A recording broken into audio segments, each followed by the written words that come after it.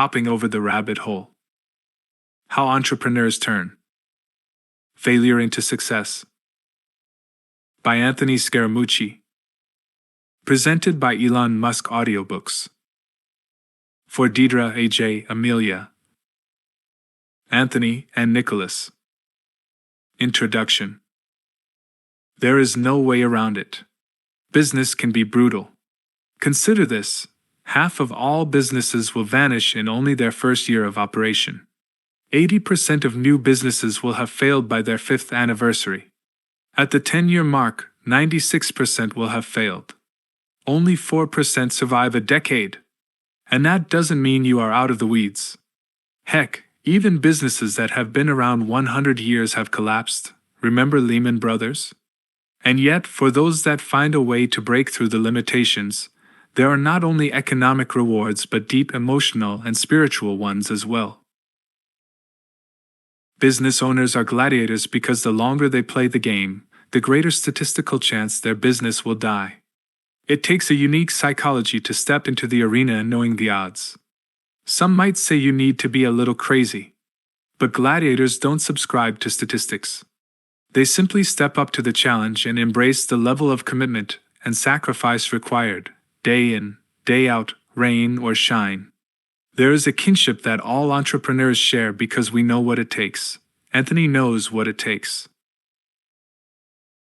This book captures the essence of the gladiator spirit with Anthony's own inspiring and profound story of reinventing his business after the financial crises to become Ernst & Young's 2011 Entrepreneur of the Year. I know you'll appreciate his candid approach to discussing his own dark days.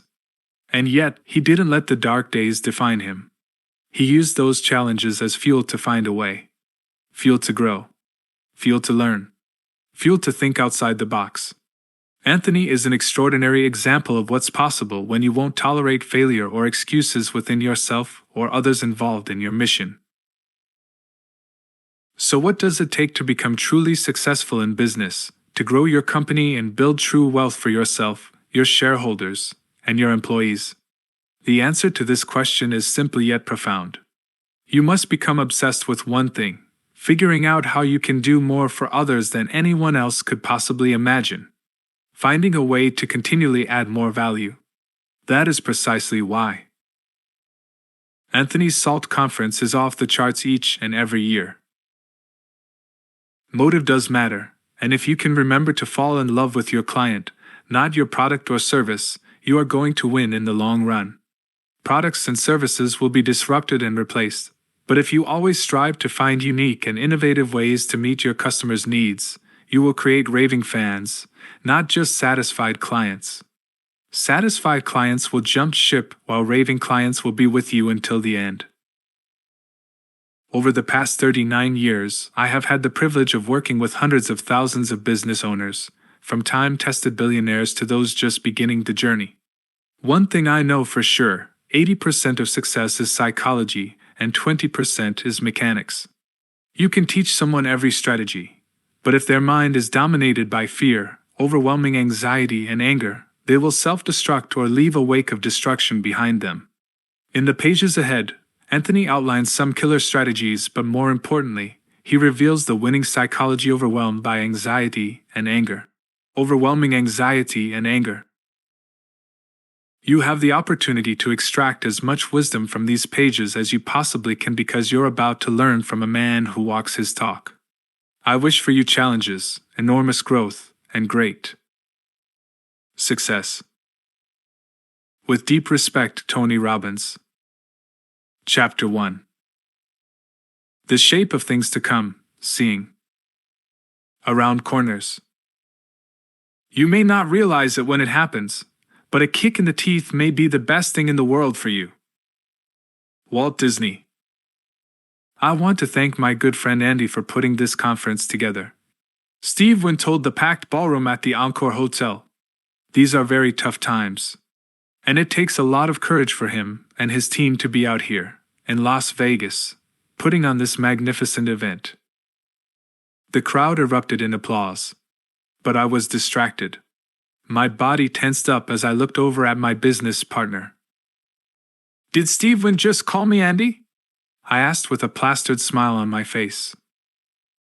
Andrew. He paused pensively. Andrew, on behalf of Las Vegas, I want to thank you. More applause. Yup, he definitely got my name wrong. In front of 500 people. A group that included industry thought leaders, hedge fund billionaires, prominent investors, and friends. People who, until that moment, knew me as Anthony Scaramucci. Maybe the Mooch. Certainly not Andy, and never as Andrew. But it didn't matter. After all, at that very moment I was witnessing what could only be considered a minor miracle. It was May 2009. Steve Wynn had just made the opening remarks at the inaugural SkyBridge Alternatives SALT conference. His newly opened Encore Hotel was opulent, filled with celebrity restaurants, gorgeous bars, and an abundance of fiery red gaming tables, all of which stood empty as the Great Recession wreaked havoc on America's adult playground.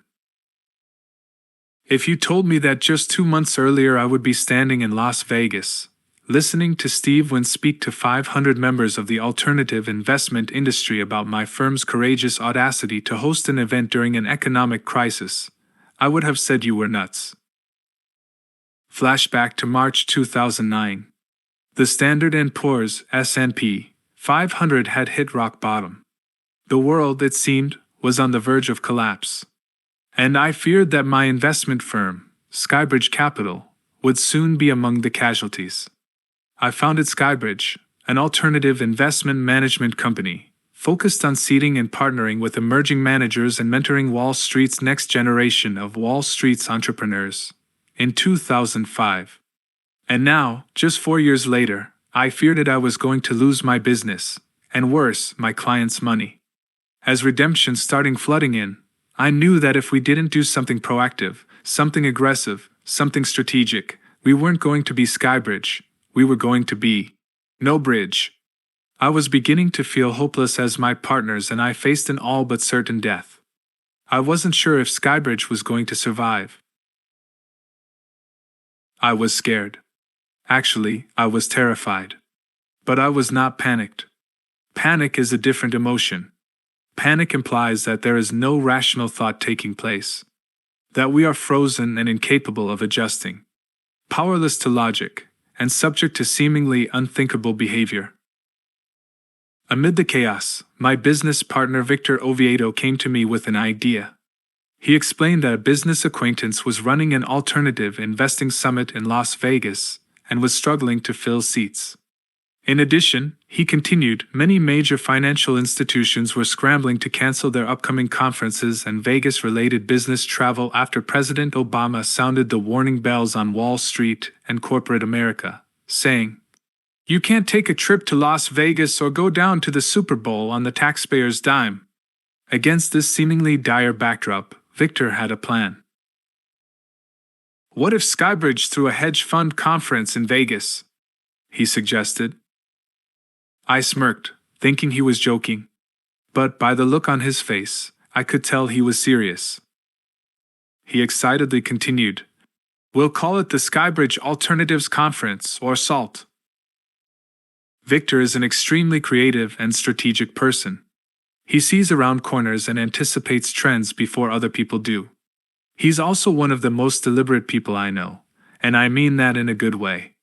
He doesn't open his mouth unless he has something important to say. He doesn't throw things to the wall to see what sticks. Rather, he is thoughtful and measured in his approach to business. With that in mind, I thought it was rather strange that, as our business was failing, he would come to me pitching the idea of a glorified party in Sin City. I continued to look at him in utter disbelief. A conference? In Vegas? During an economic crisis? What would our clients say? After all, we were in the seating business, not the conference business. Besides, we could barely make payroll and were maybe 2 phone calls away from closing up shop. How were we going to finance a conference? The idea, even to me, was outlandish, bizarre, crazy. Or was it? "Come on, Vic," I said. But as the words fell out of my mouth, I knew we were on to something. This was the time to take a calculated risk. This was the time to ignore political rhetoric and bring together members of the financial community to identify solutions that would allow us all to capitalize on tomorrow's opportunities. This was the time to dive in with both feet and leap, over the rabbit hole. Suddenly, Victor's idea was beginning to make sense. In fact, the contrarian in me suddenly found it brilliant. If we didn't change the way we were doing business, we wouldn't even have a business. We needed to think outside the box. We needed to be creative, adaptable, entrepreneurial, reinvent ourselves. We needed to play offense, while the rest of the industry was playing defense. And while there was no tangible relationship between the conference business and the hedge fund business, I did, however, recognize the void in the marketplace as well as SkyBridge's need to move in another direction. It was becoming more and more clear to me. This conference would give SkyBridge the opportunity to send a message to our clients, our competitors, and the industry that we were hopeful about SkyBridge's future, that we were hopeful about Wall Street's and America's future.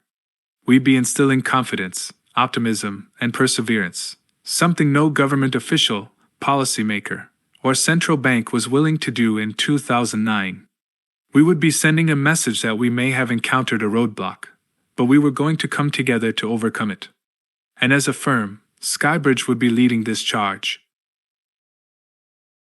As the founder of SkyBridge, I also saw SALT as a huge asset to help us grow, save our business.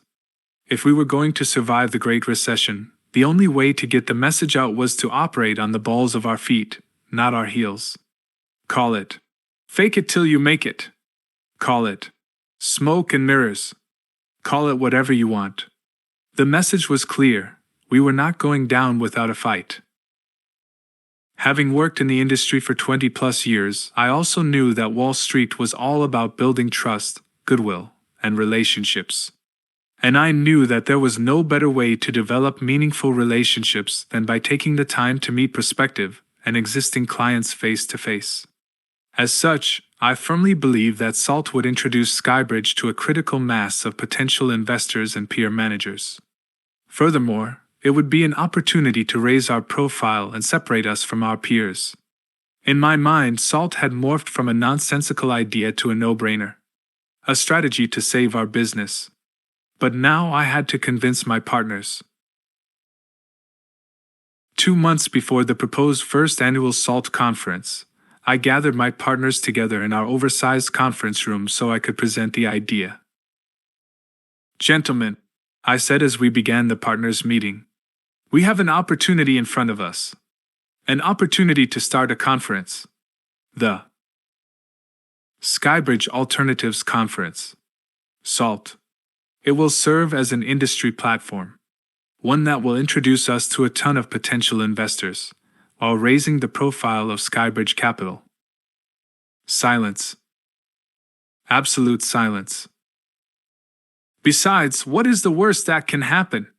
I continued, hoping to inject some levity in the room. "At least we will have a going out of business party." As expected, my other partners did not exactly share my enthusiasm. In fact, they thought Victor and I were completely crazy. Our business was on life support. And this event would cost money that we didn't need to spend. They pleaded, "How is this glorified going away party going to contribute to our bottom line? What would investors say? Besides, do we even know how to put together a conference? And in less than 2 months?" But the more my team kept telling me it was too risky, the more the contrarian in me believed in its promise. Well, as you can imagine, the vote was 5-2, and I bet you can guess the culprits of those 2 lone votes. There we had it. No conference. No Las Vegas. And perhaps no SkyBridge. I am a team player. I believe in consensus. I believe in a democratic corporate practice, where checks and balances are in place in order to ensure that my partners and I are collectively reaching our business objectives and responsibly propelling the organization while serving the needs of our clients. But, at that moment in time, the stakes were just too high. Our business, and some would argue, the industry, was on the brink of failure. Besides, I truly believe that the conference was the key to reinvigorating our business, and I maintained control through our corporate governance agreement. Gentlemen, I hear your concerns. I paused. Thank you for your vote. We're doing it anyway. There was a famous cabinet vote during the Civil War where Lincoln called for the vote. 9 nays, 1 aye, the ayes have it. Well, it sort of went like that. In times of distress, real leadership means making bold, sometimes unilateral, decisions. And with that we started planning. Truth be told, we had less than 2 months to gather the relevant industry players, plan a comprehensive agenda, create a website, and produce a unique event, something that would grab the market's attention.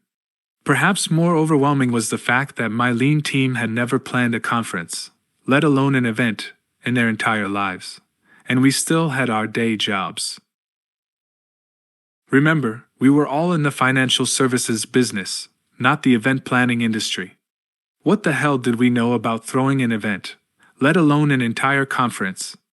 But one thing we all had in common was that we had all been to tons of conferences throughout our careers and understood the needs of the audience as we, ourselves, were often in their seats. And so it hit us. We knew that SALT needed to be a conference we would all want to attend. It couldn't be some run-of-the-mill event nor a vendor expo where there was an overabundance of service suppliers hounding asset managers and investors on their way to the bathroom. It needed to be a forum where professionals were exposed to relevant and insightful editorial content, while providing them with opportunities to build meaningful relationships that would help their businesses grow. We wanted the audience to be properly composed of check writers and asset managers with the best and brightest from Wall Street, Washington, and beyond. In order to reach these objectives, we knew that we needed head-turning names at the top of the speaker docket. My first call was to Bob Miller, the former governor of Nevada. Having known his son, Ross, who was Nevada's Secretary of State as well as a friend of the firm, I was put in touch with Governor Miller. It was a strategic first move, as I knew his support was integral in pulling off an event in the economically devastated state of Nevada. Furthermore, he was also on the board of Wynn Resorts, and, perhaps most importantly, he was closely acquainted with the man we hoped would be our keynote speaker at the first SALT conference, Michael Milken. I'll admit it. I have a man crush on Michael Milken. The guy was, and still is, a hero of mine, often said to have revolutionized modern capital markets. He is an entrepreneurial genius whose brilliance gave birth to the modern age of finance. Perhaps more importantly, he has also changed the face of medicine and is saving lives through his tireless efforts and formation of his prostate cancer foundation and faster cures. Milken's approach to life and business represented the type of out-of-the-box mentality I was trying to instill at SkyBridge and impart at SALT. With the help of Governor Miller, I was able to get Milken on the phone. And then something strange happened to me. I suddenly grew unbelievably nervous, intimidated even. Mr. Milken, I said, let me say that it is an honor to speak with you. I rarely get flustered, but I was definitely nervous. Call me Mike, he replied, immediately putting me at ease. I explained the goals of SALT and its objectives and why we chose to hold it in Vegas. He interjected intermittently, with insightful questions and clarifying statements. And suddenly I found myself not asking, but declaratively stating to my idol, that I'd like him to be SALT's inaugural keynote speaker. Dead air. A pregnant pause that felt like an hour, but probably was less than 2 seconds. Sure. I'd love to, Mike said. And I'd like to invite you to attend my global conference, too. And, of course, make a donation to my foundation as a gesture of goodwill. Little did I know this phone call would spark the beginning of a terrific relationship. To this day, Mike remains one of my most trusted advisors and mentors. He is my first phone call if a family member has a serious health issue and a true confidant. And in retrospect, this episode is also an important reminder that we need to put our egos on the floor get outside of our comfort zones, and push ourselves, while maintaining some level of gracious audacity. With Mike Milken keynoting the event, he humbly suggested that Steve Wynn, the godfather of the American luxury hotel and casino industry, provide the introduction to his keynote remarks. At that time, he had just opened the Encore Las Vegas, which was the venue for the conference. With Milken and Wynn on board, suddenly the task of completing a 2.5-day agenda and populating it with relevant headliners came together nicely. We secured Governor Oscar B. Goodman, mayor of the city of Las Vegas, Dick Gephardt, former Democratic House Majority Leader and member of the U.S. House of Representatives representing Missouri, General Wesley Clark, former NATO Supreme Allied Commander, and Harvey Pitt, former chairman of the U.S. Securities and Exchange Commission. From there, we rounded out the agenda with members of the alternative asset industry who participated on panels that discussed the state and future of the economy and hedge funds. In the meantime, Victor Jason Wright, a senior partner and head of marketing at SkyBridge, and I focused our efforts on filling those empty seats and financing the event. We hit the phones aggressively. We called every relevant player in the industry in order to gather a critical mass of prominent investors and asset managers. Having attended numerous conferences ourselves, we took a portfolio manager's asset allocation approach to composing the SALT delegation and strove for a 2-to-1 investor-to-manager ratio with a low number of service providers. We also approached each of the major banks' prime brokerage and cap intro teams, encouraging them to selectively invite their hedge fund clients to attend. In exchange, we offered each bank a bespoke sponsorship package, which enabled them to provide their clients with exclusive access to prominent speakers and networking events throughout the entire conference. Lastly, we invited a select number of academics, nonprofit leaders, and media personalities. With only days to go before SALT, we had somehow managed to register approximately 500 people. To this day, I am not sure how it happened, and I would be lying if I told you we envisioned the positive impact SALT would have on SkyBridge. But with that, we packed up and headed to Las Vegas. It was show time. The big day arrived on May 9, 2009. The ballroom was packed. Wynn took the stage to thunderous applause. His pearly whites seemed to shine even brighter on stage, his deep voice resonating thanks to flawless acoustics in his brand new venue. Talk about fearless. If there was a financial crisis going on, you couldn't tell from Wynn's body language. Cool and collected, he strutted out and winked at the crowd. Here was a guy who had just opened up $1 billion resort smack dab in the middle of the worst financial crisis in 70 years, and he couldn't have looked more relaxed. He stood in front of the SkyBridge Capital branded podium and, after thanking Andrew, me, proceeded to tell the story of the first time he met Milken. It was 1978. A 36-year-old Steve Wynn wanted to build a grand hotel in Atlantic City, which, at the time, seemed destined to rival Vegas as America's favorite gambling destination. But Wynn had no money. No investors. His friend, Stan Zacks, suggested he meet with his cousin, Mike Milken, in Los Angeles to discuss the project. Upon arriving at Milken's LA offices with Zacks, Wynn cumbersomely hobbled around the lobby, as he had just broken his foot 4 days prior and was on crutches. Sensing his uncomfortableness, a young man in a golf polo and casual jeans approached him and Zacks and suggested that they go into a conference room. Wynn obliged and immediately rested his feet on the large table. The young man kindly offered Wynn a drink. "Diet Cola would be great," Wynn promptly replied. As the man left the room, Wynn turned to Zacks and said, "I can't wait to meet this genius cousin of yours." Without missing a beat, Zacks responded, "You just did." Amid a roar of laughter, Wynn proceeded to tell the audience how Milken changed his life.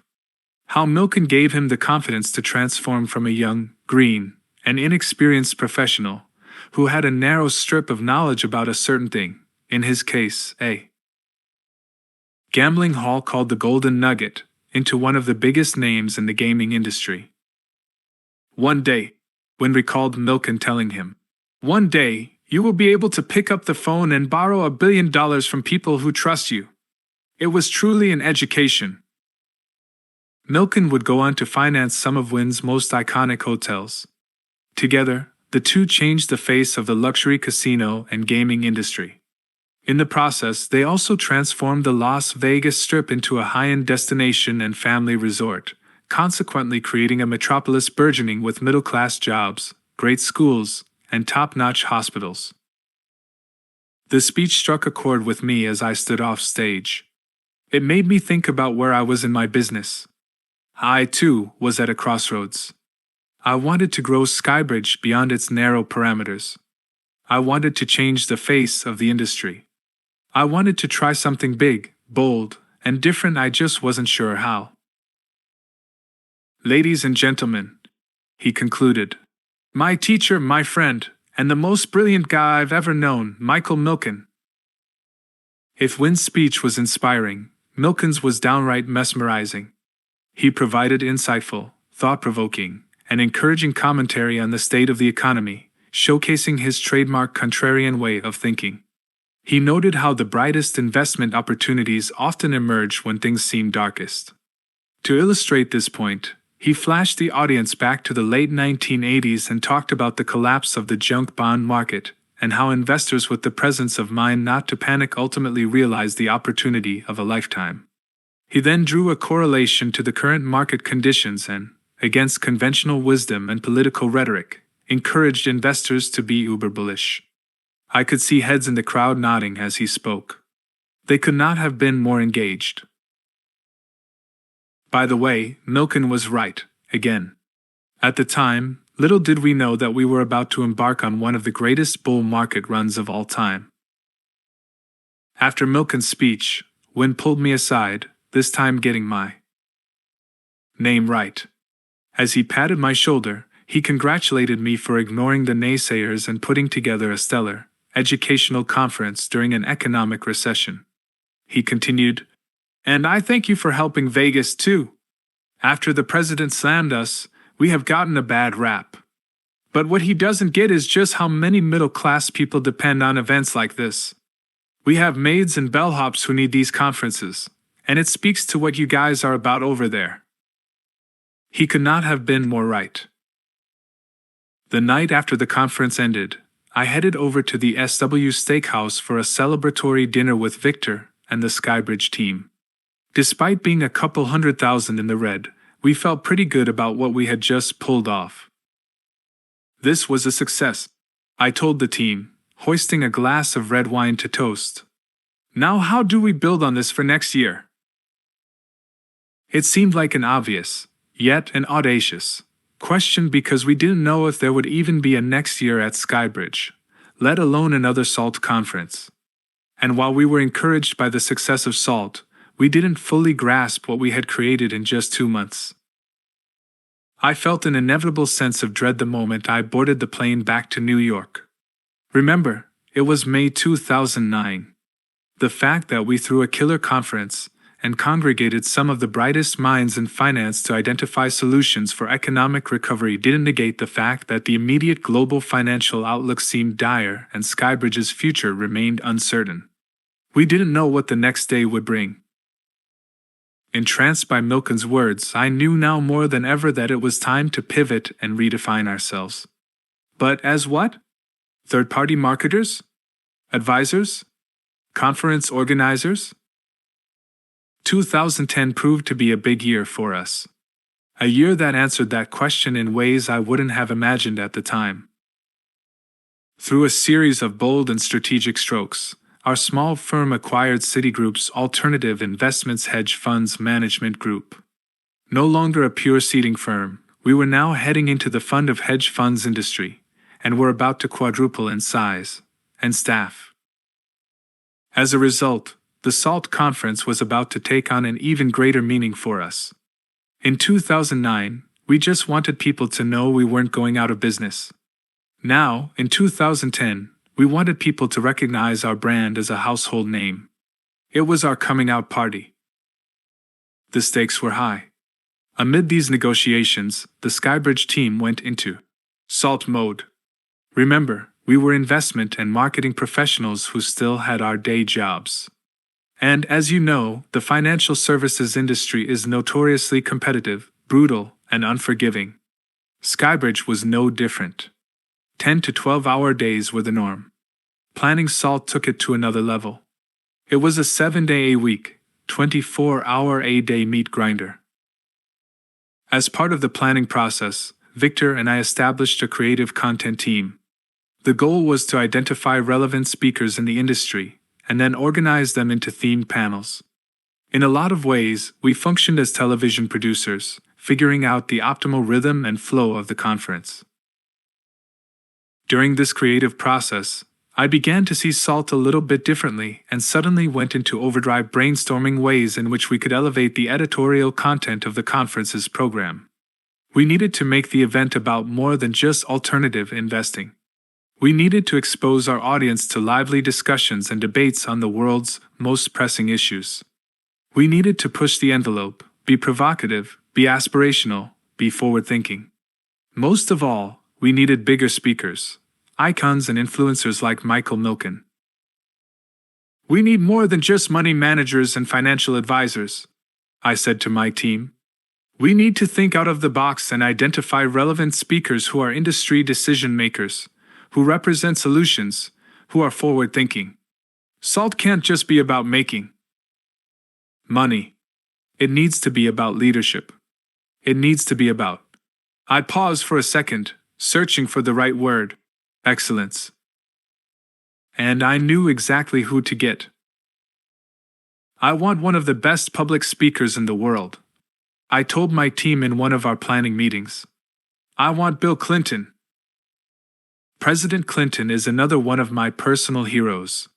Yes, I am a Republican, but I admire him and all great leaders regardless of party lines.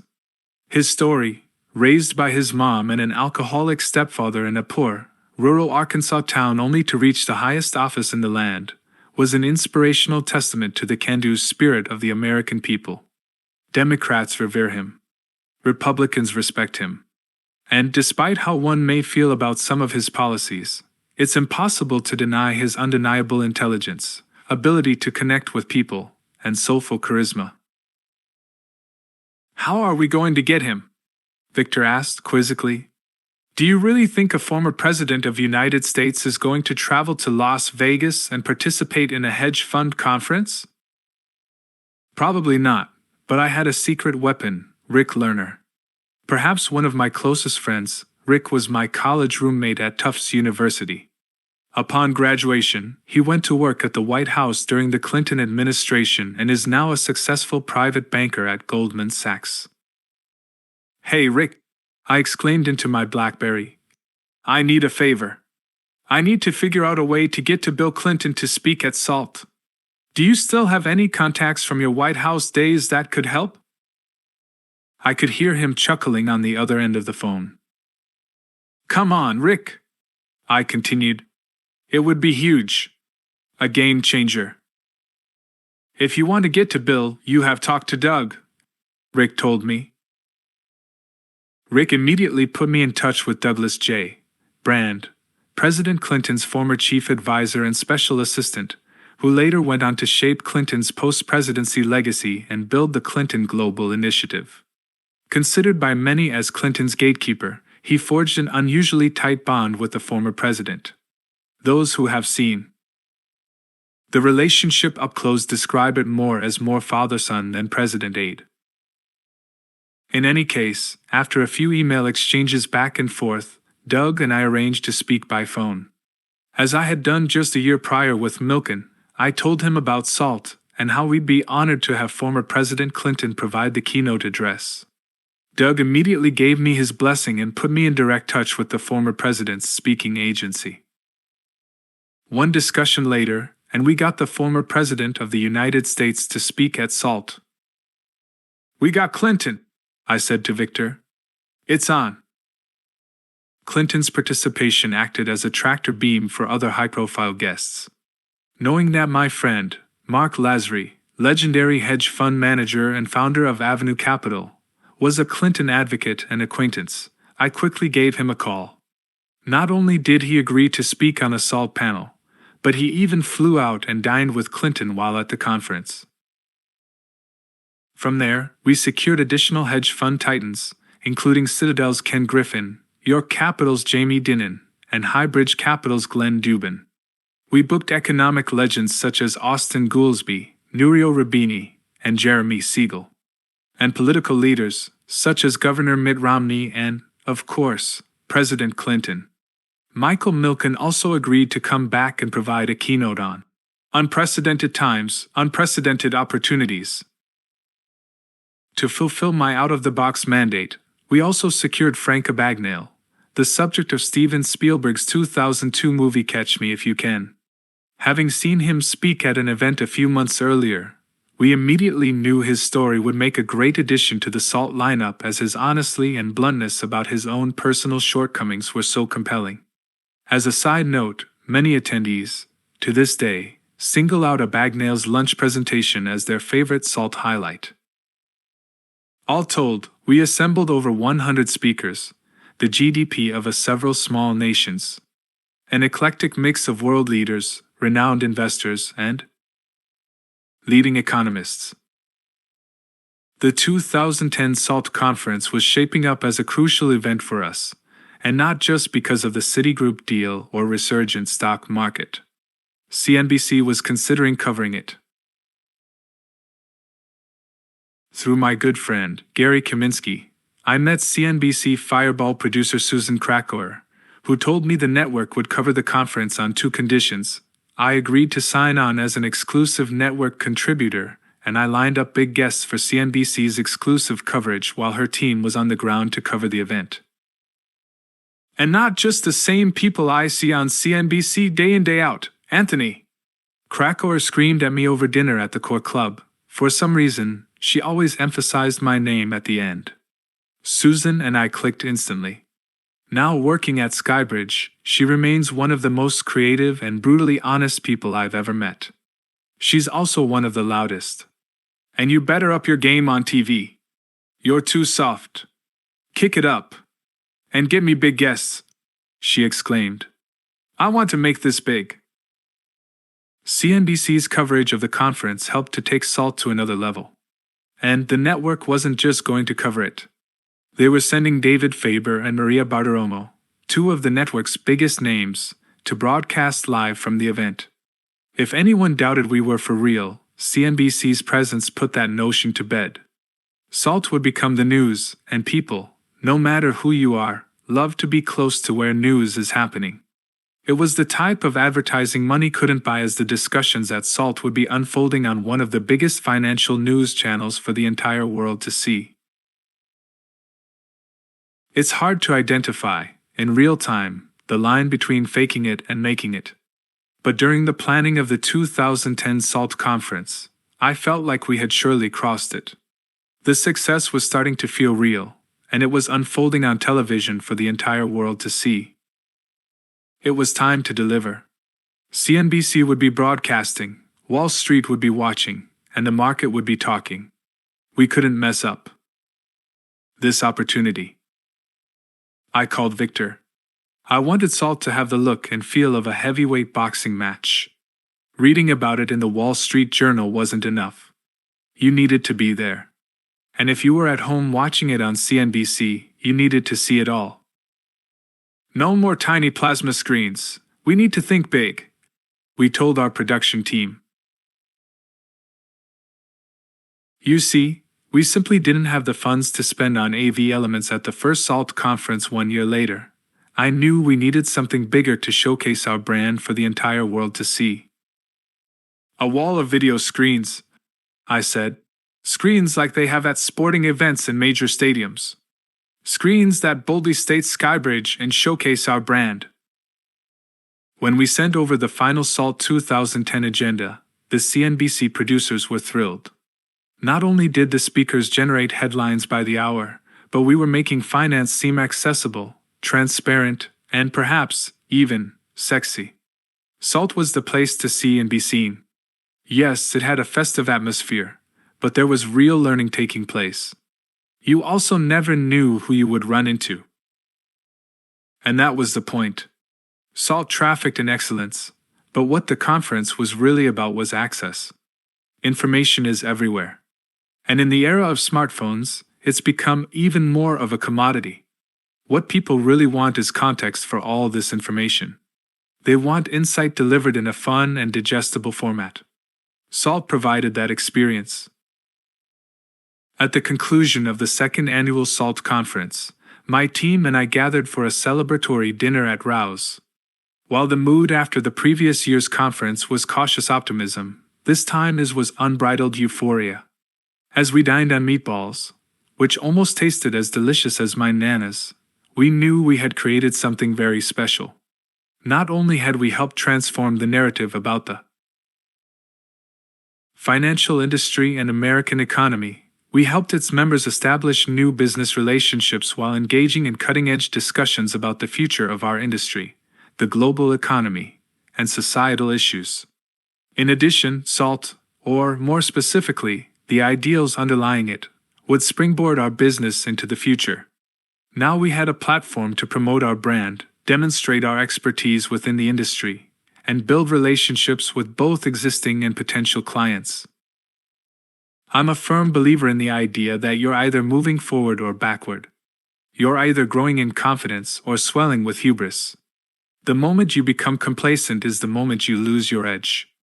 There is always somebody working harder than you, and there are always copycats ready to take the model you've built and make it better. After our success in 2010, I told my team that we couldn't rest on our laurels. We needed to grow, scale, and evolve. And while we always aimed to break even on the event, and almost never do, we needed to create a business model that enabled us to secure more prominent and diverse speakers. Public figures and thought leaders who were leaders in their field and changing the way business was done.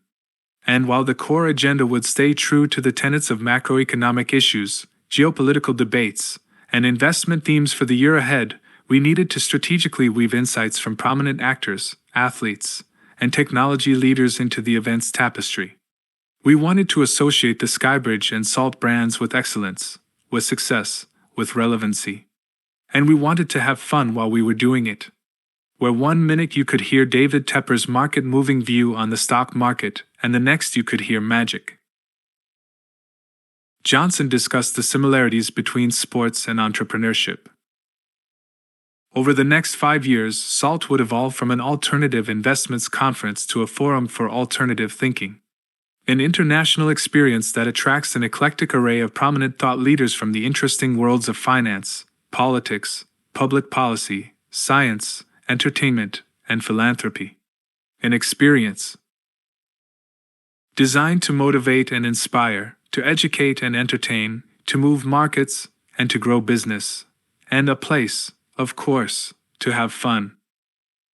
Little did I know just how big things were about to get. CNBC's wall-to-wall media coverage was doing more than just getting the word out on SALT. It was making me a bit of a TV star as well. It's funny, when I was at Goldman, I used to make fun of people who were on television all the time. That dude's a clown. I'd often mumble at the screen. There was probably some jealousy in that statement, although I didn't fully realize it at the time. I was never a TV person. For the first 20+ years of my career, I anxiously avoided the bright lights. I only started to dabble in television because I thought some media exposure could help SkyBridge by instilling confidence in our clients, who would watch me on a financial television show and perceive me as an industry expert. And it worked. People were starting to learn about our firm. Our name was getting out there. SkyBridge appeared to be a bigger deal than we really were. And over time, the illusion became the reality, and suddenly, before I knew it, we had become leading players in the alternative investment space. The success of SALT, in conjunction with my appearances on CNBC, helped raise SkyBridge's profile, but what happened next was something I never could have imagined. While I knew the conference had become a massive networking event for the hedge fund industry, I didn't fully realize how much the mainstream public was paying attention. Oliver Stone called. He wanted to put me in his next movie, the long-awaited sequel to Wall Street. Through a mutual acquaintance, he asked if we could meet to talk about his next project. A week later, I was sitting in Stone's New York office reviewing parts of the script with Josh Brolin and Shia LaBeouf. In return, I asked Stone if he would take a look at a book I was currently writing that combined the themes of maintaining your moral compass with achieving financial security and professional success. Not only did he read the manuscript, but he endorsed it and wrote the foreword. Kelly O'Connor, my brilliant editor, who now works at SkyBridge, suggested we integrate the Gordon Gekko name into the title. At first, I was hesitant. The name Gordon Gekko is synonymous with Wall Street douchebags, and the book was actually about the importance of rejecting materialistic values. But Kelly won out with clever wordplay. We'll call it Goodbye Gordon Gekko, How to Find Your Fortune Without Losing Your Soul, she suggested. Remember, the book is about moving past that era. It's the perfect title. Stone agreed, and soon after offered me a small cameo in Wall Street 2, Money Never Sleeps, where I played myself at a fundraising event. Perhaps more importantly, he featured the SkyBridge logo prominently in the scene, further raising the awareness of our brand throughout the world. Despite the good-natured ribbing from a few of my Wall Street buddies, I knew this out-of-the-box thinking was the exact type of thing I needed to do in order to differentiate the SkyBridge brand and make it a household name. And besides, the whole experience could not have been more enjoyable, and left me with some great stories to tell. Before I knew it, I found myself on a flight to Kent for the movie's premiere. I was seated 5 rows behind Michael Douglas. I was more excited than a 5-year-old at Disney World. I brought along a copy of my brand new book, which I coyly handed to its factious namesake. Anthony! This is so great. Thank you, Douglas said, in his most convincing acting job to date. He sat down and opened the book. As the plane took off, I was dying to know what he thought of it. After we reached a cruising altitude, I walked over to his seat. He was in a stage 9 deep REM sleep, his mouth agape and the copy of Goodbye Gordon Gekko on his lap. I snapped a quick picture and sent it to all my friends under the caption, "Here's what Gordon Gekko thinks of my book." As I looked out the window at 36,000 feet, my mind was racing. Although I am an optimistic person, I couldn't believe the transformation that had taken place in such a short time. In just 1 year, my company and I went from almost going out of business to hosting a wildly successful conference, appearing regularly on top business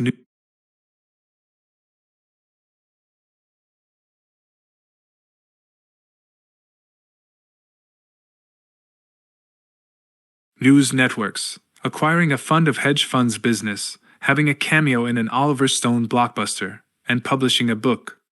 It was a lot, and we were trying to generate a return on our luck and good fortune. And suddenly, amidst the clear blue, endless sky, I realized something. We were seemingly hopping over the rabbit hole. Rather than spiraling, twisting, and turning down an endless tunnel toward an illogical, nonsensical, and unknown demise, we were strategically taking control of SkyBridge's future by embracing our potential failures and turning them into potential successes. It would have been easy to throw in the towel during those dark days and give up on the business, but that would have been selling out at the bottom. I take pride in the resilience our team showed and strive never to forget the tough times. But even I must admit that I have never imagined the extent of my company's turnaround. Luck certainly had a hand in my good fortune. I can't deny that. But it came down to more than luck. I had stopped waiting for good things to happen. I had gone out and made them happen. Abraham Lincoln is credited with saying, "The best way to predict your future is to create it." And never before had I felt so in control of my own destiny. At least the parts one could control. Chapter 2. From peril to pivot, acknowledging mistakes and transitioning ahead. You don't learn by following rules. You learn by doing, and by falling over. Sir Richard Branson. The SALT Conference is the ultimate affirmation of my entrepreneurial beliefs. At a time when the financial system was collapsing and my business was failing, we took a bold risk to reinvigorate SkyBridge and positively shift the trajectory of the firm. We developed a different kind of conference, took on a different type of mindset, and ultimately built a different type of business. Today, I carry that out-of-the-box approach into everything we do at SkyBridge. The one constant in my career has been a burning desire to be an entrepreneur, to solve problems. In order to achieve that goal, I have been forced to embrace hardship.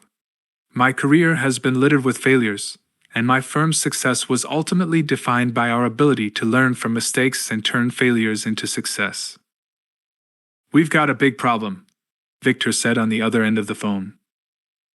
Have you ever heard of Deepavali? He asked. The Festival of Lights? It's a holiday celebrated in Southeast Asia. My throat tightened. Right away, I knew what he was about to say next. You see, my team and I had just come back from a month's worth of discovery meetings in Asia, where we met with prospective SALT delegates, speakers, and sponsors to raise awareness for the 2-year-old SALT Asia conference. And something told me this holiday had something to do with our upcoming event.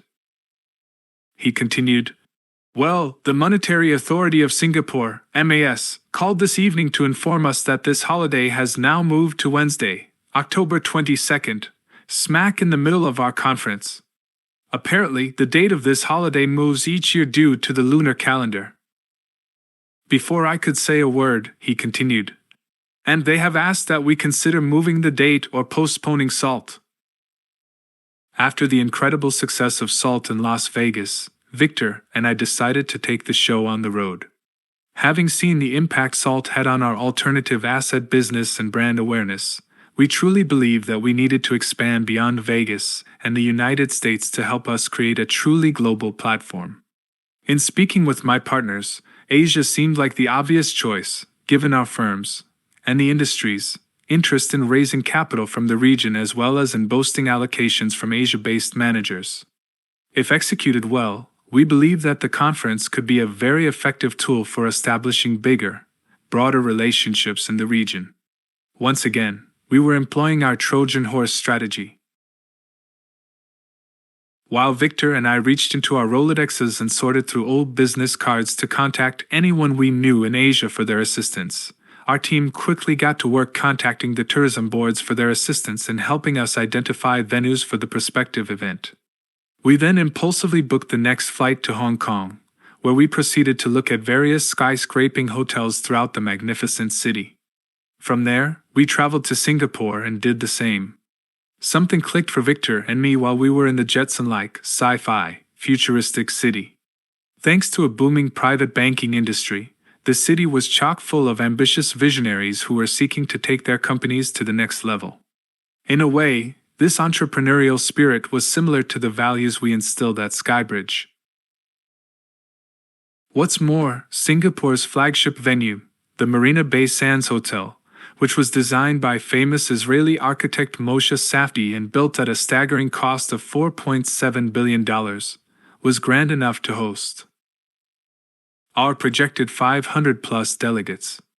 Boasting celebrity restaurants, such as Wolfgang Puck's legendary Cut restaurant, and an iconic rooftop pool that is considered to provide one of the best views in the world, the Marina Bay Sands was in keeping with the image we sought to project to the world. But perhaps most importantly, we ultimately chose Singapore because of the government's willingness to endorse SALT and assist us throughout the planning process by providing key introductions to public policy officials and investors in the region. Fast forward to October 2012. Thanks to the countless hours of our dedicated team, who literally worked both US and Asia hours to pull this colossal event off, the inaugural SALT Asia Conference was a rousing success for SkyBridge, Singapore, and perhaps, most significantly, for our delegates, speakers, and sponsors. The attendees raved about our distinguished list of accomplished keynotes, including former Vice President Al Gore, former British Prime Minister Tony Blair, and Michael Milken, while the media applauded our efforts in assembling 900 members of the global investment community together to facilitate discussions on the intersection of the global economy and the markets. What's more, SkyBridge started to build traction in the region, creating goodwill with Asian investors and allocators. Given the rousing success of the conference and industry feedback, we decided to sign a 2-year contract with the Marina Bay Sands to host SALT Asia in September 2013 and October 2014. Based on the feedback of the delegates, the SALT Asia 2013 agenda focused more on financial and geopolitical discussions and featured Prime Minister Ehud Barak, Treasury Secretary Tim Geithner, Jean-Claude Trichet, Jim Rogers, and more than 75 leading global investment managers. I also had the privilege of interviewing my dear friend, Wolfgang Puck, celebrity chef and serial entrepreneur, who then proceeded to prepare an intimate VIP dinner for me, my partners, and a select group of prospective SkyBridge clients and SALT speakers. Fast forward to July 2014. We had already contracted the venue. We had secured our featured speaker, Ben Bernanke, who had just stepped down from the Fed, and were minutes away from signing 2 additional keynotes. We had created the website, sent invitations, and met with sponsors. We were far along in the discovery and planning process, just 3 months away. How did we miss this? I asked Victor. Although it is no excuse, the observed holiday falls on a different day every year. And while it is being celebrated earlier in the week in other countries, Singapore will now be observing it on Wednesday. Victor sighed heavily. I don't know what else to say, we messed up. Plain and simple. As a side note, this was just one of many setbacks plaguing the 2014 Singapore conference. That same year, the government discontinued its non-stop flight from the States. Instead of a direct, 18-hour flight that made you miserable, now you were looking at a 27-hour trip that would leave you in full-blown tears. We believed this change would certainly restrict the number of North American participants. All right, we have to respect the suggestion of the monetary authority and postpone the event, I said to Victor. That is an important relationship to the firm, one we must not jeopardize. And we need to pivot, I continued. We need to adapt. It is time to brainstorm. With less than 3 months until SALT Asia, it was time to develop a new strategy. The most common and biggest mistake many executives make is not admitting that they've made one. The hardest phrase for many entrepreneurs and CEOs to utter is, I screwed up. Most would rather paint a rosy picture, either out of concern for losing their job or appearing weak to their employees. That's a big mistake. Admitting you're wrong is actually a sign of strong leadership. It demonstrates you have enough self-awareness and humility to take a step back, recognize what isn't working, and take the appropriate steps to fix it. After assessing the entirety of the situation and consulting the necessary stakeholders, we devised a strategic, pivotal proposal that would satisfy the request of MAS and ensure that we fulfilled our previously confirmed commitments to our featured speakers, sponsors, and delegates, while minimizing our financial losses. But before we took any next steps, or made any public announcements, I told Victor that we must first speak to MAS as ensure that they were 100% on board with our decision. Upon a phone call to their senior team that evening, we collectively agreed to postpone the conference until further notice. And then the apology, tail between our legs calls began. We called the Marina Bay Sands, our confirmed speakers and sponsors, our production partners, our vendors. We drafted a statement, which MAS approved, and sent it to all of our media partners and then to all of our prospectively registered delegates. By sunrise, we had put SALT Asia to bed, and before the bell was rung downtown at the New York Stock Exchange, we began working on the SkyBridge Global Symposium. Remember, I told Victor we needed to pivot, adapt, brainstorm. The SkyBridge Global Symposium was our pivot. After all, we had contracts to fulfill, clients to serve, and vendors who relied on our paychecks for their livelihood. And on a more applicable level, we had business to do and a reputation to maintain. You see, SkyBridge had recently gained substantial traction in potentially securing institutional mandates in Asia, and particularly in Japan. What better way to strengthen these existing relationships and identify and meet prospective investors than by hosting an intimate, top-tier event where they had exclusive access to prominent thought leaders, like Dr. Ben Bernanke, and legendary hedge fund managers.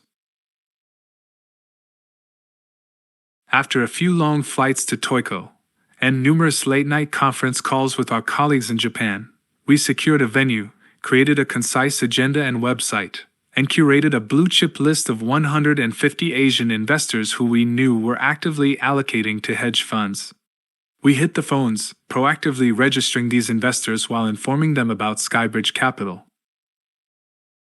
In less than 6 weeks, we welcomed 120 institutional investors to the SkyBridge Global Symposium, where guests listened to an up-close and personal interview with Dr. Ben Bernanke, a SkyBridge Capital overview presentation, and an interview with a hedge fund investment icon. At the end of just one day, these existing and prospective clients walked away with a personal photo with Dr. Bernanke as well as first-hand knowledge about SkyBridge's core business, our product, and our offerings. We turned what could have been an unmitigated disaster into a great opportunity for our firm, and we did it by following simple but very effective rules in our playbook. Identify mistakes and acknowledge errors. Dean Smith, legendary basketball coach at the University of North Carolina, once said, "What to do with a mistake? Recognize it, admit it, learn from it, and forget it." Simply put, you will never be able to move forward and progress in your career if you are unwilling to identify your mistakes, put your ego on the floor, and admit your failures. Furthermore, intentionally hiding mistakes from your supervisors and trying to restore semblance and order without the consultation of your supervisors or partners only exasperates seemingly dire situations and leaves you and the team with few resources to rectify situations. For example, in realizing the gravity of the problem, Victor did the right thing by informing me about the situation. Sure, it might have seemed easier for him to ignore the problem and continue to plan the conference, but that would have only compounded the immediate issue and potentially ruined our existing business relationship with the Singaporean government and regional investors. Introspection, humility, transparency, and honesty are key ingredients to long-term success, both for the individual employee and for the betterment of the organization. Hubris and secrecy have no place in business. On the other hand, it is important that managers provide safe, collaborative work environments where staff feel secure in admitting to a mistake or error. Having worked on Wall Street for over 30 years, I have never understood why certain organizations seek to elicit sheer fear of failure or misstep within their organizations. After all, another set of eyes is often invaluable in rectifying errors and improving dismal circumstances. Pivot. After admitting a misstep, don't sulk, hide, or feel sorry for yourself. Don't continue to move forward because of your pride or ego, which will eventually ruin or destroy what you've been building as well as your brand. Instead, do whatever you can do to appropriately and ethically move on from the situation and then devise a strategic action plan to turn a potential disaster into a potential new venture and prosperous opportunity. Okay, we made a mistake.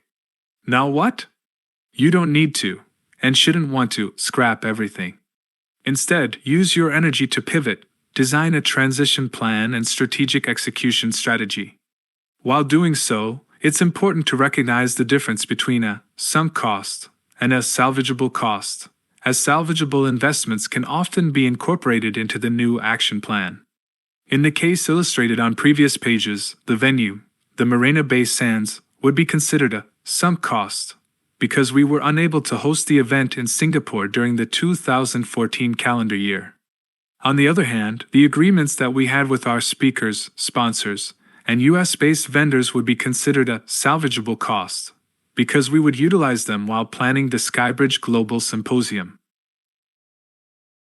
In our situation, we looked for the best alternative and turned a potential disaster into an event that helped us grow our blossoming international institutional business. Reflect and learn.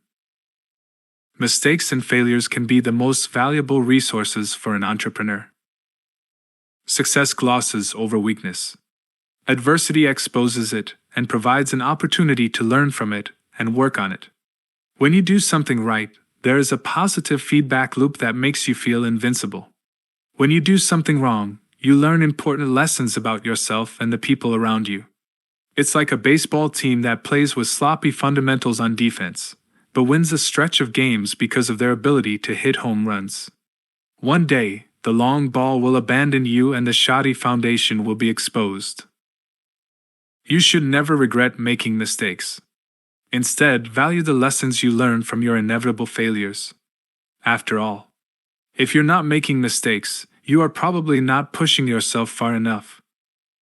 Chapter 3. Fear, failure, focus, early lessons in entrepreneurship. Nothing is more frustrating to an individualist than to be mired in a modern group-led, massive, corporate organization. Humphrey Neal.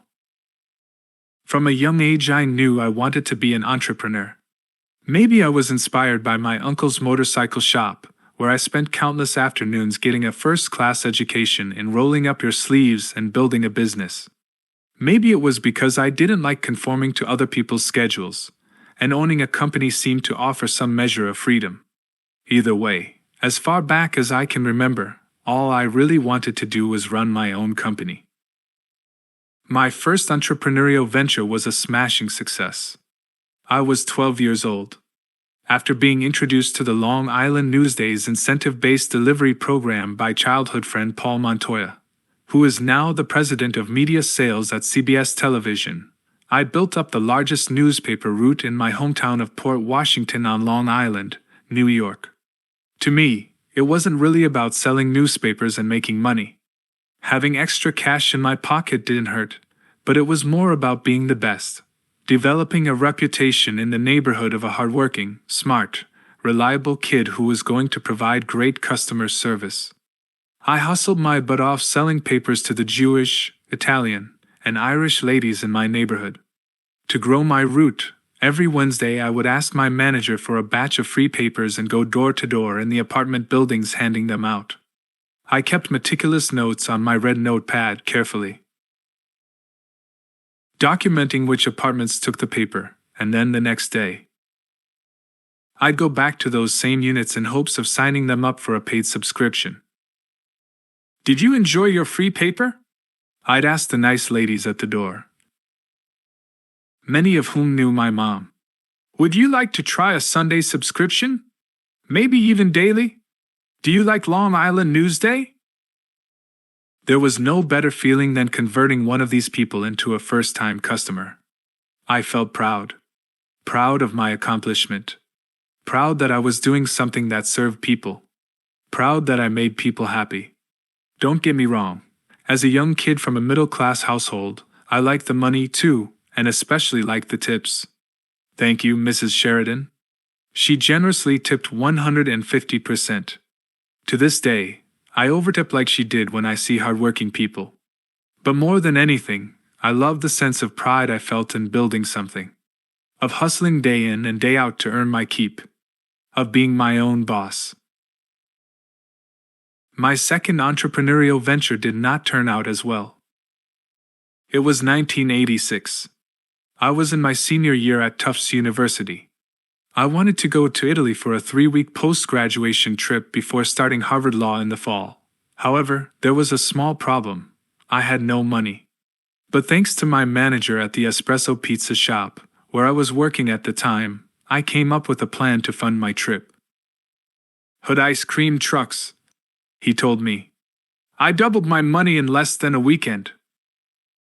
Hood Ice Cream was, and still is, a New England institution. The Massachusetts-based company has been around for more than 150 years and remains one of the country's largest dairy distributors. Part of their success is their short-term franchise model, in which motivated individuals can rent a truck and buy inventory to sell to consumers. In any case, instead of asking follow-up questions about logistics and risks, I immediately took the $2,100 I had saved up from delivering newspapers and working various other odd jobs and rented a Hood ice cream truck so I could sell iced confections during the Boston Marathon season. My plan was simple. I would double my money and rake in the sales from marathon onlookers by setting up my truck along the race route. 2 days before the marathon, I filled up my Hood truck with Dove bars, frozen fruit bars, ice cream sandwiches, and drumsticks and drove down to Wellesley, the halfway point of the marathon on Route 16. I gave the manager of an Exxon station $50 to let me park on his property and use his electricity.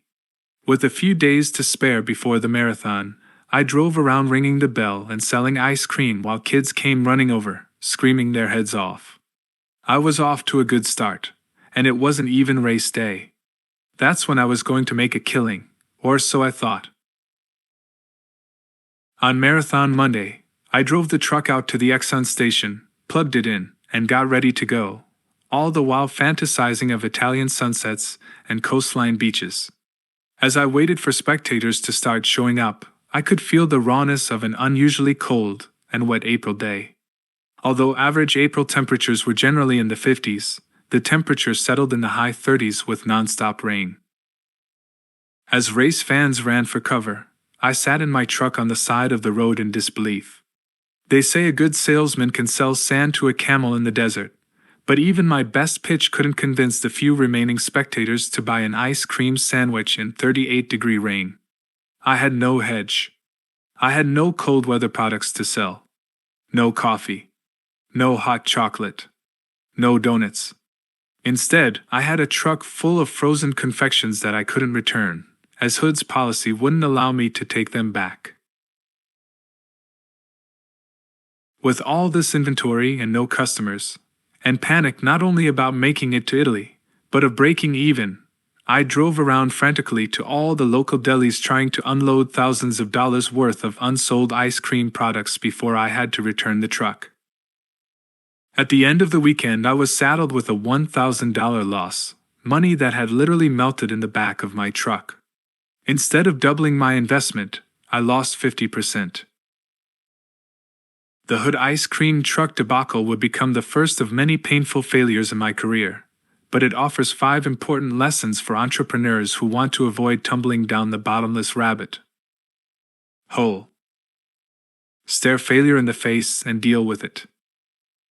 Success should never be viewed as a given. If you are afraid of failure, don't become an entrepreneur. Success may not be something you can fully control. Having a great idea and working hard, while improving your odds, doesn't ensure success. Something entirely outside your control can set you back and knock you on your ass. That's failure, and you better be willing to embrace it if you're going to strike out on your own. The sheer number of entrepreneurial success stories in America has created the false impression that being an entrepreneur is a can't-miss endeavor. It isn't. For every 23-year-old Silicon Valley billionaire, there are countless others who have failed miserably. Failure is always staring you in the face. Operation Hood was an abject failure and an early lesson on the downside of entrepreneurship. But, as I mentioned in Chapter 2, you must transform your mistakes into valuable lessons. In this instance, my failure taught me that you should never invest all your money into one idea, and to always have a hedge in case your best-laid plans fail. I was so confident that I committed all my capital in the hopes of making a 100% return. I didn't and, as a result, lost money I couldn't afford to lose. Not only did I commit too much money to one idea, but I didn't even diversify my product offering. I had one product, ice cream, and it was virtually unsellable on a cold day. Every business needs to have a diversified portfolio of ideas and products. If you're a one-trick pony, eventually you're going to be overrun by competitors. Diversify. There is an old aphorism that says put all your eggs in one basket and just watch the basket. There is some truth to that early on when you start a business, but even in the early stages you need to protect your downside.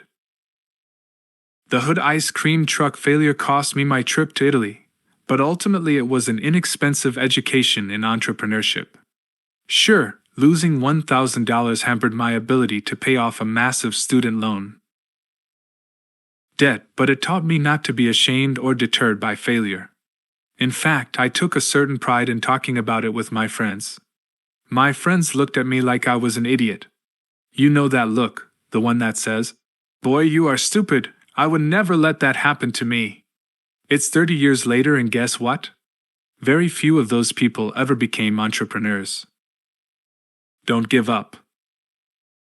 During your career, and in life, things will happen to you that are beyond your control.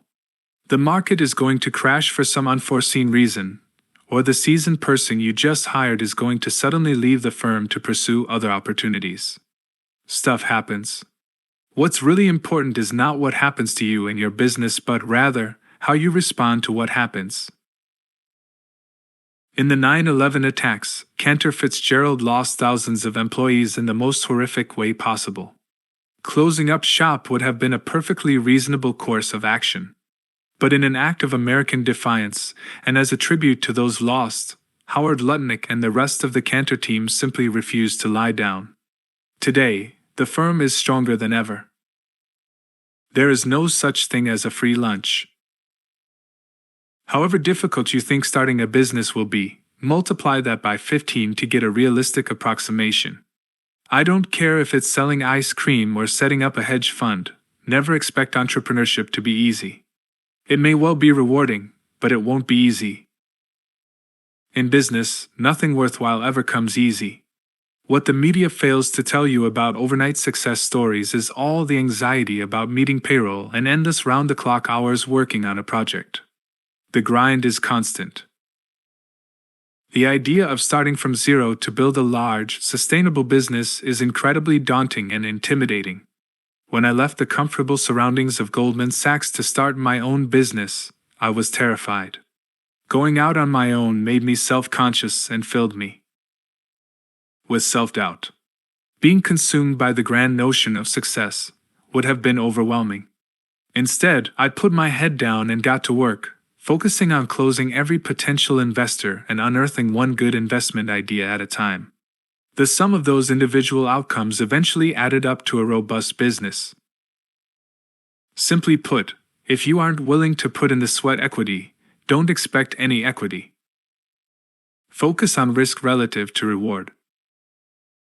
Every investment has potential return and inherent risk. In today's highly efficient and innovative marketplace, barriers to entry are high, and slam-dunk business ideas are few and far between. As an investor or entrepreneur, it is your job to seek the highest possible risk-adjusted returns. Novice investors focus first and foremost on the potential payoff, while seasoned entrepreneurs pay more attention to the possible downside. That's not to say successful professionals are pessimistic, quite the contrary. But savvy investors never put themselves in a position where their livelihood will be destroyed if something goes wrong. Aspiring business owners dream of the new BMW, the big house, and the private jet, while successful pioneers are motivated by the desire to build something and solve problems. In the case of the Hood ice cream truck, my eyes were open to the potential of doubling my money, but I should have been thinking about the very real possibility of significant losses.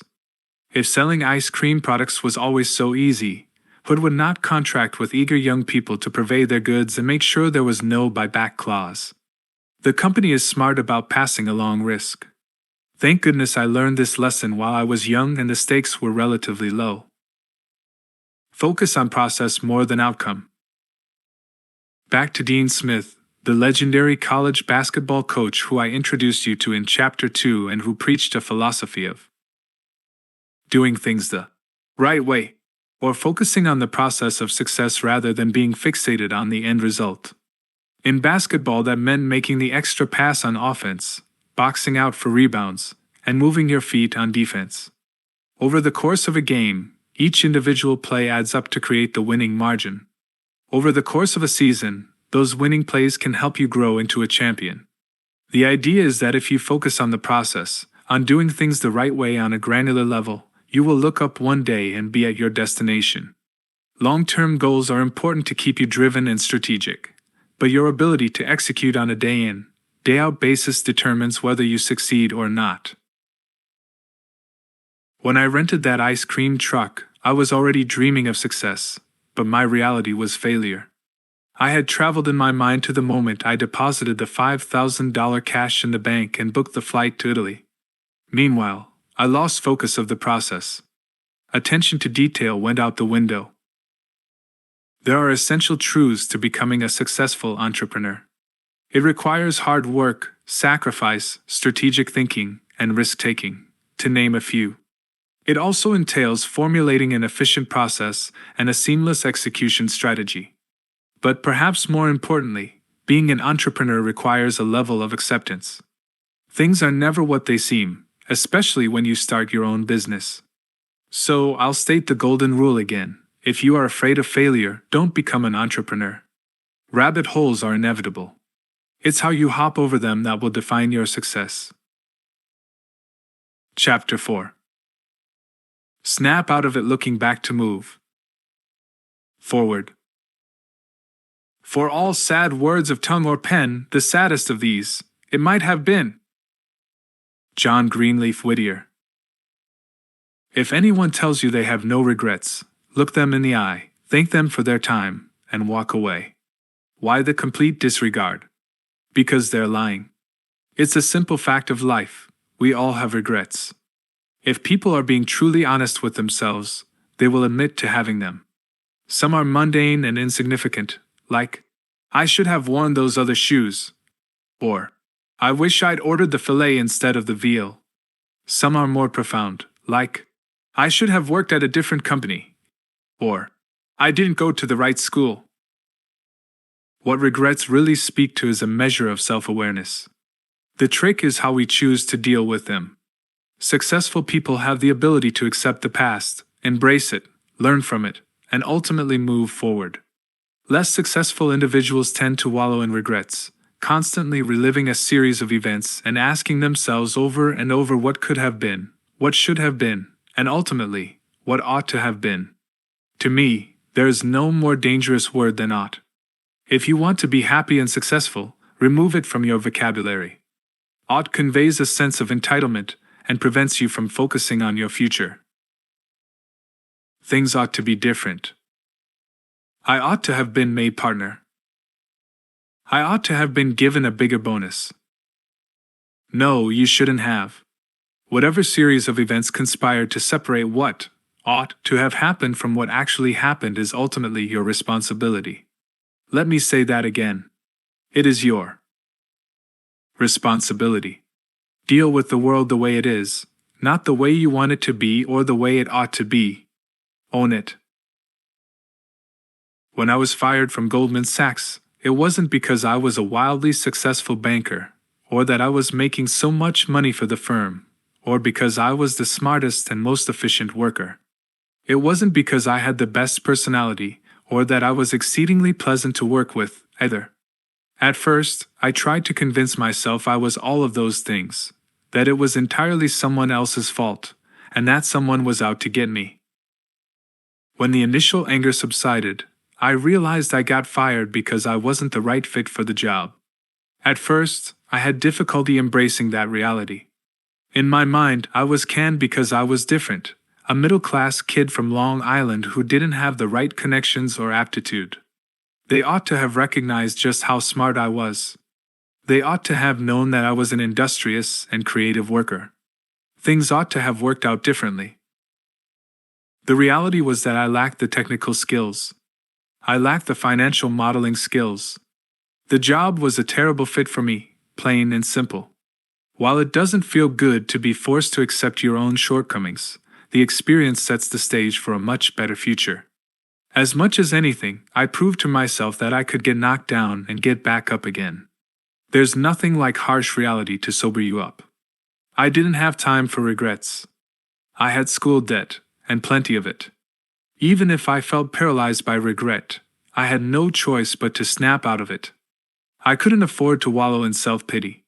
It was pure survival instincts that saved me from making perhaps the biggest mistake anyone can make, wallowing in self-pity. Victimization, self-loathing, and self-pity are perhaps the most self-destructive behaviors a person can possess. They are incredibly addictive and powerfully destructive. They paralyze you and prevent you from taking action, any action, to change your course. If you find yourself exhibiting these behaviors, and find yourself constantly reliving the past, my advice could not be simpler: stop. Stop thinking about what could have been. It will not get you where you want to go. It will not change the past. Conversely, this preoccupation could actually alter the future. It will result in making you miserable and incapable of making sound future decisions. After all, how can you begin to even think about the future if you are living in the past? One of my biggest regrets wasn't something I did, but rather something I didn't do. In my second go-round at Goldman Sachs, my job was selling research and products from the capital markets group, including initial public offering, IPO, shares, to institutional customers. I was a much better salesman than I was an analyst. I knew how to listen, and I knew how to tell the company's and product's story. One of my bosses was John P. McNulty, who would later become head of Goldman's investment management division and a member of the management committee. To this day, John remains one of the most gifted people I've ever met. He was strategic and had incredible people skills. He was generous with his time and cared about employees and putting people in a position to succeed. He promoted scores of people through the ranks at Goldman, and was just an overall classy guy with a very warm, inviting smile. I remember my first major encounter with John.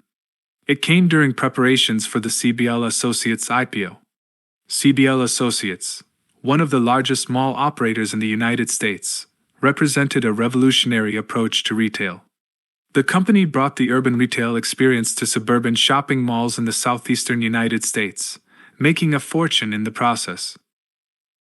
CBL CEO was a man named Charles Lebovitz. His father had run a series of drive-in movie theaters across the South.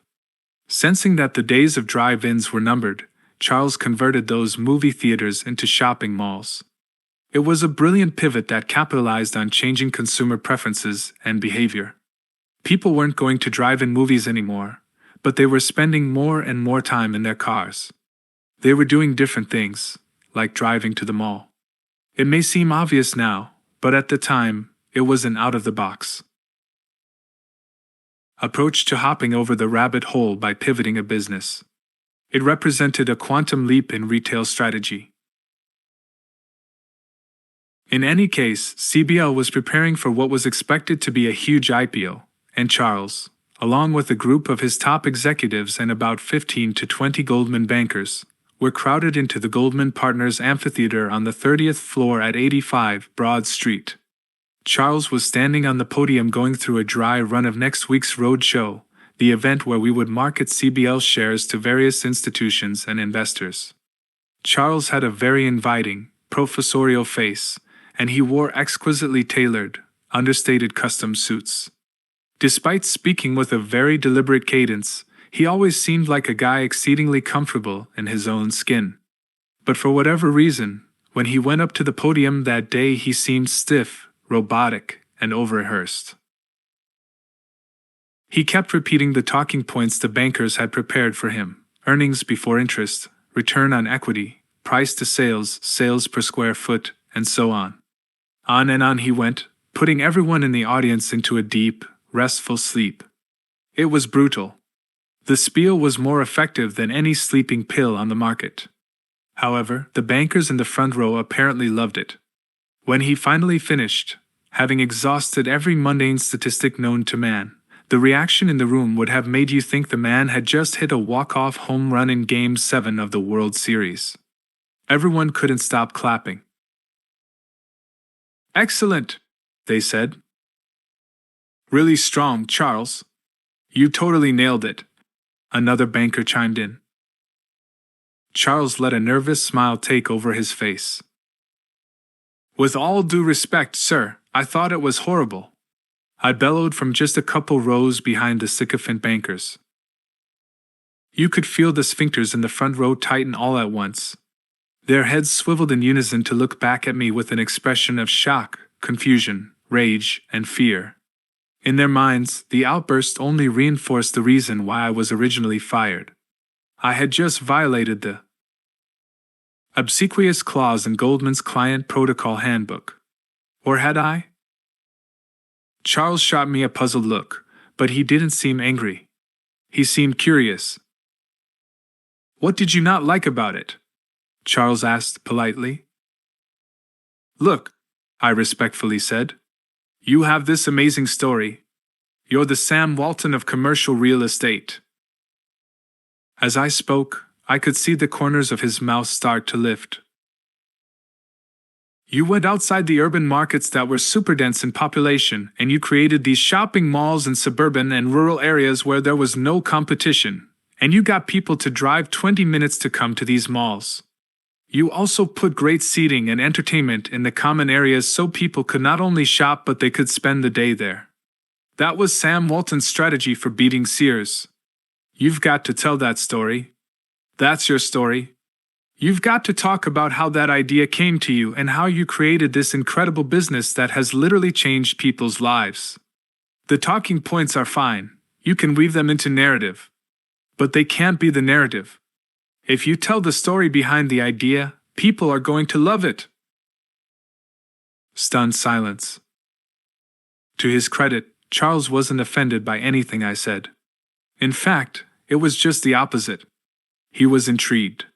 He walked over to me, past his cadre of advisors and lieutenants, past the suits, and sat down right next to me a couple rows back. Would you lend me your pen? He asked. I want to take notes. Tell me more. I told him his own amazing story, how he wasn't just an operator and developer of strip malls, but rather a visionary entrepreneur whose company was changing the way people lived. He was opening up new markets and helping companies like Gap and The Limited grow their sales. Tell that story, I implored, and then work in all that other stuff. Still, the room was dead silent, waiting for Charles to speak again. I like it. Let's do that.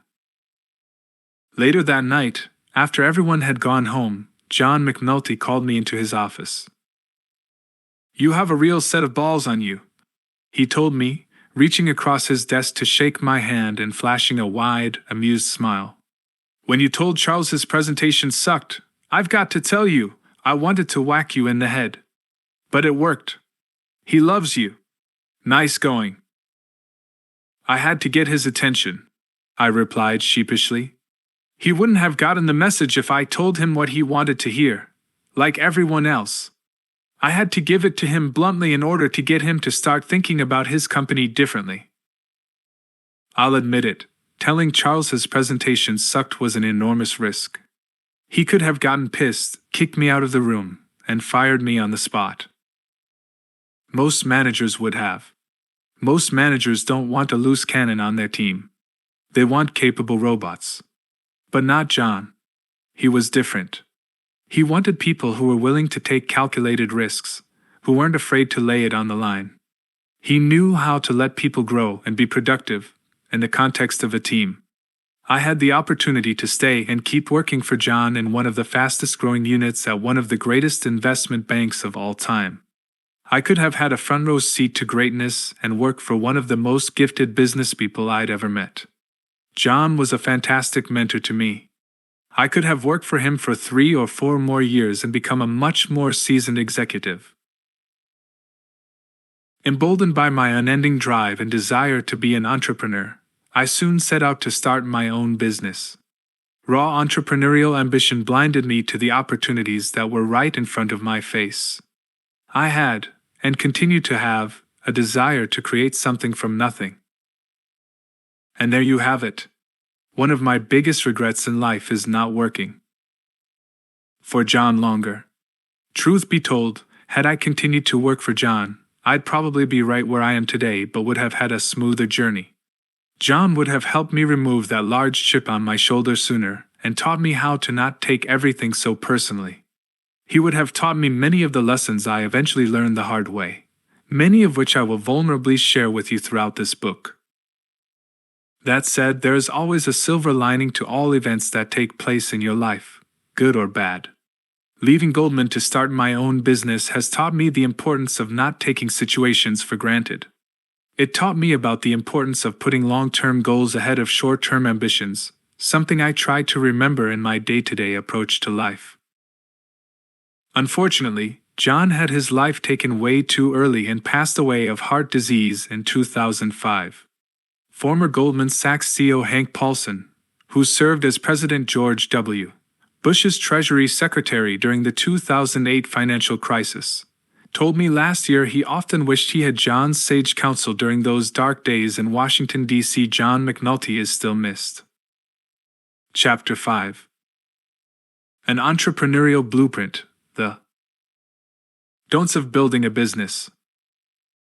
It's not the strongest of the species that survive, nor the most intelligent, but the one most responsive to change.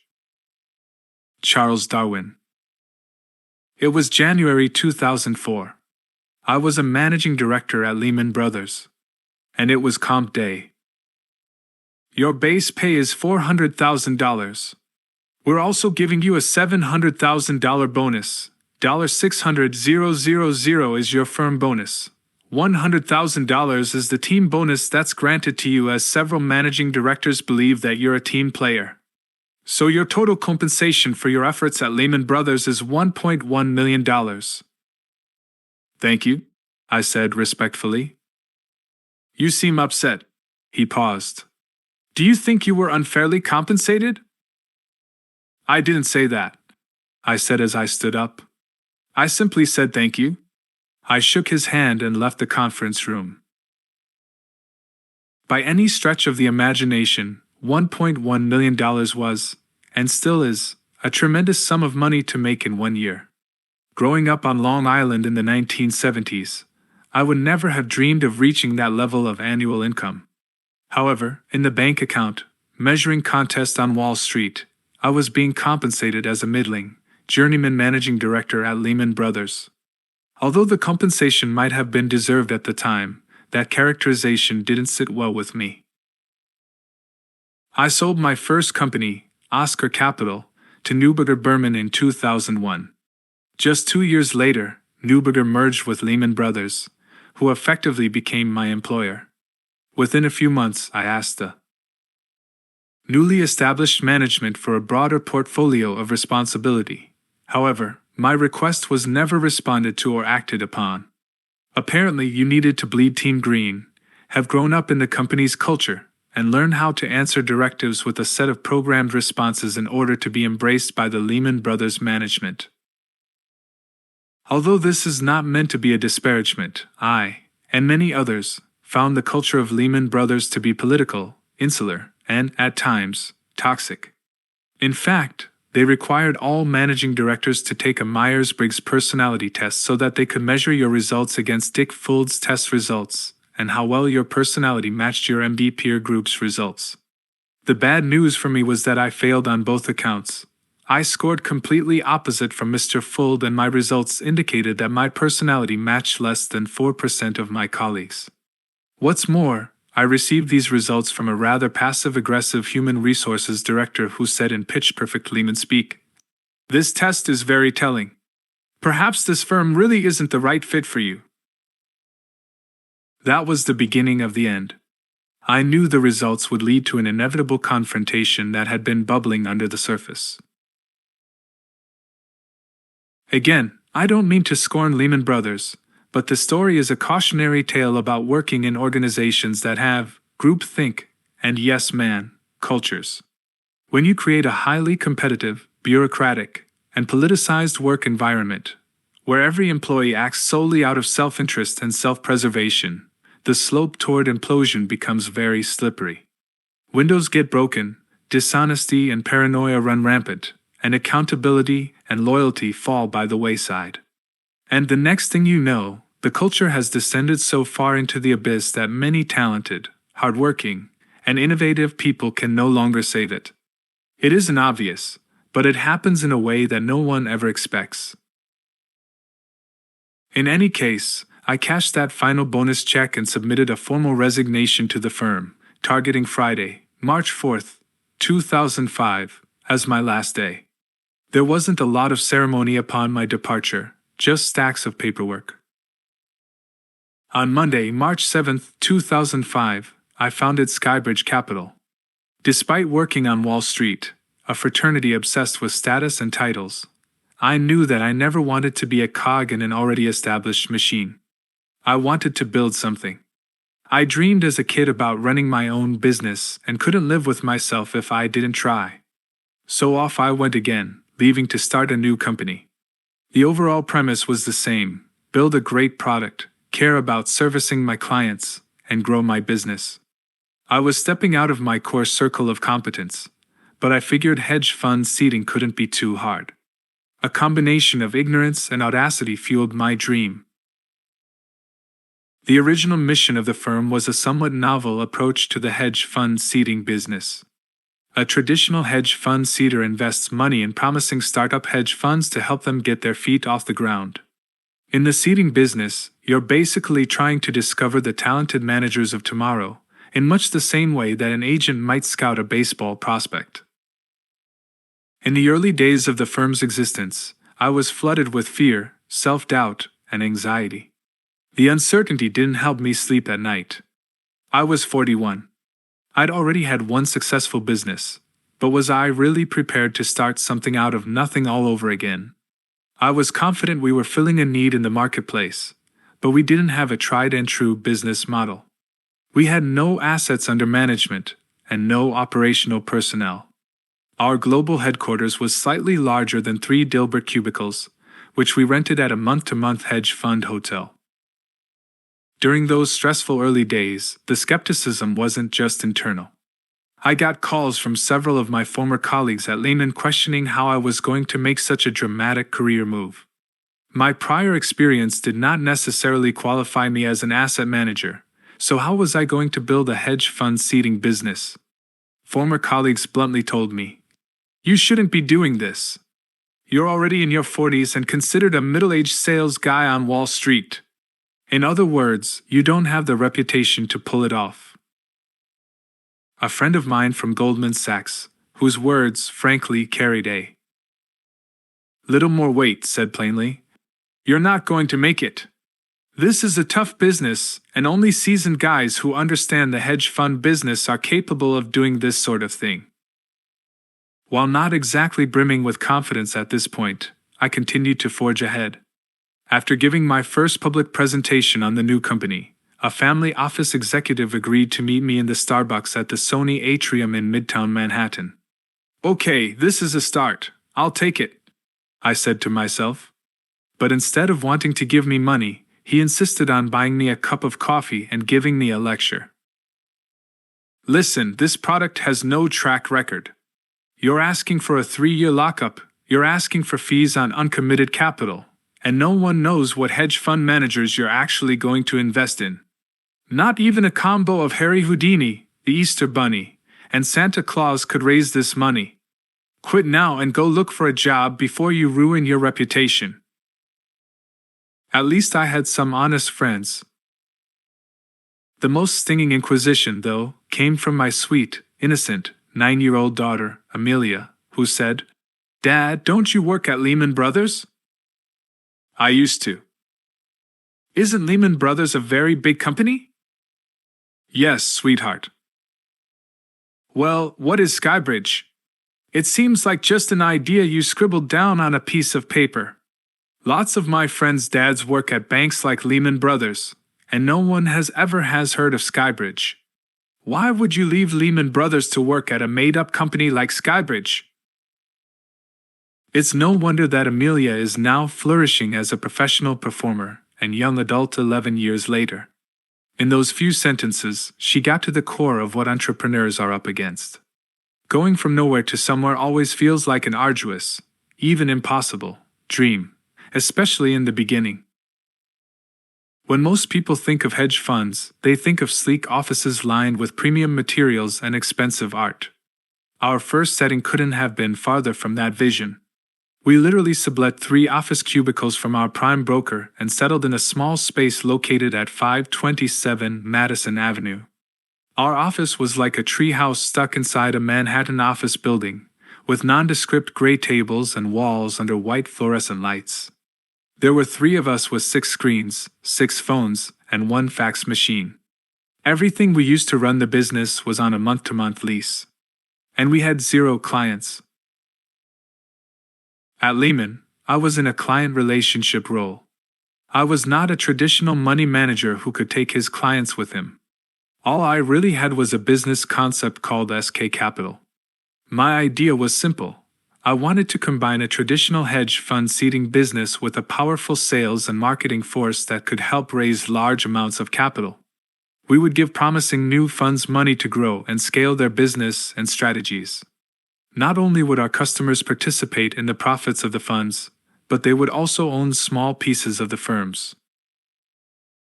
Some of the most successful hedge funds have been seeded in this way. Take Oxif Capital, for example. Today, it has more than $30 billion in assets under management, but the company was started back in 1994 when the billionaire Ziff brothers gave Goldman Sachs' rising star Daniak $100 million to start his fund. Similarly, Sam Wiley dipped into his billions and seeded Lee Ainsley so that he may start his own fund, Maverick Capital, in 1993.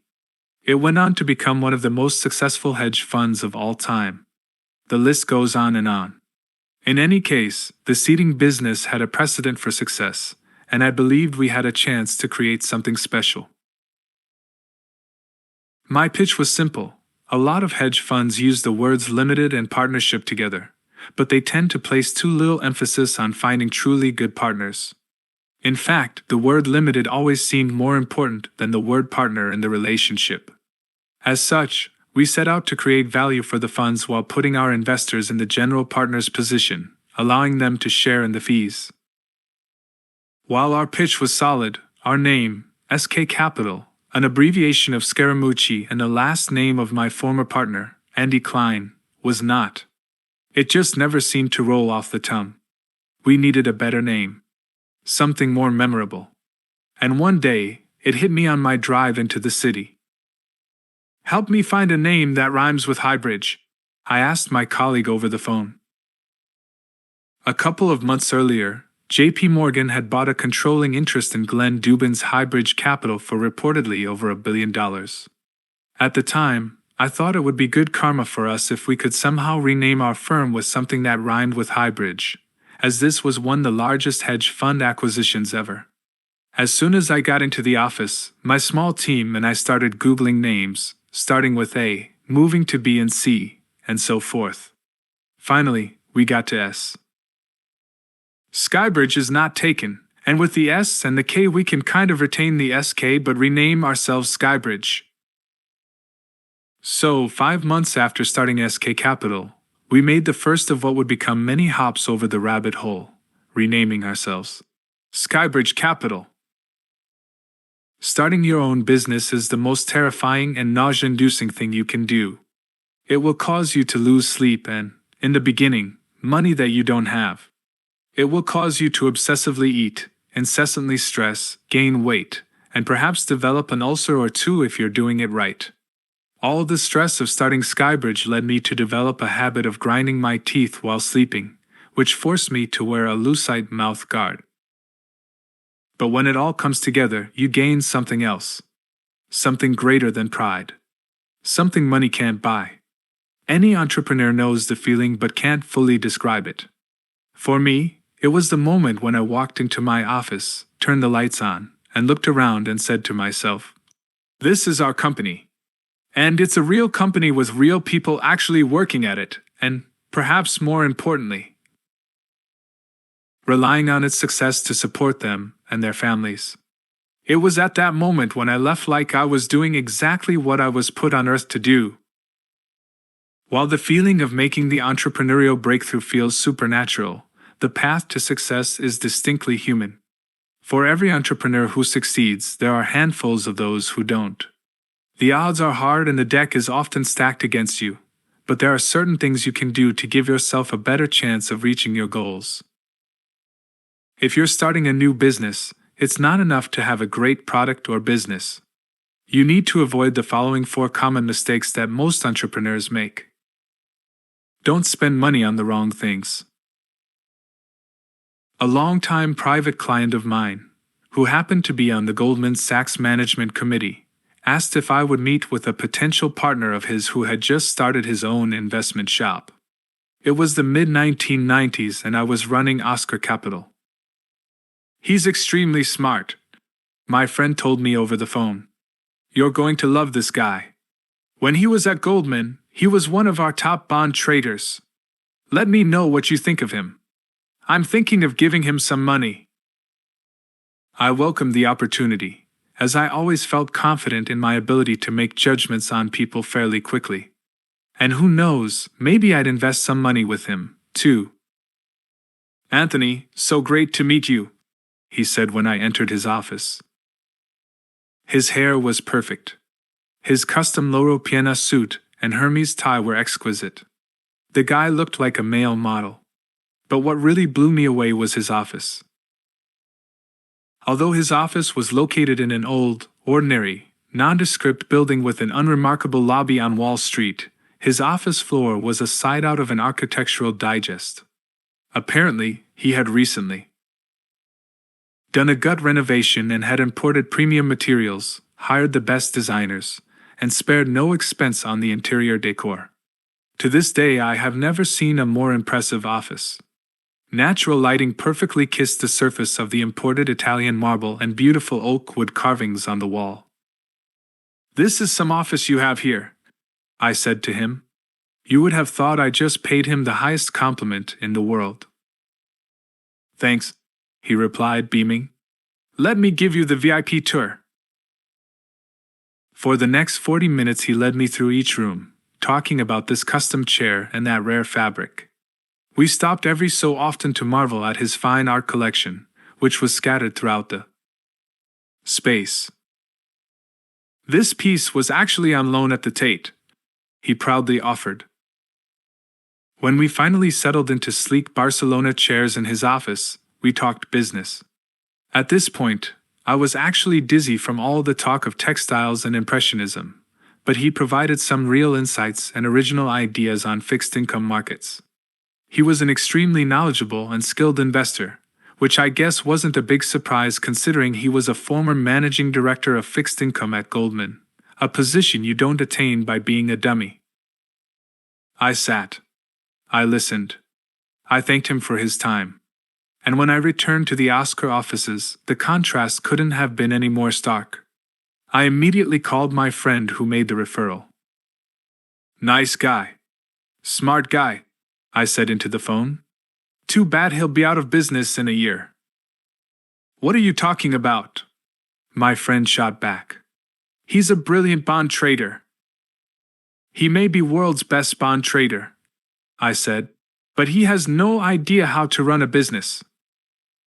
I was wrong. He was out of business in 2 years. The second I stepped into his plush palace, I knew he was toast. That's because he had just committed one of the biggest cardinal sins as an entrepreneur, overspending on the wrong things. Too much marble and oak. Focusing on sizzle, rather than substance, causes businesses to fail. There was an embedded arrogance in that approach, a lack of understanding that to really run a business you have to be mindful of costs and send a message to staff about thriftiness. Contrast that with legendary hedge fund investor David Tepper. His pragmatic approach to investing mirrors his approach to business. The first time I walked into his nondescript New Jersey office, there was only one thing for me to look at: his ideas. He didn't waste a half hour giving me a lecture on modern art or telling me about his new boat. He got right down to business. He wasn't there to waste anybody's time. This humble approach helped him build Appaloosa Management into one of the greatest hedge funds of all time. This is an important lesson for any entrepreneur. If you are starting a new business, you should maintain the appearance of a startup. You want people to know that you are hungry and focused on one thing: work. Your customers come first. Your employees come a close second. The art comes at the very, very end, if at all. Spend the money on things that matter. Always keep your expenses down. Don't think you can do it alone. Given my lecture about the perils of excessive overhead, this may strike you as ironic. But another common mistake people make when starting a business is not hiring enough people. In a world of increasing automation, people are still the most important part of most businesses. People come up with ideas. People build lasting relationships. People are creative. Staffing is also the most efficient way to give your business the aura of survivability. While authenticity always trumps perception, it's important to project a sense that your business is thriving. And a team of talented employees sends that message. The average new business fails within 5 years. In the very beginning, you cannot usually hire a group of people and pay them all a ton of money without establishing the viability of your business model. But you need to hire like-minded, driven people who believe in the vision of the company and complement your skill set. Making sure you put the right people in place is one of the most important things you can do when you're starting a business. Don't overcomplicate your idea. I turned on the tap and a brown liquid poured out. I jumped back from the sink. "What the heck is that?" I asked my roommate. It was 1985. I was taking a semester abroad at the London School of Economics. I was living in Norfolk Square at a hotel where students were housed. The accommodations were more hostel than hotel, but I didn't really care. I wasn't there to be inside all day anyway, and it served my needs just fine. But the lack of clean water was, let's say, less than ideal. I called down to building management, and he reassured me in a thick British accent that despite the brownish tint, the water was very safe indeed, sir, for consumption. "I drink it every day," he told me. I wasn't a finicky guy. My mother used to take an empty glass milk bottle, wash it, fill it up with tap water, and put it in the fridge. That was our bottled water, and I never thought for a second that it could harm me, and it never did. But there was no way I was going to drink that brown stuff. I wandered out to the local market and purchased my first bottled water. It was Evian, to be exact. At first, I thought the whole concept was a joke. The only people I saw openly consuming bottled water were health freaks and yuppies. I didn't really fit into either crowd. That said, it sure did beat the brown sludge coming out of my faucet, so my roommate and I splurged on a couple bottles of Evian at £2 apiece. It was a lot of money back then, not to mention the fact we were spending it on the Earth's most abundant natural resource. Little did I know the bottled water industry was about to go on an uninterrupted bull market for the next 3 decades. Americans now drink more bottled water than milk or beer. In 1976, the average American drank 1.5 gallons of bottled water every year. By 2012, that number jumped to almost 31 gallons annually. And I must admit, I myself have never kicked the habit and still drink Evian to this day. The more I thought about Evian, the more it demonstrated one of the most important rules for any entrepreneur: the simplest ideas are usually the best.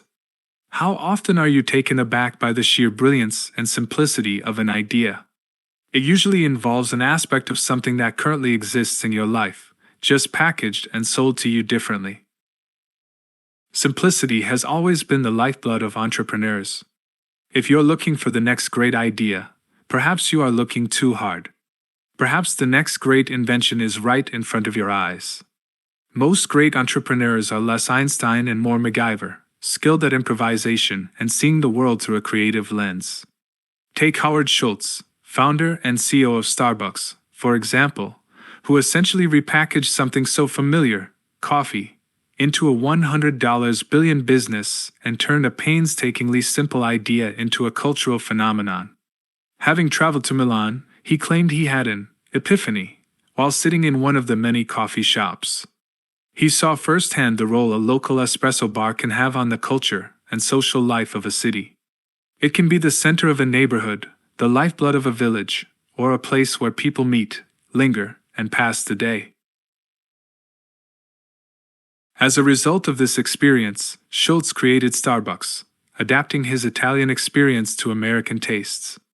Instead of an open cafe, Schultz offered sandstone floors, comfortable furniture, wireless internet, consistently good drinks, and quick, friendly, reliable service. Fast forward to today, and there are close to 12,000 Starbucks in the United States, and that doesn't include the many Starbucks overseas. It seems that people can't get through the day without a cup of Starbucks. People don't mind paying extra money for this daily fix as it is a positive, convenient, and consistent experience. You don't have to be brilliant to be a successful entrepreneur. Let me rephrase that. You don't have to fit the classical definition of genius in order to build a successful business and have a huge impact on the world. You just need a brilliantly simple idea that you can execute consistently. Don't reinvent the wheel. Most great companies and entrepreneurs don't reinvent the wheel. They simply adapt and improve it. Take Virgin Airlines, for example. They have reinvented the modern-day commercial airline experience through their commitment to the customer experience and sleek design. Commercial airline travel today is tantamount to torture, but it wasn't always like that.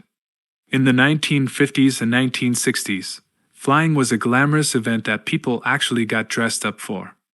The planes served good food, poured strong drinks, and offered friendly service.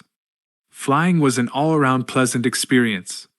Fast forward to today, where seats are small, attendants aren't attentive, meals are no longer served, and passengers are sometimes unruly.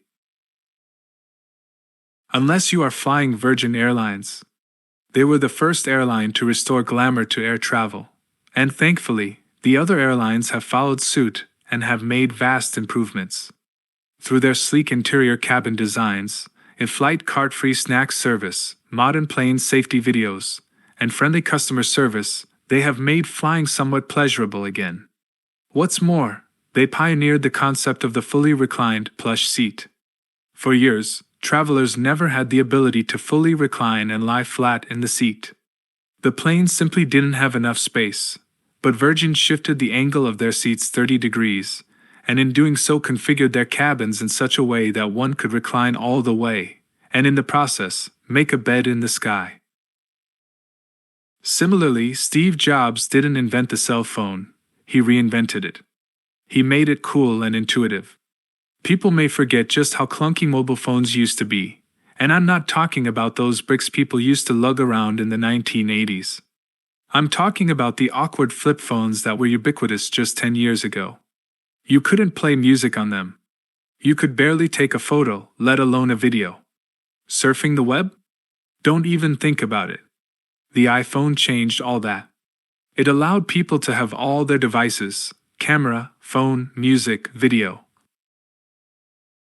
email, in one simple and sleek device. The browser was a revelation. Even if you weren't a techie, you still had to have it. It was empowering as an information access tool and as a small computer. I have even typed out several passages of this book using Google Docs on my iPhone. The iPhone simplified the mobile computing experience and created whole new industries, but at its heart, it's still a phone. In the same way Virgin and Apple reimagined existing commodities, we tried to put our own unique spin on the SALT conference. Putting on the same old stale type of conference wasn't enough. We wanted to create something fresh.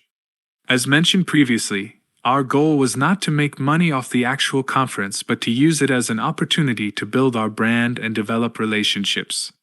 For that reason, we carefully curated the delegate list, ensuring that the vast majority of attendees would be investors and asset allocators, while the vast minority would be service and data providers, lawyers, and accountants. This delegate composition was a counterintuitive approach to the conference business. In the end, we wanted to be the Tonight Show, the Today Show, and the 60 Minutes of the conference industry. We wanted to be to the conference industry what Monday Night Football was to sports, an institution. As we plan the conference every year, we think of ways to freshen it up. We never want salt to fall down the rabbit hole, to become tired and contrived. We ask ourselves, what do people want this year? What people wanted in 2009 is not going to work in 2017. We reinvent ourselves every year. We always evolve, as the world and business are always changing. We're not Apple or Starbucks. I would never put myself in the same universe as Steve Jobs or Howard Schultz. But we try to emulate their entrepreneurial acumen at SkyBridge Capital and with the SALT conference. Take the mundane and reimagine it with more ambition and creativity. It's often the simple, yet powerful, ideas that can be the biggest and the most game-changing ideas. Chapter 6. Holding grudges, brush that chip off. Your shoulder. Discipline, which is but mutual trust and confidence, is the key to all success in peace and war. General George S. Patton, Jr. On the cab ride down to the West Village, I kept replaying what my boss had told me earlier in the day in my head. Come on over to my apartment. I want to have a private conversation with you. Mike Fascitelli wasn't just my boss. He was also my friend and mentor in the real estate division of Goldman Sachs' investment bank. Though he wasn't a partner yet, he was clearly on his way to big things at the firm. He was someone people liked and wanted to work hard for, a true leader. Still, I had a knot in my stomach. Fascitelli wanted me to go to his Jane Street apartment, not meet in the office, for a private conversation. What exactly did that mean? I continued to dissect his words, but it didn't take a genius to figure out what was on his mind. It was 1991. The real estate market was struggling. Just looking out the window of the cab, you could see a city languishing in a recession. Vacant lots sat where gleaming towers were supposed to rise. Empty storefronts were everywhere. Come on in. Have a beer, Mike said as I entered his apartment. Mike was 35 at the time. He was fit, with a thick head of dark hair and piercing eyes. He must have worked 15-hour days, yet he kept in good shape and was an energetic guy. Okay, he said as the Chicago Bulls game played in the background. I'll get to the point.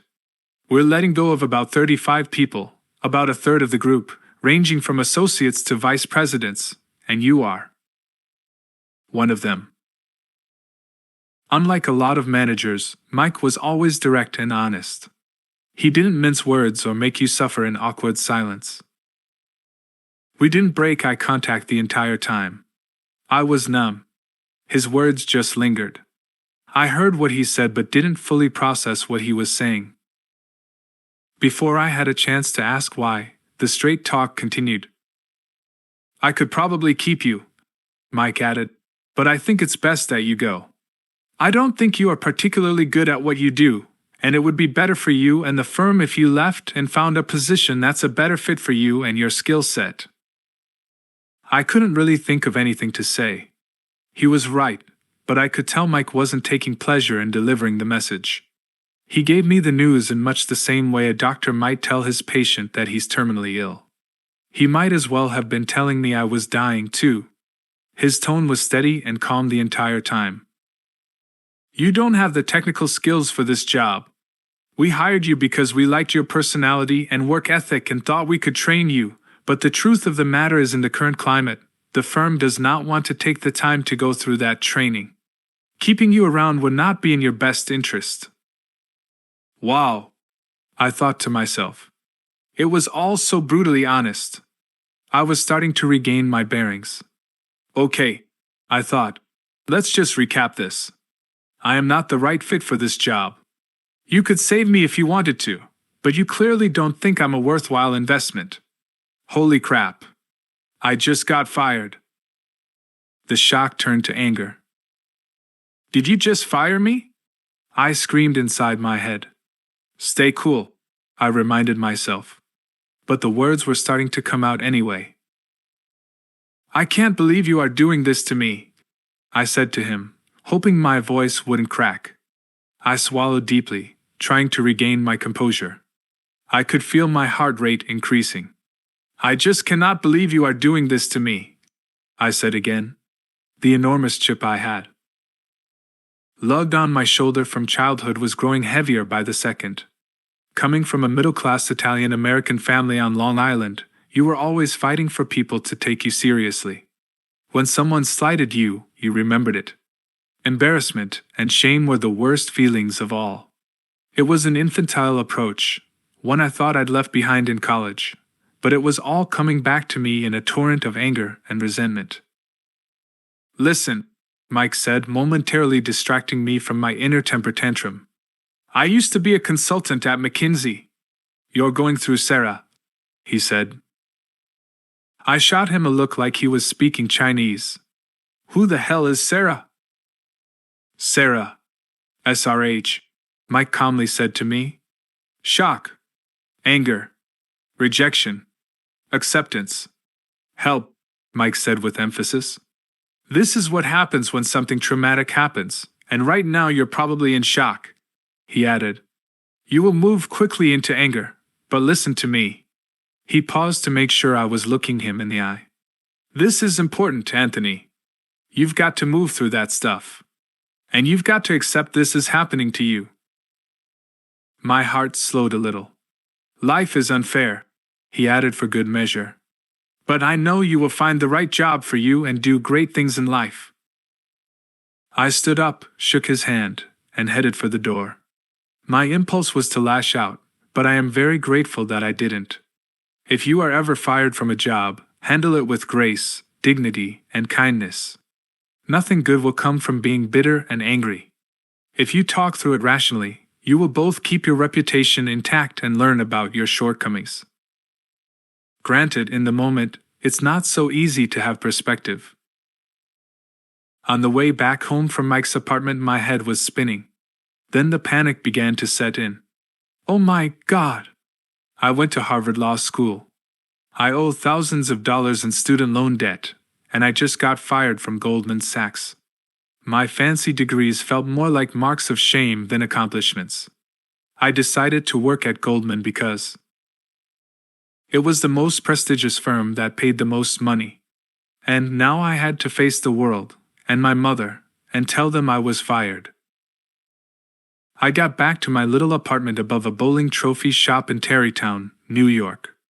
Maybe it would be best to get some sleep, something I had been deprived of during my stint at Goldman. But when I woke the next morning, the wounds were still raw. I went on an extra long run to clear my mind. The air was freezing and burning my lungs, but it helped me wake up to my current situation. At 27, I was still relatively young. Whatever career I had in front of me, I knew I at least had the benefit of time. I thought back to Mike's stages of grief, his Sarah. Maybe I could get through the S, the A, and the R, but the acceptance would take some time. Of course, I took the firing very personally. People will tell you, business isn't personal, but I've always found it hard to separate the two. If you don't take pride in what you do and if you don't set a personal standard for everything you do, you should probably do something else. The message behind the cliché makes a little more sense, I guess. You can't let business decisions lead to personal vendettas. Resentment and grudges are unhealthy and simply waste time. You have to find a way to remove that chip from your shoulder. Revenge is attractive in theory, but is almost always unfulfilling. In fact, it's often the contrary. Revenge hurts those seeking it the most. When something goes against you at work, you basically have two choices: leave the company or figure out a way to make it work. While you may be justified in your anger, and you may have been treated unfairly, life doesn't keep score. What you ultimately seek is respect and acknowledgement for your hard work, which will come only if you have the discipline to make well-reasoned decisions. If you choose to stay within an organization, you have to be a part of a collective effort. Think about some of the greatest leaders in history. Many of them worked with their one-time adversaries. Winston Churchill defeated Neville Chamberlain and added him to his war cabinet. President Obama defeated Hillary Clinton in the Democratic primary and then appointed her as Secretary of State. President. Lincoln placed William Seward at the State Department and Salmon P. Chase at the Treasury after the three waged a brutal campaign to become the first Republican Party presidential nominee. Although it may be a bitter pill to swallow, all parties need to recognize that it is in their best interest to find common ground, cooperate, and coexist. Unfortunately, in my case, it was not my choice whether to stay at or leave Goldman. The lack of control was corrosive to my self-esteem. But I wasn't going to allow myself to seek self-destructive revenge. I wasn't going to allow myself to lash out and do long-term damage to my reputation. Instead, it was time to go into survival mode. The feeling of getting fired sticks with you. Staring into the unknown ensures you don't take anything for granted. Facing up to your own shortcomings is one of the hardest things to do in life. If I was honest with myself, I knew I wasn't right for that job. I knew I wasn't particularly good at financial modeling. I knew I lacked the technical skills. Most importantly, I lacked passion for what I was doing. Even though I disciplined myself to work long hours, I was always just going through the motions. The insecurity manifested itself into a false confidence, and now that arrogant facade came crashing down. Still, I was upset. Hearing the blunt truth made it that much more painful. At the same time, with $100,000 in school debt, I didn't have much time for soul searching. There was a small sense of relief that I was escaping the torture of investment banking, but that feeling didn't last long once I began thinking about what I would do next. After taking a day to clear my head, I ventured down to 85 Broad Street. Goldman generously allowed me to use the office to help line up another job. I started working on my resume, typing it up on a Panasonic electric typewriter. Typing 1991 as the end date to my stint helped drive home my sense of inadequacy. Walking among colleagues was even worse. I felt as if I had a scarlet letter on my chest each time I walked through the office, with everyone awkwardly avoiding eye contact. In return for their charity and the possibility of a future reference, I was responsible for passing my work over to another analyst, one who had survived the layoffs. In order to delegate my work, I had to go into the assignment director's office and drop off my files. The minute I saw him, the anger returned. I started to grind my back teeth. But fortunately, I kept it together. I had no choice really. Although I didn't know it at the time, the ability to suppress my anger turned out to be my saving grace. Apparently, my bosses and colleagues took notice of how well I handled the adversity and gained insights into the content of my character. As I mentioned in a previous chapter, I was rehired in a sales role in Goldman's institutional equity business before transitioning to private client services a few years later. This second chance changed my life and set me on a more sustainable path. Keep calm and carry on, as the Brits always say, saved me. Many years later, after I had left the firm to start my own business, one of my best friends from law school was passed over for partnership at Goldman. It was 1998, right before the firm went public. This guy had done everything right. He worked extremely hard and was incredibly smart. But his boss wanted him to walk before he ran. The night he was passed over, he called me to tell me he was going to quit. He wanted to leave the firm and crucify his boss. "If you leave, you'll be making one of the biggest mistakes of your career," I told him. "If you badmouth him or the firm, the only person you'll be hurting is yourself." Giving in to the impulse to badmouth people only causes you to burn bridges and lose credibility. In most cases, you need your employer way more than your employer needs you. I guess the pep talk worked because my friend never did go ballistic. He calmed down and recognized the need to communicate with his boss in a level-headed way. He'd go on to tell him he was disappointed to not be making partner, but said he loved working at Goldman and looked forward to the next opportunity for a promotion in 2 years. It's difficult to swallow your pride and suppress your ego, but he sent a clear message: "I'm a team player and you can trust me." He eventually made partner. Even though biting my tongue at Goldman helped pave the way for my future career, I still struggled to suppress my discontent and control my emotions when office politics and bureaucracy superseded professional productivity. I'm not perfect. I have fallen victim to acting out and holding grudges. And so, in this chapter 1, we'll leave you with only one important entrepreneurial lesson. Fight the urge to harbor resentment and project your bitterness in a professional setting. Actually, in any setting. As you will see by the anecdote below, while embarrassing to tell, and one that my editors toyed with removing from this book, holding grudges is futile and evoking revenge tactics only makes you look immature and green, while your adversary comes away unscathed. Working at Lehman Brothers, I achieved a measure of success, but I made my mind up to leave in September 2004. Although I despised most aspects of the firm's culture, I wanted to be a man of my word and finish off strong. There would be no senior slide for me. I wanted to be remembered, at the very least, as a hard worker. Fond wouldn't be the right way to characterize my time at Lehman, a company that ground down both its junior and senior staff, but I wanted to make the most of a less-than-ideal situation. I read internal blast emails describing the retirement of a 30-year veteran in glowing terms only to hear the water-cooler scuttlebutt about what a loser the guy was. At Lehman, things weren't personal, they were full personal. The talents were out all day, especially from those insecure about their job status, which in this case was nearly everyone. Those who aren't good at their jobs are the most insecure and the most aggressive. They seek to remove any and all threats to their job security, especially anyone who threatens to shine a spotlight on their incompetence. What is more mortifying than being shown up by an underling at an investment bank? Nothing. At Lehman, I had a very tenuous relationship with my direct manager. He literally never returned my calls. When I asked him why, he lectured me in a condescending manner. I learned long ago that I have to set my own agenda and control my own time. Otherwise, I would be responding day and night to subordinates, wasting my time providing comfort and unnecessary banter.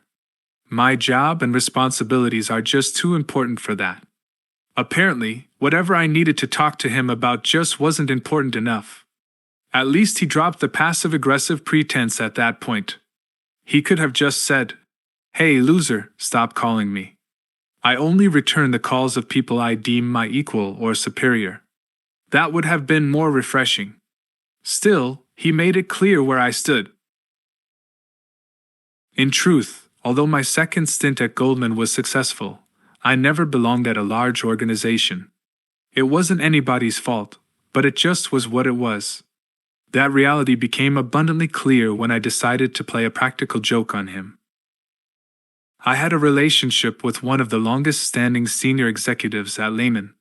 He was in the investment banking area but really covered the entire firm as a senior relationship manager. He was a superior to my direct boss and a jolly, highly approachable sort of guy. He had one of the best views from the 31st floor at 745 7th Avenue, the place where the head honchos hung out.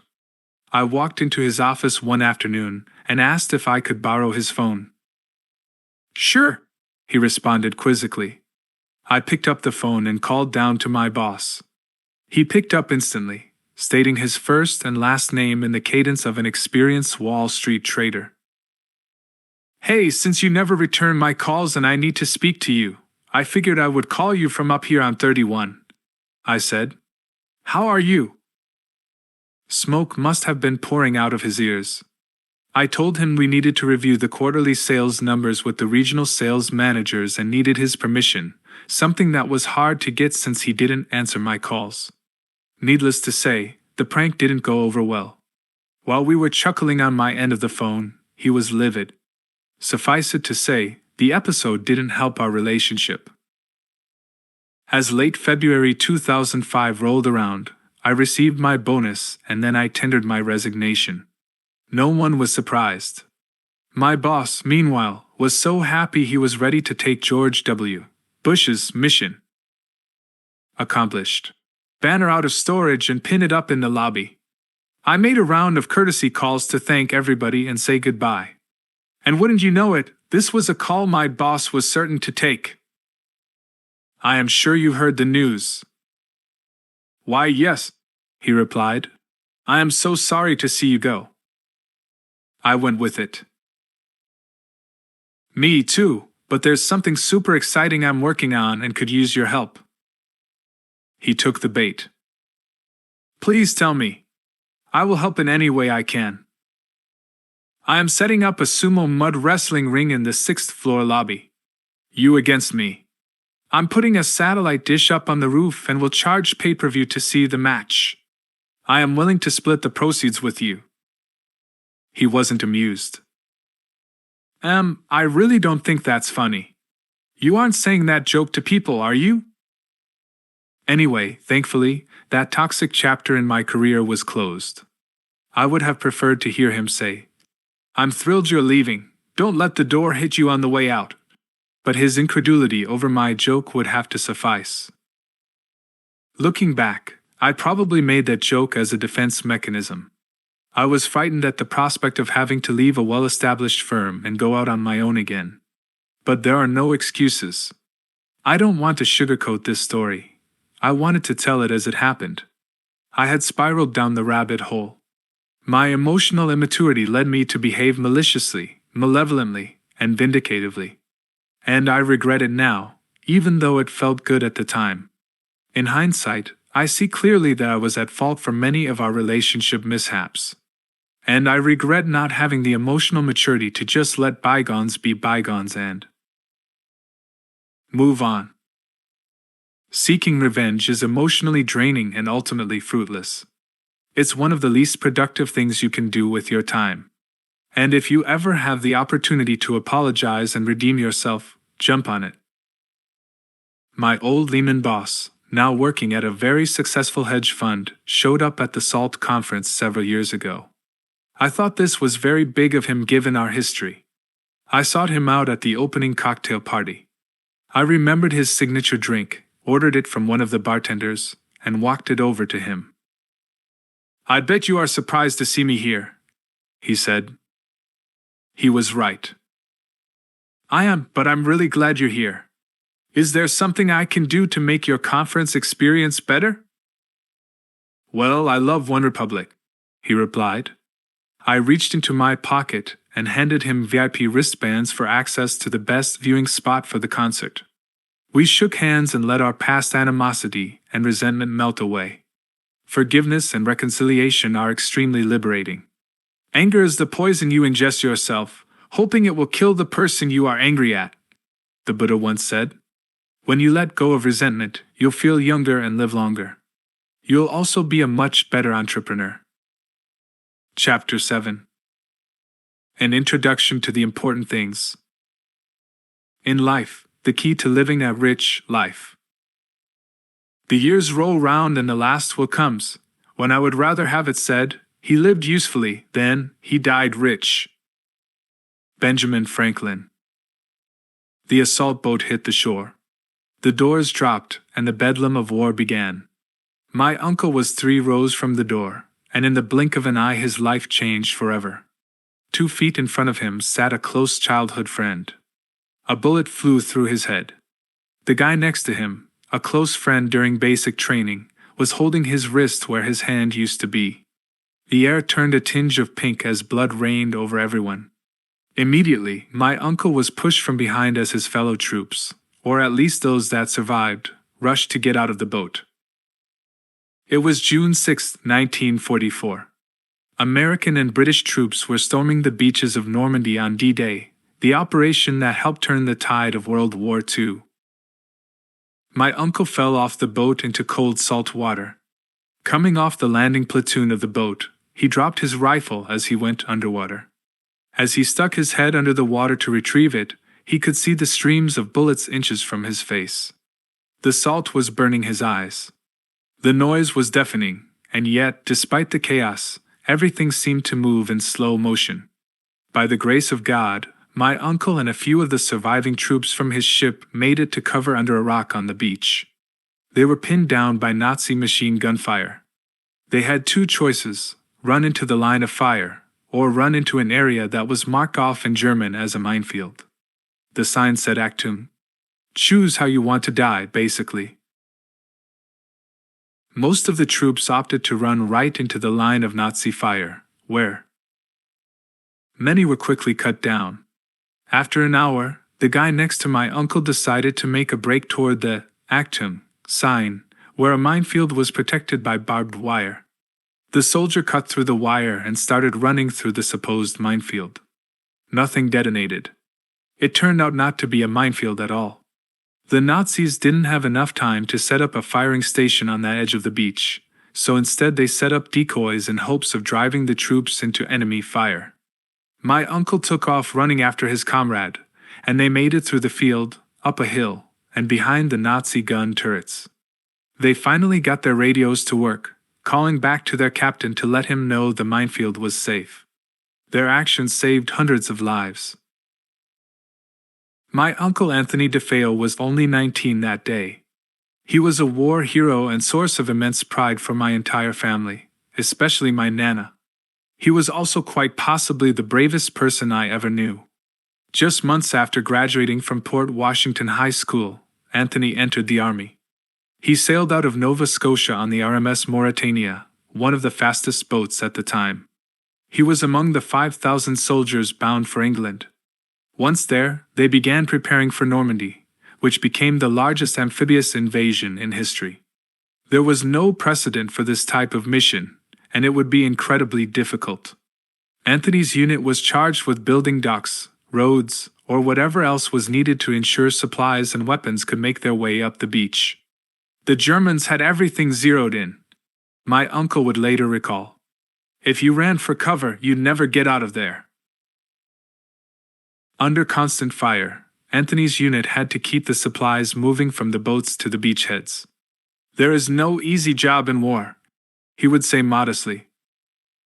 My uncle was about as decorated as a veteran can be.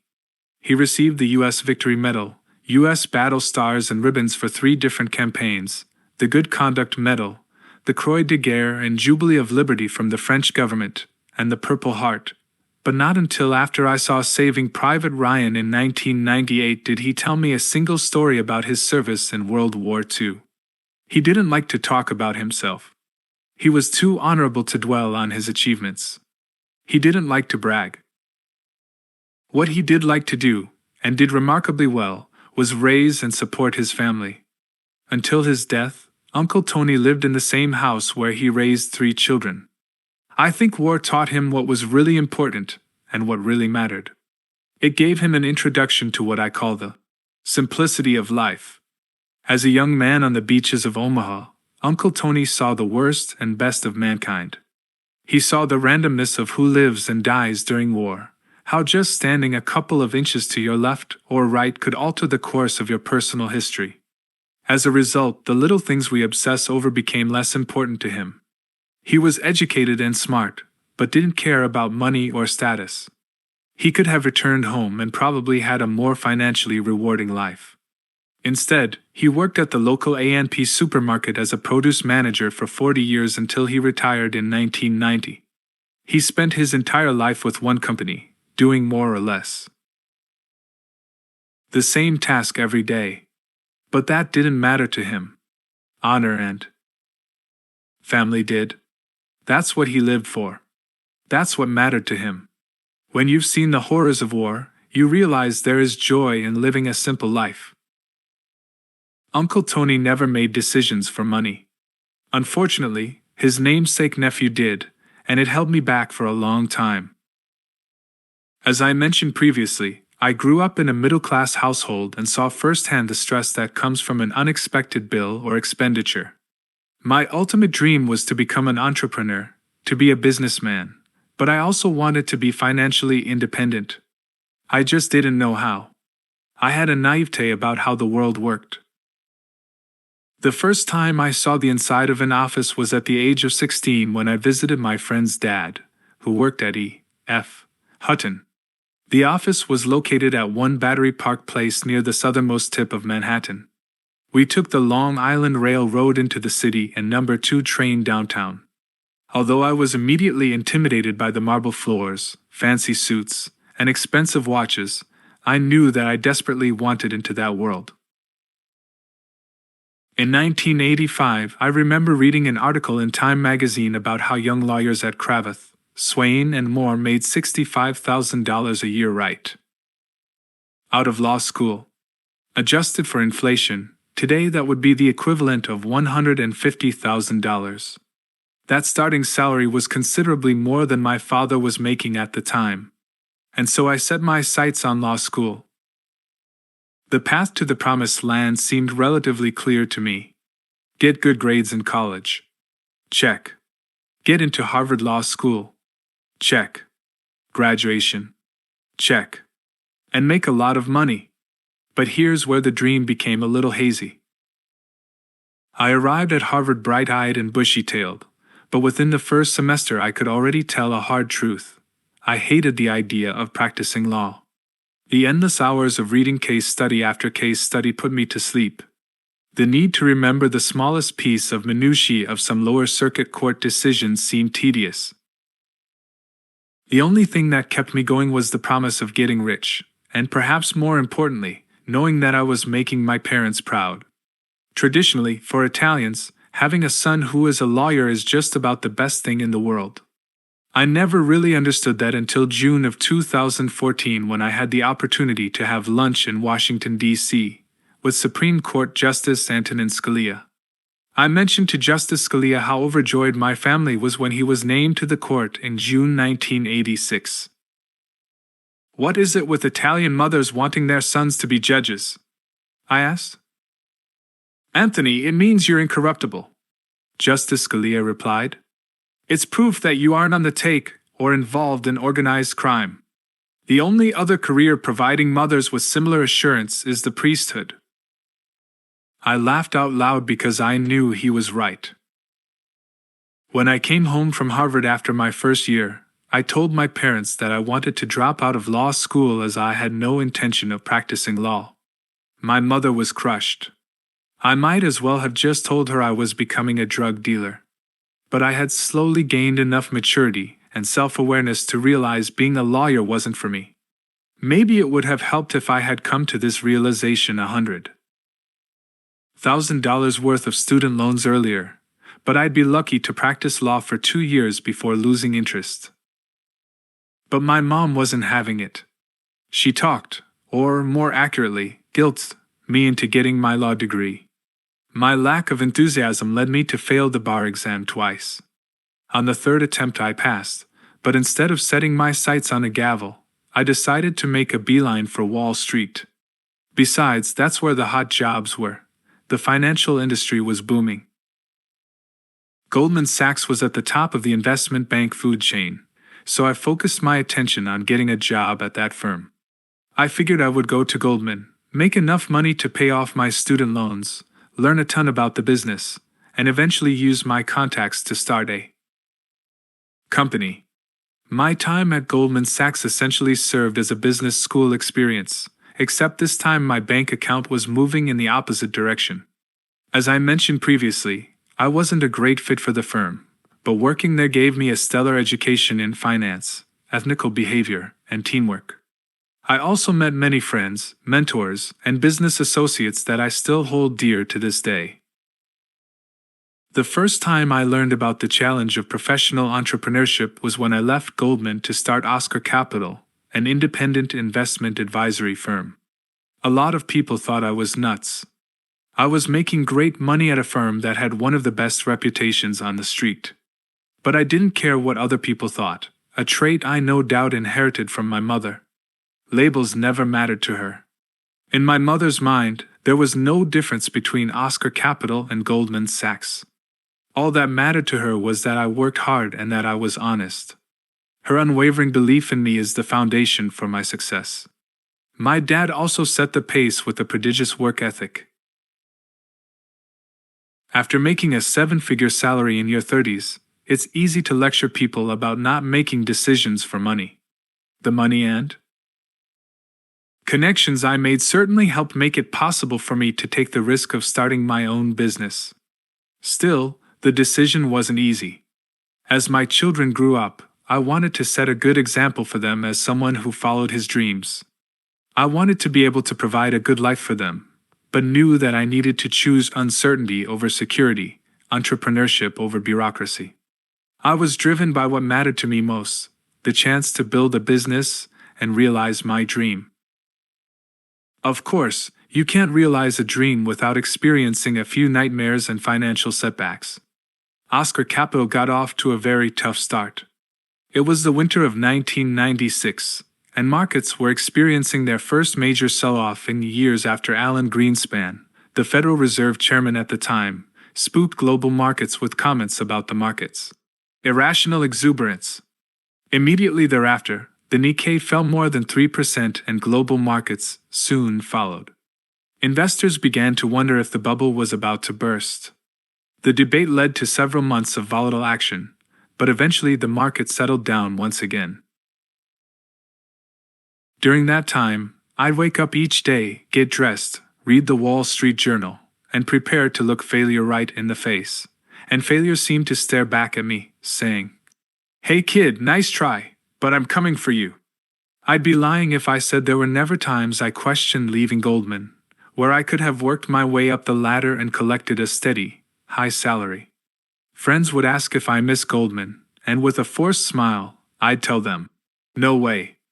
I was enjoying the process of building a great firm. Some of that was true. I did love what I was doing, or the idea of what I was doing. But the truth was a little more complicated. I loved it, but it terrified me. It scared the ever-living crap out of me, all the while I wasn't even taking in a dime. And so every day, I allowed myself to think about what failure really meant. I rehearsed how I would explain my decision to quit one of the great investment firms of the modern era to start my own asset management company, only to go bust in the middle of a generational bull market when all you really needed to make money was a broker and a pulse. The fear consumed me, but also motivated me to work harder, work smarter, to look failure right back in the eye and tell him, "Not today, buddy." Eventually, I'd be rewarded. By the end of 1997, markets stabilized and our marketing efforts were paying off as we had about $200 million of new assets in our fund. Things were starting to work out. I remember closing shop one night and turning off all the lights in the office after finishing up a client call. I was getting ready to go meet my family for my mother's birthday dinner. As I locked up the door, I turned around to look at the office once more. All I could hear was the hushed sounds of computers on sleep mode, and all I could see was the glow of screensavers. It was a gorgeous sight. And suddenly it started to dawn on me. I was doing it. I was living out my entrepreneurial dreams. This feeling, when your company starts to turn the corner, is indescribable. It's worth more than any six-figure paycheck. No amount of money could replace what I felt at that moment. As I went down the elevator, I thought back to my uncle, who had the courage to live his life on his own terms and follow what mattered most to him. The courage in his convictions inspired me to pursue my dream to be an entrepreneur. At times, I wondered if I was talented enough to make it work, but thinking about the things Uncle Tony overcame helped me cast those doubts aside. I was going to make my dream come true on my terms. I walked the path of self-reliance that is the American dream. We were on the way to building a real company. Fear of failure continued to linger in the outer regions of my consciousness, but no longer stared me in the face. Failure was no match for the nephew of Anthony DeFeo. Don't go into business purely for money. Undoubtedly, the goal of most businesses is to make money. I get it. But having a business that makes money and going into a business simply to make money are actually two very different things. Understanding this crucial distinction is key if you want to become a successful entrepreneur. I started the paper route as a kid because I wanted to build something. I wanted to take pride in running my own business, just like my Uncle Sal with his bike shop. He sold and serviced motorcycles. I delivered newspapers. But we were both in the customer service business. I was successful at my paper route because it was an obsession for me.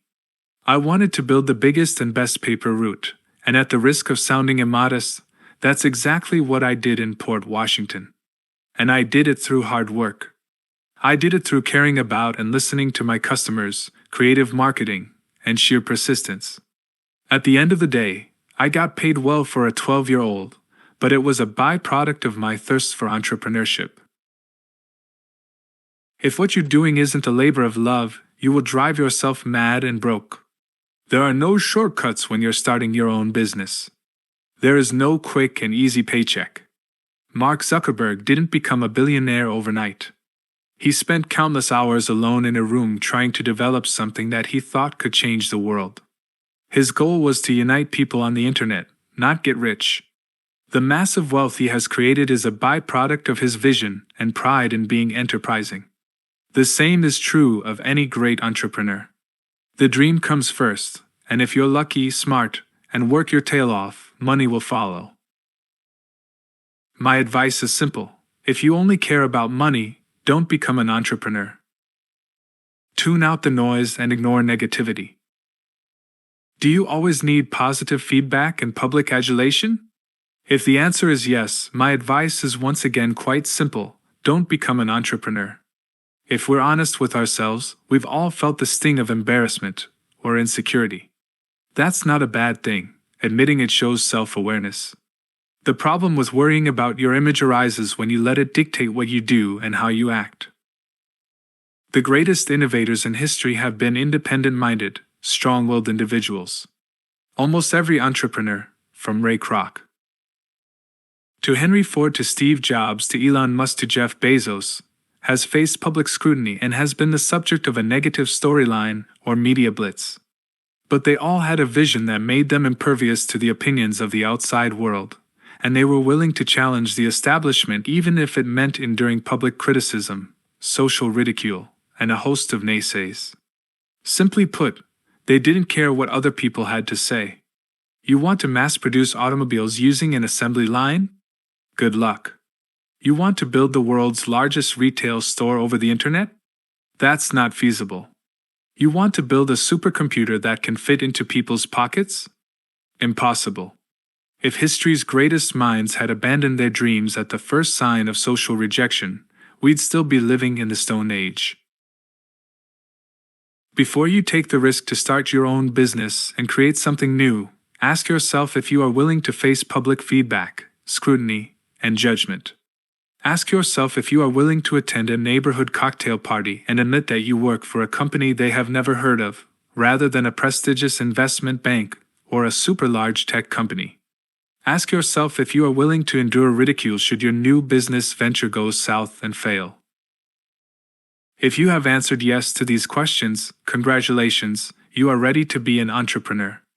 If you can take ridicule and negative opinions roll off you like raindrops, don't be afraid to take a chance and be an entrepreneur. Turning a blind eye to the outside world is one of the hardest things to do. Although we like to think we possess the exterior of an armadillo, most people are thin-skinned. We are preconditioned to want to be liked. Most people, myself included, care what others think. But what you can't do is allow that to impact your business, your performance, your potential. I'm going to repeat this point. You cannot let what other people think of you influence your business. I can't get amped every time one of my competitors goes around telling our clients we are taking too much risk. I can't get distracted when folks in the press take potshots at me. My business demands ultimate focus. Your business demands ultimate focus. And if you're worrying about what people think about you and if you're consumed with what others are saying, you're going to become distracted and not give your business the necessary focus. What other people think of you is not important. It should not be your focus. Of course, this mantra is easier said than done. Simply ignoring the world is difficult. I have found that you have to train yourself, as if you're training for a marathon, to tune out the outside world. Little by little, each day you can learn to ignore one thing or another. It's hard. Probably one of the hardest things an entrepreneur must do. But it's necessary if you're going to be your best. Most people are bothered by personal attacks. That's why negative campaigning has become a popular strategy. It works. If they realize you have thin skin, people will attack you, especially when you are breaking new ground. You will never learn to like it, but learning to deal with it will make you that much more successful, both in your professional and personal life. Believe you will succeed. Amidst all of these important lessons, there is one crucial thing to remember. You have to believe you are going to be successful. If you believe you're going to succeed, or you believe you're going to fail, chances are you are right on both counts. Your attitude is a self-fulfilling prophecy. You must ingrain that you're going to win and succeed at your goals into your everyday thinking. Too often, insecurity and self-doubt creep into our outlook for life. We succumb to the negativity and begin to ask, why? Why do I think I can be successful? Why would I be able to accomplish something as bold as starting a successful business? Instead, the questions you need to ask yourself are, why not? Why can't I be successful? Why can't my company get the mandate and win the business over our competitors? I remind my team at SkyBridge of this all the time. But the only person who can change your line of thinking is you. You need to think positively if you want a positive outcome. Chapter 8. Partnering Up, the J-curve they don't teach you about in business school. If I have been able to see farther than others, it was because I stood on the shoulder of giants. Sir Isaac Newton. So what types of things do you look for in an employee? Asked the young man across the table. Victor Oviedo was introduced to me by Eric Lane, who is now co-head of Goldman Sachs Asset Management. Victor was 28 years old at the time. What do I look for in an employee? I shot back. That's a good question. What do I look for in an employee? I asked again of myself, this time more as a rhetorical question. Do you have a pen? I asked. And a piece of paper? While he handed over the necessary supplies, I continued. Are you familiar with the J-curve? The J-curve? Victor replied. Yeah, I know it. I'm sure you know the standard definition, but we define it a little differently here at SkyBridge, I said. The open position was for Director of Business Development, but what I was really looking for was a jack-of-all-trades type of person. Startups don't have the luxury of hiring people to fit specific job functions. They typically lack the money to fill specialized roles. Instead, startups look for people who are problem solvers. People who can do a little bit of everything. When your company reaches $1 billion in revenue, then you can afford to assign staff specific roles. Until that time, it's all hands on deck. You want people who will do anything and everything without complaining. You don't want to hear anyone say, "No, I didn't go to college to crunch numbers in an Excel spreadsheet." Or wipe down the sink in the pantry. That mentality won't work at a startup, where everyone from the CEO to the receptionist may have to wipe down the sink. Victor was an intriguing candidate. He had the pedigree, degrees from Wharton, Johns Hopkins, and Georgetown. He began his career in investment banking at DLJ, Donaldson, Lufkin, and Jenrette. He also held positions at Merrill Lynch and Bankers Trust.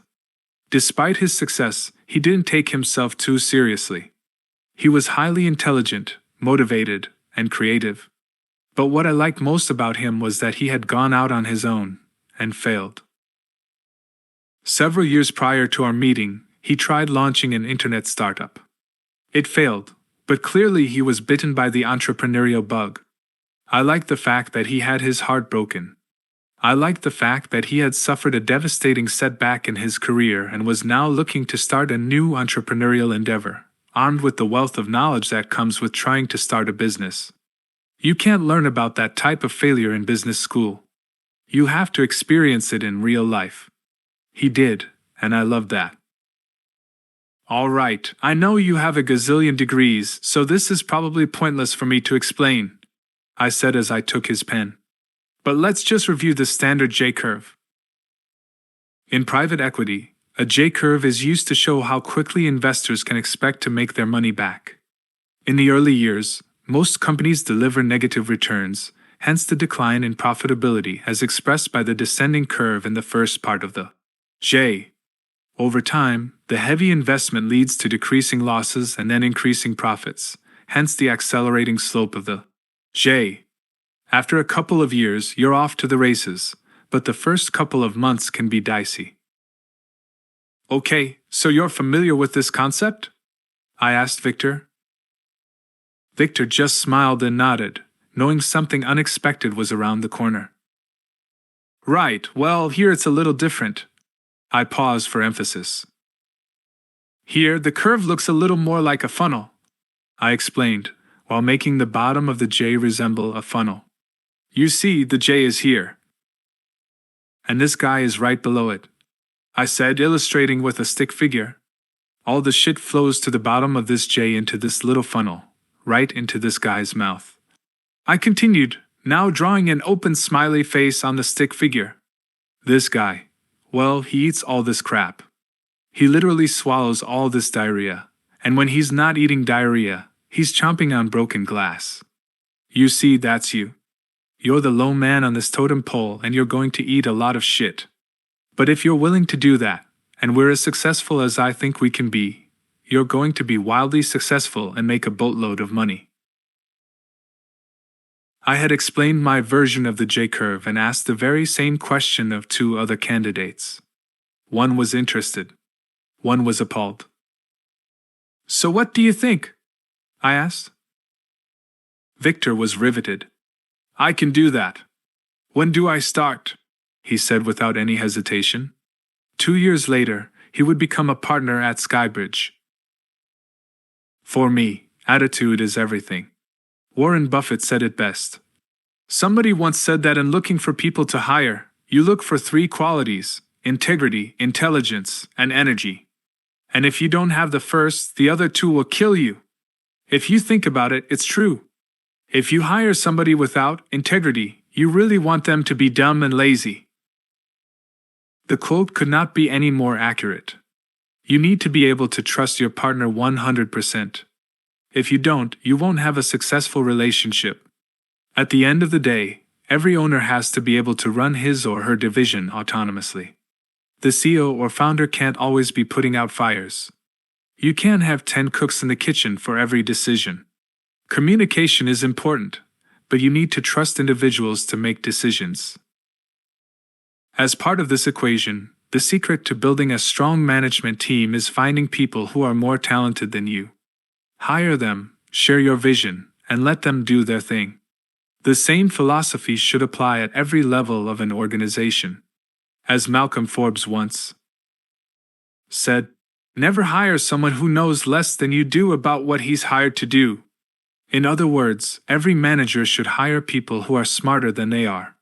There is no room for insecurity in the workplace. When people are worried about being one-upped, it leads to a toxic, highly political environment. People are more focused on undercutting their bosses or colleagues than they were about doing their jobs. It's important to establish a team-first mentality so that every individual in your organization feels the empowerment of an entrepreneur. Great business leaders don't credit their own genius, or some transformative technology, for their success. They are open and honest about the fact they can't do it by themselves. Success is not a destination, it is a journey. And if you are going to build something that will live on, you have to create a culture of hiring and empowering great partners and great people. Jack Welch used to say General Electric was a bunch of small startups. He famously said, if you pick the right people and give them the opportunity to spread their wings and put compensation as a carrier behind it, you almost don't have to manage them. In other words, he understood the power of avoiding the bottleneck, of putting your people in the best possible position to succeed and then getting out of the way. He let people do their jobs, and because of that he was able to be great at his. I model my management style after Welch, or Larry Bossidy, one of his protégés, among others, with a DA management style, delegation, empowerment, and accountability. Although I detail this style in Chapter 11, I will give you a quick sneak peek into this mode of thinking, specifically, how it applies with my partners. First, I delegate. I'm not going to try to own every decision in the company. If you are going to scale your business, you have to be willing to let go and delegate responsibility, even for critical initiatives and important projects. Second, I empower my partners. I give them the resources and autonomy they need to be successful. No manager or employee should feel too intimidated to share an idea or offer constructive criticism. Third, for a hands-off approach to work, every partner, manager, and employee has to be accountable. I can't stand excuses. If I'm not going to micromanage, if I'm going to give people room to build their own small startup, they better not take advantage of it. Unfortunately, some people have. I've had plenty of colleagues who have been dishonest or not held themselves to a high standard. People mistake kindness or patience for weakness. But I'm always going to give my partners and team room to do what they need to be successful, to take ownership of their work. When people feel in control of their own destiny, their work no longer feels like a job. It feels like a calling. That's the type of environment I seek to foster. Partnerships can be very rewarding relationships, but in order for them to be successful, you often have to give one another the benefit of the doubt and put your ego in a jar for the betterment of the business. The email must have taken hours to craft. It was almost like an ancient text. Each time I read it, there seemed to be some new, deeper, unexpected meaning. The F-bomb appeared in the same spot in each sentence. It was from my partner, Aitan Sugarman, and he was furious at me. He concluded his red-hot missive with the simple line, "You are a insert four-letter word and a lowlife." Wow, I thought to myself. I guess that partnership is over. I started to put the BlackBerry back into my pocket, but not before admiring the finely crafted email one more time. It was like a profanity haiku. How could someone get the F-bomb to line up perfectly in 7 straight lines in a row? He eventually told me he worked for 4 hours to get them lined up like that. At that intense moment, the thought that this partnership might actually be over felt good.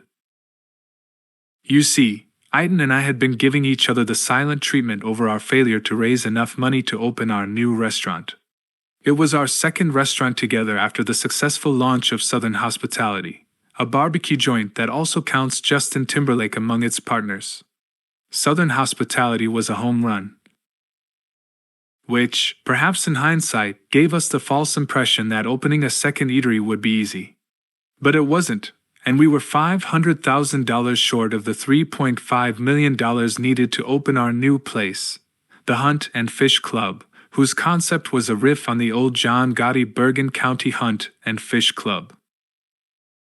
I met Aitan through our mutual friend Bobby Valentine, the former manager of the New York Mets. Aitan, Nelson Braff, Dave Barrett, and I were in charge of raising most of the money for the new restaurant. Together, the 4 of us formed a pretty good team, but like any partnership, we had our disagreements.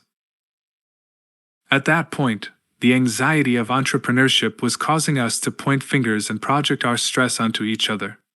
We were having trouble raising money, which, for those unfamiliar with the restaurant business, means we had hit up all our friends and business associates for equity and were all now tapped out.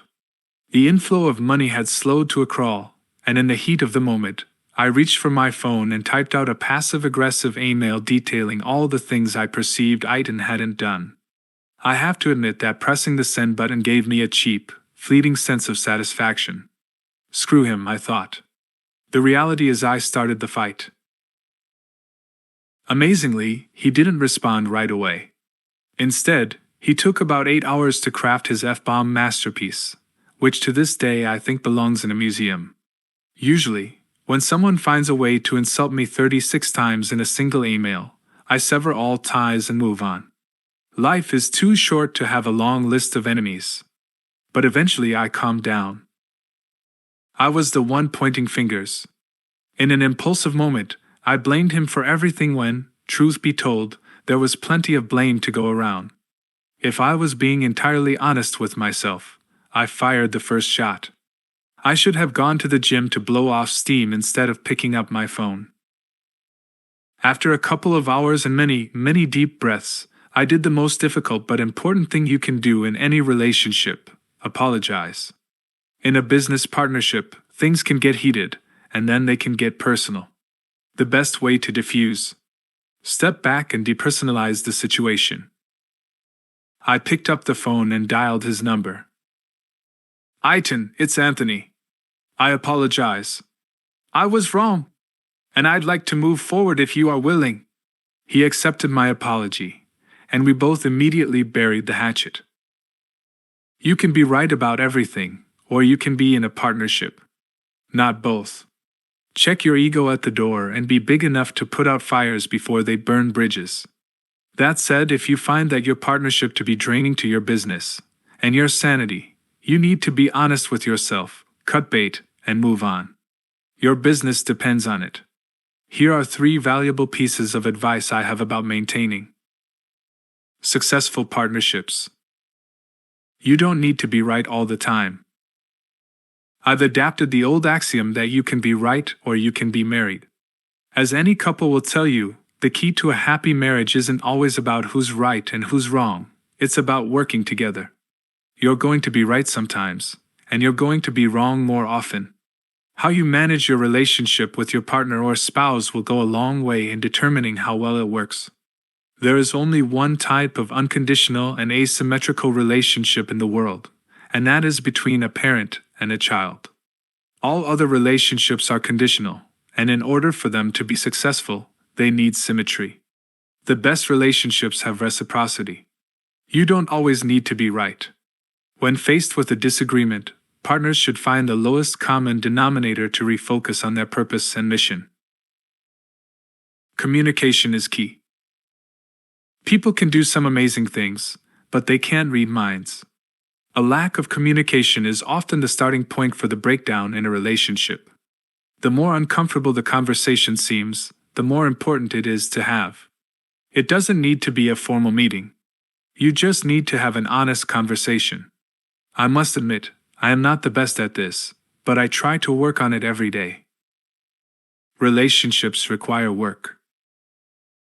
Stephen Lessing, a former managing director at Lehman Brothers and current executive at Barclays, is one of the classiest people I've met during my time on Wall Street.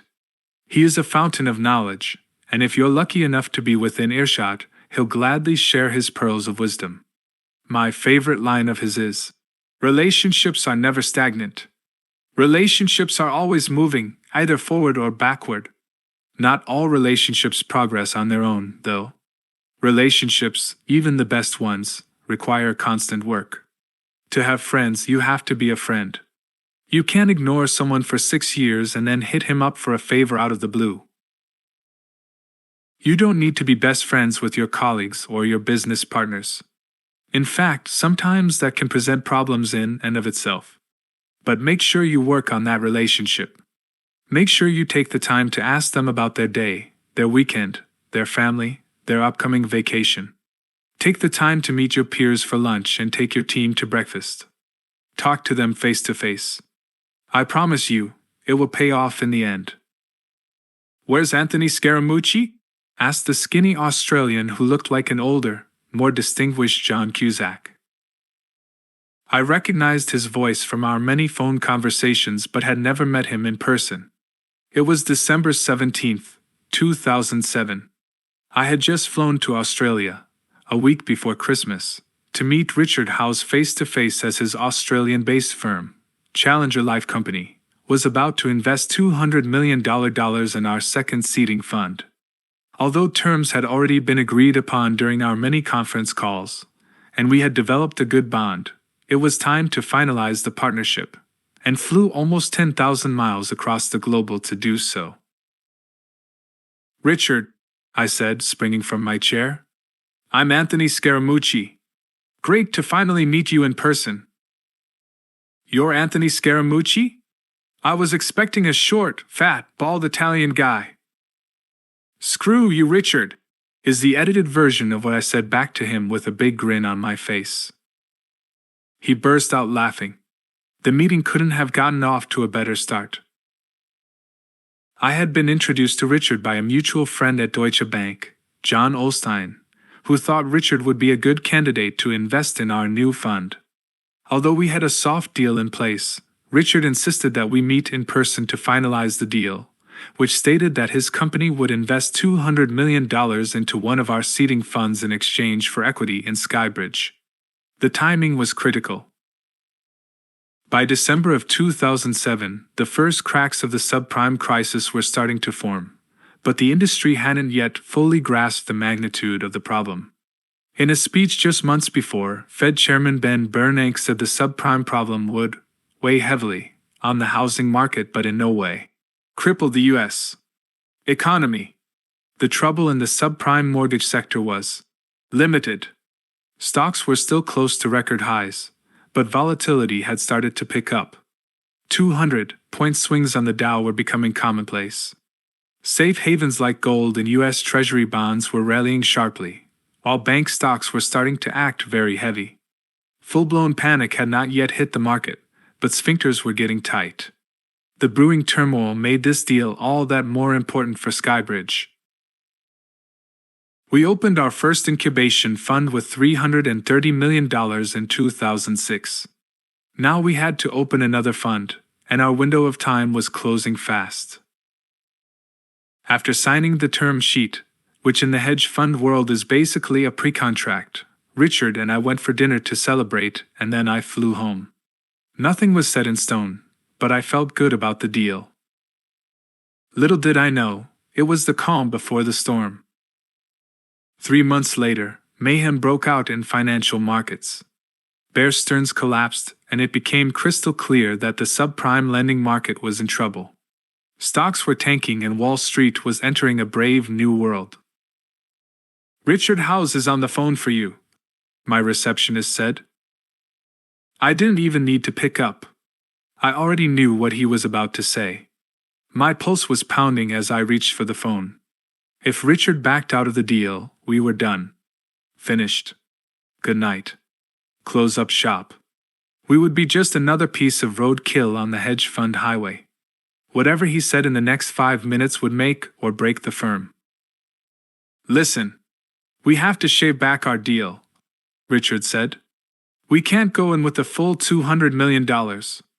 But I'm still committed at $100 million. It was a blow, but not a fatal wound. While half of the original agreement, $100 million, was about $100 million more than I expected given market conditions. "Richard, from the bottom of my heart, thank you," I said. "You are a man of your word." Richard could have easily backed out of the deal, and in the process, ended SkyBridge, or at least how it was configured. All we really had was a handshake and signed term sheets. His loyalty and integrity blew my mind. Banks and hedge funds were failing all around us, but nothing was more sacred to this man than his word. A piece of advice: if you find people who you can trust on a handshake, count your blessing and keep them close to your side. They are the people you want around you when the bombs go off. They are the people who honor a deal under imperfect circumstance. Richard was one of the most stand-up people I had ever met, and thank God he was the one on the other end of that deal. It's easy to have partners when things are going well. It's when things get tough that true character and real friends reveal themselves. 2 days before we closed on the deal, I was at the last MLB All-Star game at the old Yankee Stadium. The game went into extra innings and didn't end until well after 1 a.m. It was a tight, well-played game, with the American League pulling off a victory in the 15th inning. But even I, a big baseball fan, could barely focus on the field. I kept looking around the stadium at all the people seemingly unaware of the economic crisis. Global financial markets were on the brink of collapse, yet thousands reveled in the distraction of a great celebration in the house that Ruth built. Despite my faith in Richard, I wasn't ready to breathe a sigh of relief until the $100 million hit our accounts. The money arrived from down under a couple of days later, but it still felt like a shallow victory. 2 short months later, the world of finance was really imploding, with major financial institutions falling victim to the credit crunch. Lehman Brothers filed for bankruptcy, and Merrill Lynch was the recipient of a $50 billion buyout by Bank of America. The already hemorrhaging Dow plummeted and lost an unprecedented 499 points in just one day. There was full-blown panic. While the world was watching Melissa Lee and Dylan Ratigan anchor special coverage on CNBC, I was getting on a Qantas flight back to Australia. For the second time in just 1 year, my business was on the brink of collapse, and the same guy held our fate in his hands. When I booked the flight a few months before, the original goal was to do more marketing with Richard and his team. However, it quickly morphed into another effort to meet face-to-face with my new partners and not only reassure them about their new $100 million investment, but to also make sure they knew we weren't giving up no matter what happened in the markets. "Richard," I said to him over dinner with bloodshot eyes from my 24-hour flight, "the good news is your money is in cash right now, so you haven't lost a dime. Give me a year and let's see if we can turn this around." "We're not redeeming. I'm with you," he replied. "Thank you, Richard. We will work tirelessly to make sure this works out for you and Challenger." Well, the fund ultimately failed. We allocated capital too soon into the sell-off and suffered modest losses. As investors were skittish, redemptions also poured in. However, Challenger's $100 million bought us time, allowing us to survive. Richard's $100 million commitment to SkyBridge became the lunar module from Apollo 13. When all of the astronauts made it home safely, NASA called the mission a successful failure. The same can be said about this deal. While it was never used for its intended purpose, it ultimately allowed the team to remain intact, long enough to enable us to hop over the rabbit hole and reinvent our business. Because Richard's commitment guaranteed him a 10% stake in SkyBridge, the story turned out well for him after we closed the deal for Citigroup's fund of hedge funds business and started churning out good performance. After the deal closed, I called him up. "You probably thought you got bagged by some fast-talking Long Island Italian salesman." "No way. Listen, you guys never embarrass me. It's a great team." The lesson of this story is simple. There's nothing as important as meeting face-to-face in order to establish strong interpersonal relationships and partnerships. In a world of smartphones, LinkedIn, Twitter, Facebook, and Snapchat, nothing comes close to the value of a handshake, in-person dinners, and face-to-face meetings and conversations. That's what makes for great, long-lasting partnerships. Chapter 9. Negotiating need not be war, leaving. Money at the table. Many of life's failures are people who did not realize how close they were to success when they gave up. Thomas Edison. When most people think about negotiating, they are uneasy because they're anticipating something unpleasant.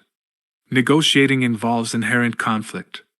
The starting point, after all, is that you want something at the expense of the person with whom you're negotiating. Negotiations to buy a house or car have relatively straightforward dynamics. Here is the price at which I'm willing to buy, here is the price at which I'm willing to sell. We can try to find a suitable compromise, but if we can't, then we'll just go our separate ways. However, when you're negotiating a business deal, partnership, or salary, the dynamics become much more complex. Negotiating a partnership, for example, can result in mutually beneficial outcomes. The higher the stakes, the more strategic you need to be in your approach to negotiations. Movies have romanticized the business of negotiation. I'll let you in on a little secret. Most negotiations don't happen at a 60-foot table on the 50th floor in a smoke-filled room. They're less dramatic. They also happen fast, so if you don't have a plan in place, you're going to end up on the short end of the stick. The most important tactic in a business negotiation is to never view the person on the other side of the table as your adversary. If you can arrive at a sensible compromise, aligning your goals with direct communication, it doesn't have to be a zero-sum game. There are 3 basic approaches to business negotiations. The hammer and chisel approach. One strategy for negotiations is the hammer and chisel approach. It's the old-school tactic that is probably familiar to you. With this approach, you try to extract every ounce of surface value out of the negotiation. Apply relentless pressure and intimidation until you get what you want. Every dollar counts, and every percentage point counts. The tactic is common across all industries and careers. I can't stand it. People who thrive in hammer-inches of negotiation are hardwired for conflict and predisposed to enjoy psychological warfare. Their ability to get one over on someone validates their existence. If you're tempted to take this approach, step back and look at the bigger picture because you would most likely be better served by a softer approach. In fact, people using this tactic are sometimes rich but always miserable. Roger Fisher Model. Roger Fisher is the late, great Harvard Law School professor who taught the Harvard Negotiation Project, an incredible class I had the pleasure of taking. He also wrote Getting to Yes, the best-selling book that I still use as a reference guide today. He took an analytical, objective approach to negotiating. The Fisher model explains how to remove the positional bargaining aspect of a negotiation and instead build a matrix of your wants and needs, as you try to find intersections with the person across the table. The 4 pillars of his approach were to separate people from the problem, focus on interests, not positions, invent options for mutual gain, and insist on objective criteria. Before entering into any negotiation, you must always determine what Fisher called the best alternative to a negotiated agreement, BATNA. Essentially, your BATNA is your backup plan in case your negotiating partner tells you to kick rocks. If you're negotiating to buy a Toyota Camry that is listed at $10,000, but know you can get a comparable Honda Accord for $9,000, that is your BATNA. What can you fall back on if the other person walks away from the negotiation? Basically, you should be willing to accept any agreement that represents an improvement from your BATNA. In business, you should always work to improve your BATNA. Never get backed into a corner where you're desperate, or else your negotiating power will be greatly diminished. The most powerful takeaway from Fisher's class, though, is that whenever possible, negotiations should be about creating winning outcomes for both parties. I took the course as a third-year Harvard Law student, and his teachings became a beacon that I have followed in handling negotiations and business throughout my career. How many points are you winning and how many points are you giving up? It was basically game theory approach, and for those who don't feel the need to express their manhood in the boardroom, it can be very effective. The Lee-Koshing approach. While Roger Fisher's negotiation principles have had a major impact on my career, at SkyBridge we subscribe to the Lee-Koshing philosophy. This approach is perhaps the trickiest, but most rewarding approach to negotiating. It's no coincidence that the man who taught it to me, Lee-Koshing, is the richest man in Asia, with a reported net worth of around $30 billion. He rose from humble beginnings, having left school at age 15 after the death of his father to work in a plastic company. But after a lifetime of hard work, today his companies comprise 15% of the value of the Hong Kong Stock Exchange. He's known in Asia as Superman, largely for his vast personal network. Some call him the Warren Buffett of the East. Perhaps Warren Buffett should be called the Lee-Koshing of the West. I first met him when I started Oscar Capital and was looking to raise money. Moses Sang, a dear friend of mine, set up my first meeting with Lee-Koshing. The first thing Lee asked me was for my opinion of the market. I was truly surprised at the line of questioning. I mean, what did some 35-year-old asset manager have to offer the great Lee-Koshing? The answer is nothing, and instead of rambling about recent news, I instead replied with a question. What are the keys to your success? What lessons have you learned that I can apply in my own life? The request clearly surprised him, but not in a "who the hell is this kid?" kind of way. On the contrary, he was very eager and happy to pass along his knowledge. After taking a couple of seconds to think, he told me the most important theme in his life has been his willingness to be a contrarian. When others were fearful, he was greedy. When others were weak, he was strong. When others were panicked, he was calm. Sound familiar? The Warren Buffett of the East indeed. While Lee continued to explain his core philosophy, another message started to appear between the lines. Always leave money on the table for your partners. Creating partnerships and getting like-minded people to pull in the same direction is the smartest way to build a fortune. Not only will you be successful, but you will be happy. If you allow your partners to benefit handsomely from every deal, they will always come back and want to do business with you. There will never be a shortage of opportunities. The man who tries to squeeze every last nickel is never truly happy. There is a reason why so many rich people are miserable. There is a reason why some people have seemingly everything they could want in the world, but will tell you that they have nothing. For some it can never be enough. You can see it sometimes when you first meet them. They start out by telling you their balance sheet. They have a burning desire to win at all costs. Do you know why? Because that person leaves the table, often with the extra nickel, but then hates himself for not asking for 2 nickels. He will never be satisfied, no matter how many coins he has to rub together. I first wrote about this philosophy in Goodbye Gordon Gekko, but find it important to emphasize once again to all entrepreneurs. The message is clear: be ready to create value for the person on the other side of every negotiation. It will make the business venture more successful, while creating the necessary goodwill to move forward. In other words, when you enter negotiations, have goals beyond simple metrics. It's not just about winning. It's about creating a bond of trust and forging a symbiotic relationship. Interpersonal relationships are way more valuable than money. They are the central axiom to our existence. You don't need to be a Chinese real estate tycoon to understand the need for a collaborative approach. It's about assessing a situation and erring on the side of generosity. To use a metaphor from my Italian heritage, it's about growing the size of the pie, not about fighting over the size of your slice. One of the keys to negotiation is that you want to get the other person to return to the table to do business with you. During the financial crisis, Warren Buffett employed a Lee-style mindset when he invested $5 billion into both Goldman Sachs and Bank of America at a time when investors were still scared to touch financial stocks. The deals were beneficial to all parties. Buffett was able to purchase high-yielding preferred shares and stock options at rock-bottom prices, and the banks got the reputational boost needed to convince investors the firms weren't going out of business.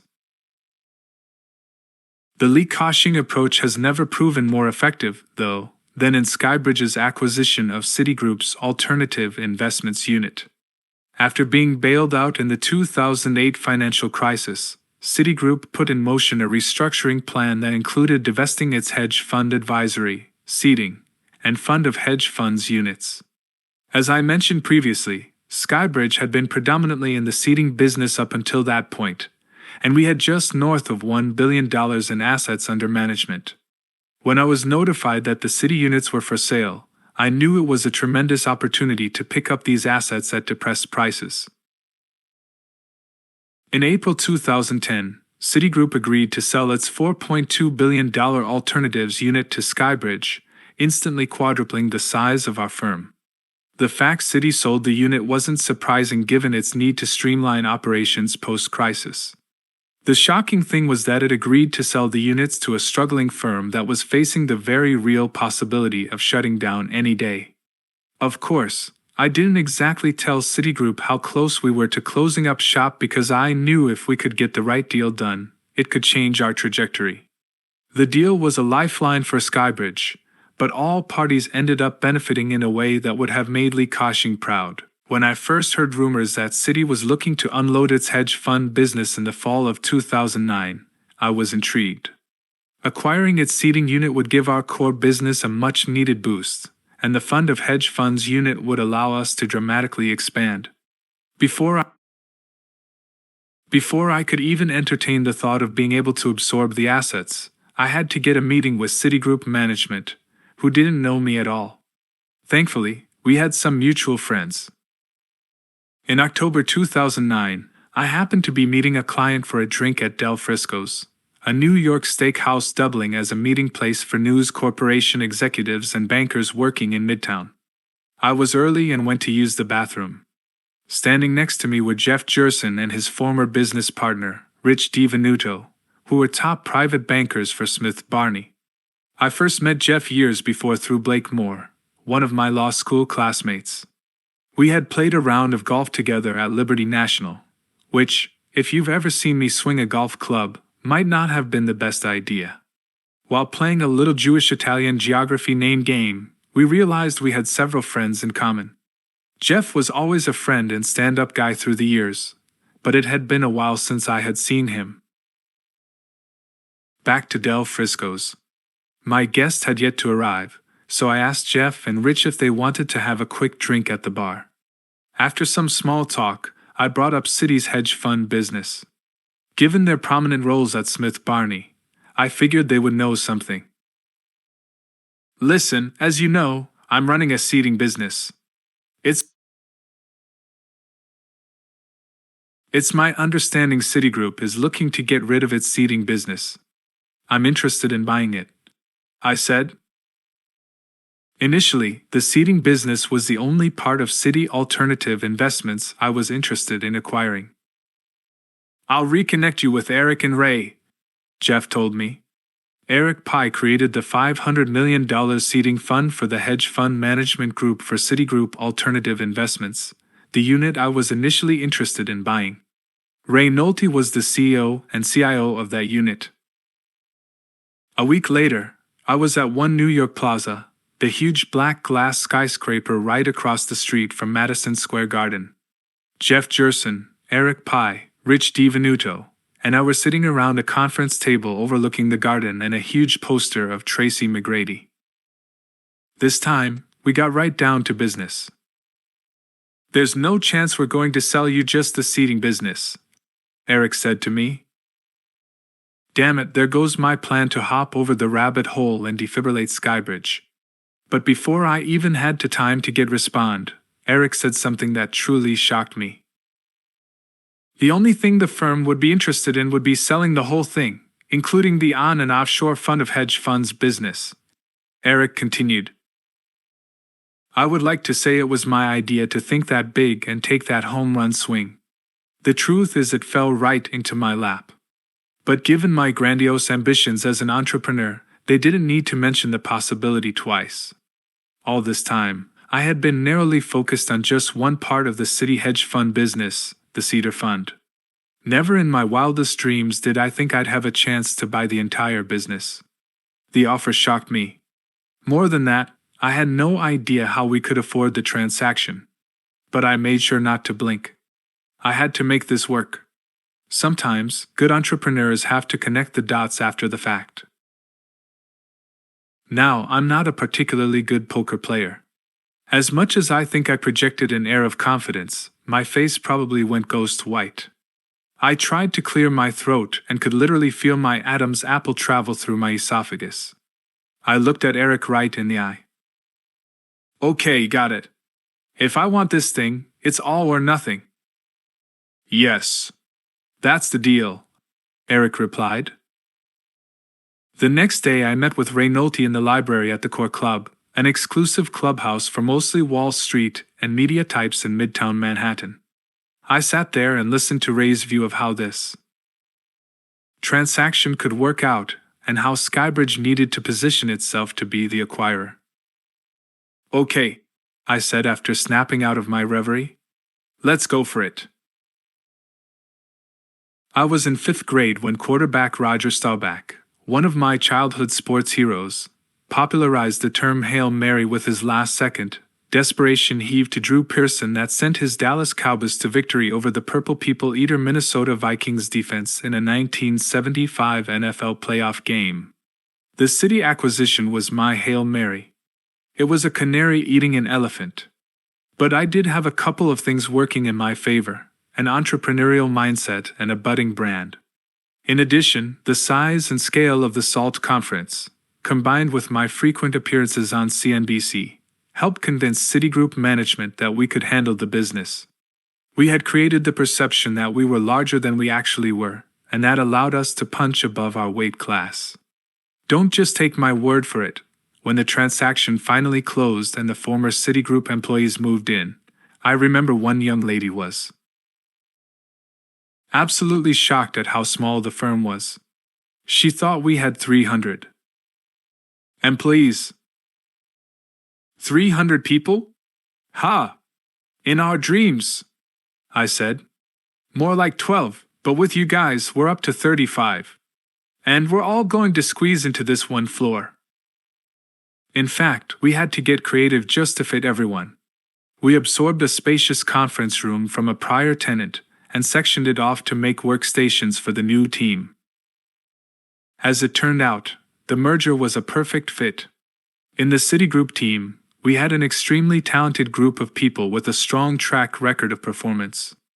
Our SkyBridge team was very skilled in marketing, sales, and brand development. Our core competencies complemented each other perfectly, and the chemistry was terrific right from the start.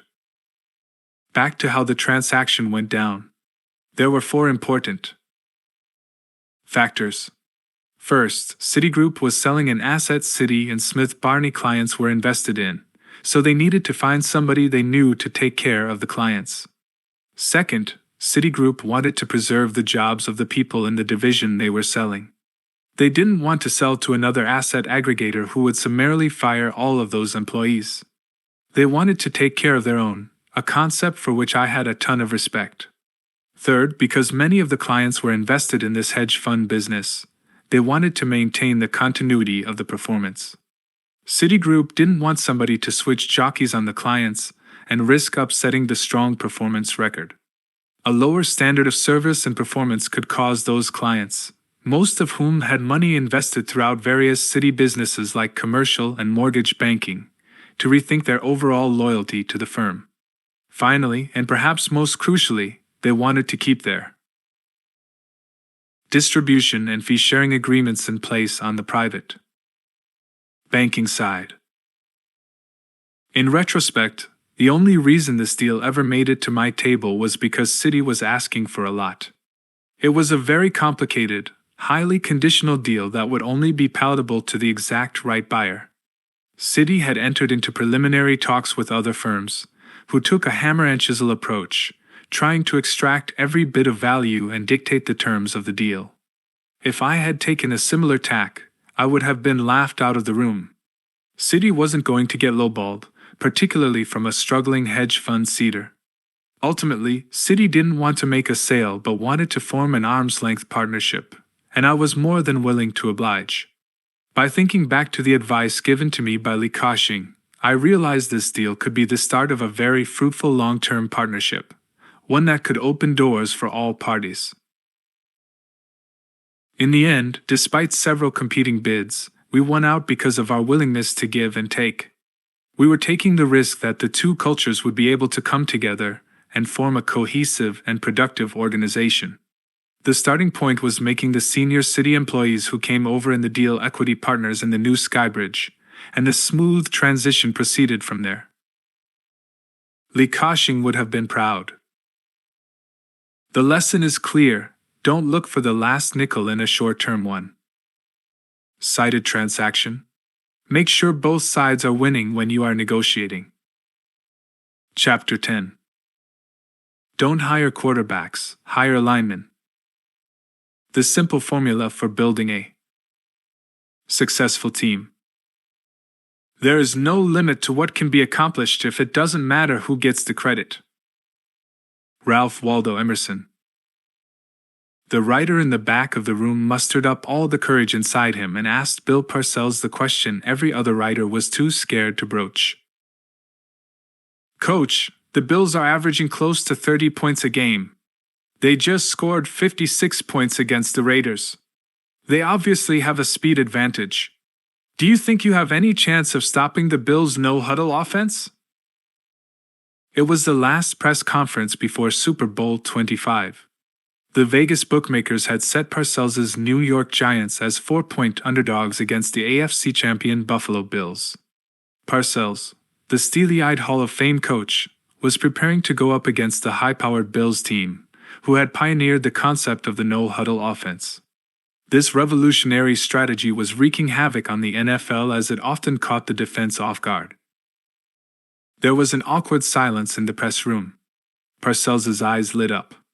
And for the first time all afternoon, he revealed his pearly whites. Parcells didn't respond verbally at first, choosing instead to let the audacity of the question marinate in the press room for a few moments. Then his smile got bigger, and his eyes appeared to almost pop out of his head. You see, Parcells lived for these moments. He loved it when people doubted him or his team. He relished the opportunity to prove the world wrong. If you can physically dominate, he said, that's difficult for any opponent to deal with. Parcells was confident because he knew something all great coaches know. The best teams are greater than the sum of their parts. Think about the great Giants teams of the late 1980s. Sure, they had Lawrence Taylor and Phil Simms, but they never had an offensive player lead the league in any category. In fact, the year they beat Buffalo to capture Super Bowl 25, they did it without Simms. Jeff Hostetler filled in, and their leading rusher, J. Anderson, rushed for fewer than 800 yards. So, how'd they do it? Teamwork. Parcells and Bill Belichick, then the defensive coordinator of the Giants, made sure their players were in the right spot at the right time. The G-men may have been slower than the Bills, but they turned their weaknesses into strengths. They couldn't outrun the quicker Bills, so they ran over them. They held on to the ball, controlling time of possession. They didn't commit turnovers. They played as a team. Of course, they were fortunate to see Scott Norwood's last-second 47-yard field goal sail wide right, but they made their own luck by working as a team and rowing in the same direction. Building a business is no different. In business, you can take a team of modestly intelligent people and achieve more than the work of a group of extremely smart individuals pulling in different directions. The key is putting together a team with complementary skill sets and a collective spirit. You need people who don't care who gets the credit. Your job as a leader and entrepreneur is to assemble these teams and put people in a position to succeed. At SkyBridge, we have a ton of talented and smart employees, but we are successful because the team achieves more than the sum of its parts. Our team is a fraction of the size of many firms who manage less money because everyone at our company is willing to pitch in where needed. When the SALT conference comes around, every member of the SkyBridge organization offers a contribution. We're lean and we're mean, and there is no task beneath us. The best companies reward people who can be selfless at the top and are willing to subordinate their egos for the betterment of the team. Success requires an understanding that championships can only really happen with a well-rounded, self-sacrificing team. Derek Jeter understood this throughout his career. As a result of insecurity, some of his teammates never did. Gain the trust of the people around you and help create an organization that is greater than the sum of its parts. Here are my most valuable guidelines for building a winning team. Soap and deodorant. The first thing I like to do is get people close. Physically close. I'm a big believer in handing out bars of soap and deodorant because you're going to work right next to your colleagues. In fact, you're going to be on top of them.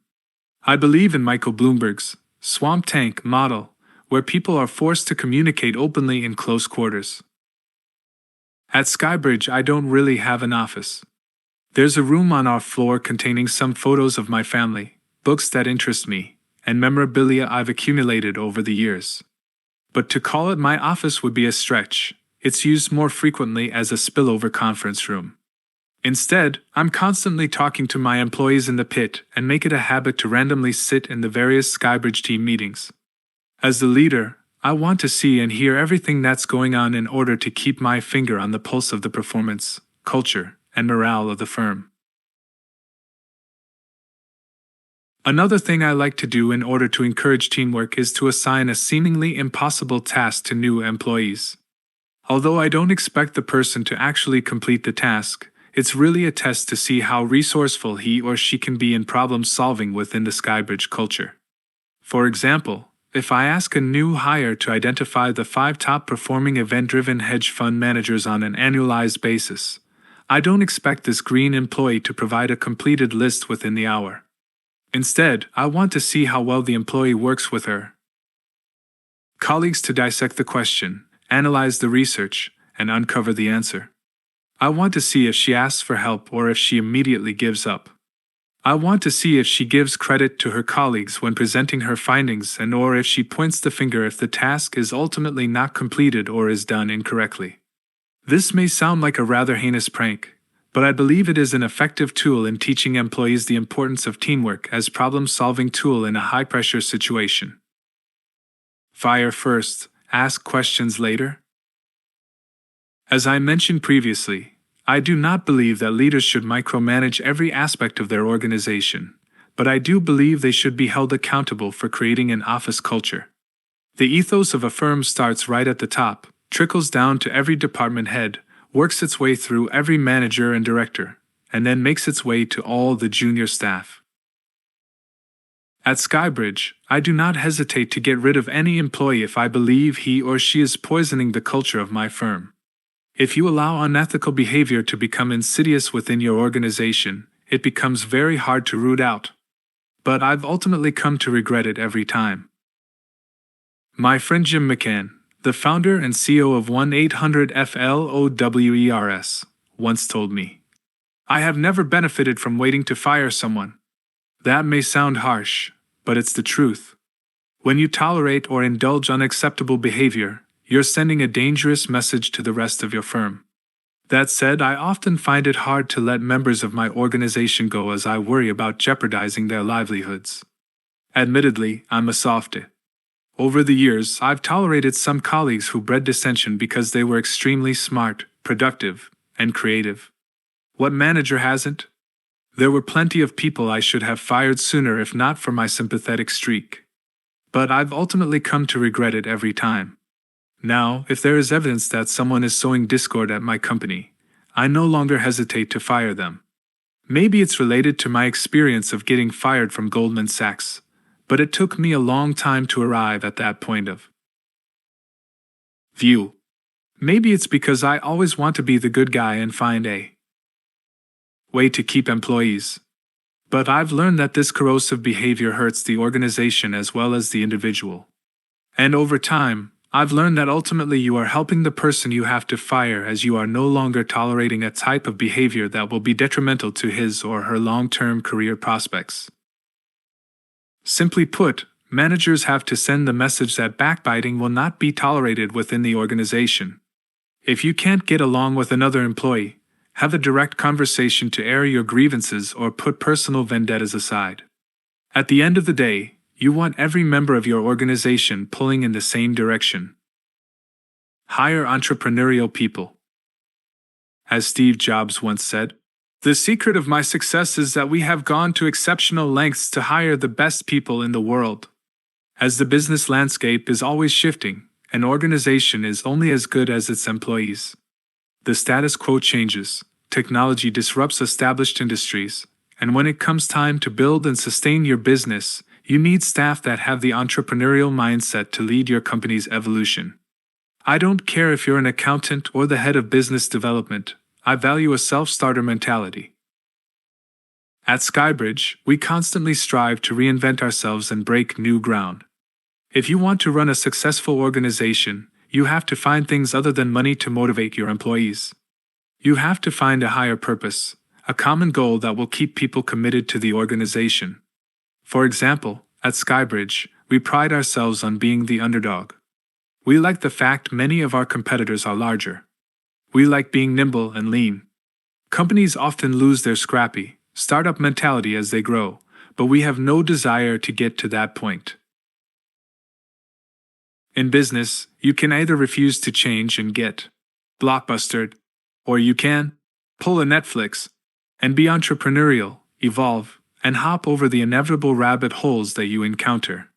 You can stubbornly resist change or reinvent the way you do business. Netflix used to mail DVDs and now its streaming service accounts for nearly a third of the nation's broadband usage. In the coming decades, more media companies will come along to disrupt the status quo, and Netflix's survival will depend on management's ability to instill an entrepreneurial culture, composed of staff who are willing to adapt and evolve.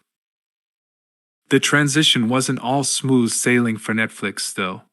How was Netflix CEO Reed Hastings able to get his team to buy into his vision when the stock was tanking and being targeted by short sellers? He was able to articulate to his employees that their work was bigger than a paycheck.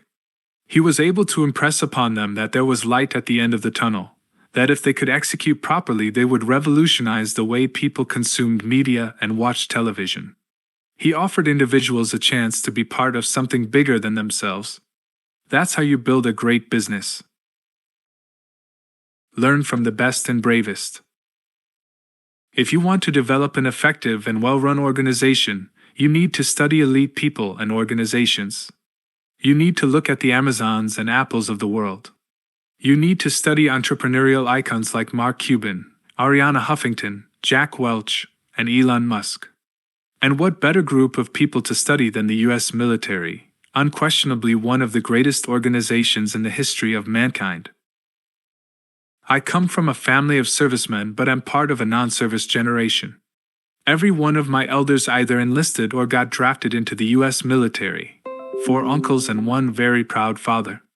Their generation didn't view service as a sacrifice, they viewed it as duty, something every American does. It was part of life, much the same way college is part of life for many people today. For my generation, the mentality was different. The closest I ever came to serving was signing my draft card back in 1982 when I turned 18. I never thought of doing the Reserve Officers Training Corps ROTC. The draft had ended.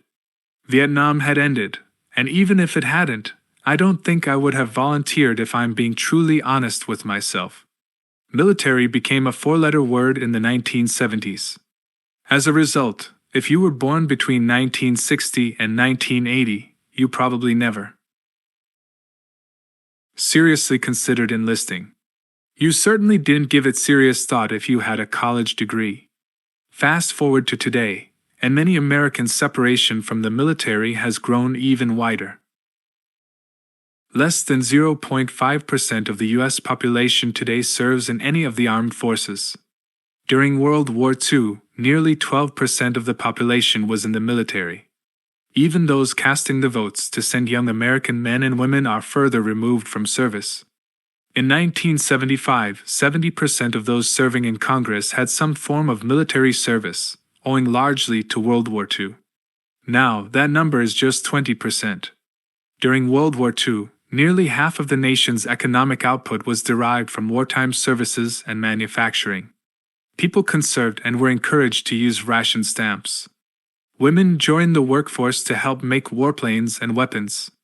Rosie the Riveter was revered. General Motors cut back on making automobiles for consumers so it could supply the military with jeeps and trucks. Everyone put aside their differences and came together as Americans to fight a common enemy. Could you imagine these types of sacrifices today? War is something most people talk about, but many don't truly understand the gravity of war. Of course, we pay armed service men and women obligatory lip service. We salute them at ball games and talk about the real heroes. But as a society, we can do more for our best and bravest Americans. In fact, a lack of gratitude has begun to permeate our entire society. This is a mistake, not just from a values standpoint, but also a business perspective. I learned this firsthand through my experience with the Business Executives for National Security, BENS. BENS is an outstanding organization that allows business leaders to offer their expertise to the military in efforts to rebuild war-torn areas.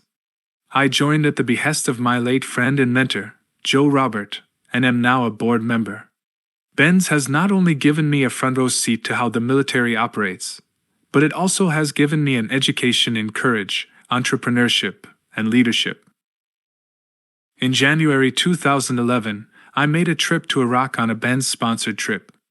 I'll admit, I was terrified. We were there on a press junket that included a stop at Baghdad University to talk about entrepreneurship. We were led by retired 4-star General Montgomery Meigs. I learned about the casualty rate. I learned about the sectarian violence. I learned about something called ISIS, well before it became an international story 3 years later. The trip was eye-opening, to say the least. After the tour, we retired to our quarters in the green zone. I was restless, so I decided to fit in a workout.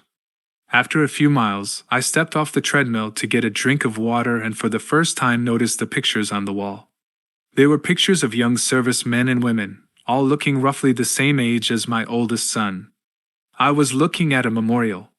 It broke my heart. Service members embody moral exceptionalism. They are trained to run toward the gunfire and into burning buildings.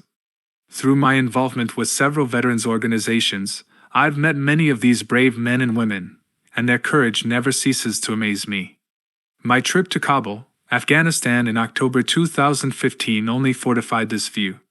We are blessed to have these men and women serve our country. I'm an unapologetic patriot, and I truly believe these American servicemen and women are the greatest people in the world. The love they have for their country, the pride they take in their work, and the selfless way they think about service is astounding. And they possess every single trait a business would want in an employee. Complete subordination of self for the benefit of the team and mission? Check. Physically and mentally prepared beyond anything you could imagine? Check. Calm and assertive in the face of adversity? Check. Willing to make great sacrifices for the sake of a greater good? Check. I can't imagine a better model to learn from in order to build a great business and foster a culture of collaboration and teamwork. Chapter 11. Person to person, from management to corporate citizenship. A leader is best when people barely know he exists. When his work is done, his aim fulfilled, they will say, "We did it ourselves." Lao Tzu, Chinese philosopher. If you are interested in learning about the United States during the golden years, I encourage you to pick up a copy of The Man in the Gray Flannel Suit. You'll get a sense for an America of white shirts, thin ties, blue and gray suits, wingtips, and corporate conformity. Because post-war corporations were chock full of returning soldiers, a command and control philosophy was effective and accepted. At that time, the United States had very little competition for world economic domination, having seen most of the developed world decimated by the horrors of World War II. Essentially, the United States was a global manufacturing monopoly at a time when demand for goods was exploding. The powerful combination of increasing supply and demand created real wage growth and the rise of a financially secure middle class. People took pride in living a modest life. If you had a small home, car, TV, and home-cooked meals, you were living the good life. With all that was going on in the country, a command and control management style worked well. The rise of technology, however, has made management much more complex. In today's world, newer management principles are now the norm. As I mentioned in Chapter 8, I model my management style after Welch, or Larry Bossidy, one of his protégés, with a DA management style, delegation, empowerment, and accountability. But in order for this style to be successful, you must also seek to create a culture of morality and properly manage the inevitable politics that plague every organization. Delegation. Technology has changed the world at an ever-accelerating pace. In the workplace, internet-based applications have created more collaborative environments and reduced bureaucracy, but many business leaders still insist on maintaining a command and control management style. I call that leadership style the monopolist manager. Monopolist managers are typically insecure, petty, paranoid, and surrounded by yes men. However, they would be better off building the team into a cohesive unit and fostering loyalty, creativity, and commitment. They would be better for mastering the art of delegation. Having a boss is an inevitable part of professional life, but studies show that employees feel stifled by bureaucracy and micromanagement. Accountability is important, but you first have to trust your process to find good people and then delegate essential roles, responsibilities, and tasks to them. Obsessive managers believe nobody can do a job better than they can. Great managers accept that they have to delegate to get things done. The regimented soldier-like mentality does not apply. Empowerment. Ronald Reagan had a brass plaque on his desk in the Oval Office that said, "It is amazing what you can accomplish if you do not care who gets the credit." When I first read this quote in Fortune magazine in the mid-1980s, I scoffed at the notion. I was jaded by experiences from my early career when I saw the most cutthroat and brown-nosing people get ahead. I didn't have the stomach to become that type of person, and their success, frankly, bothered me. As I got older and became a business owner, I finally started to understand the true meaning of this saying. True leadership requires personal subordination. As Lee Iacocca, who pioneered the development of the Ford Mustang and then took Chrysler from the brink of bankruptcy to become a global powerhouse, once said, "I hire people brighter than me and I get out of their way." In other words, you have to put yourself in the position of facilitator. People need to know you care about them, and that goodwill will translate into good work. True empowerment requires trust and personal subordination. The SALT Conference, again, is a great example of how we apply this philosophy within SkyBridge. In addition to being our head of business development, my partner, Victor Oviedo, is effectively the CEO of SALT.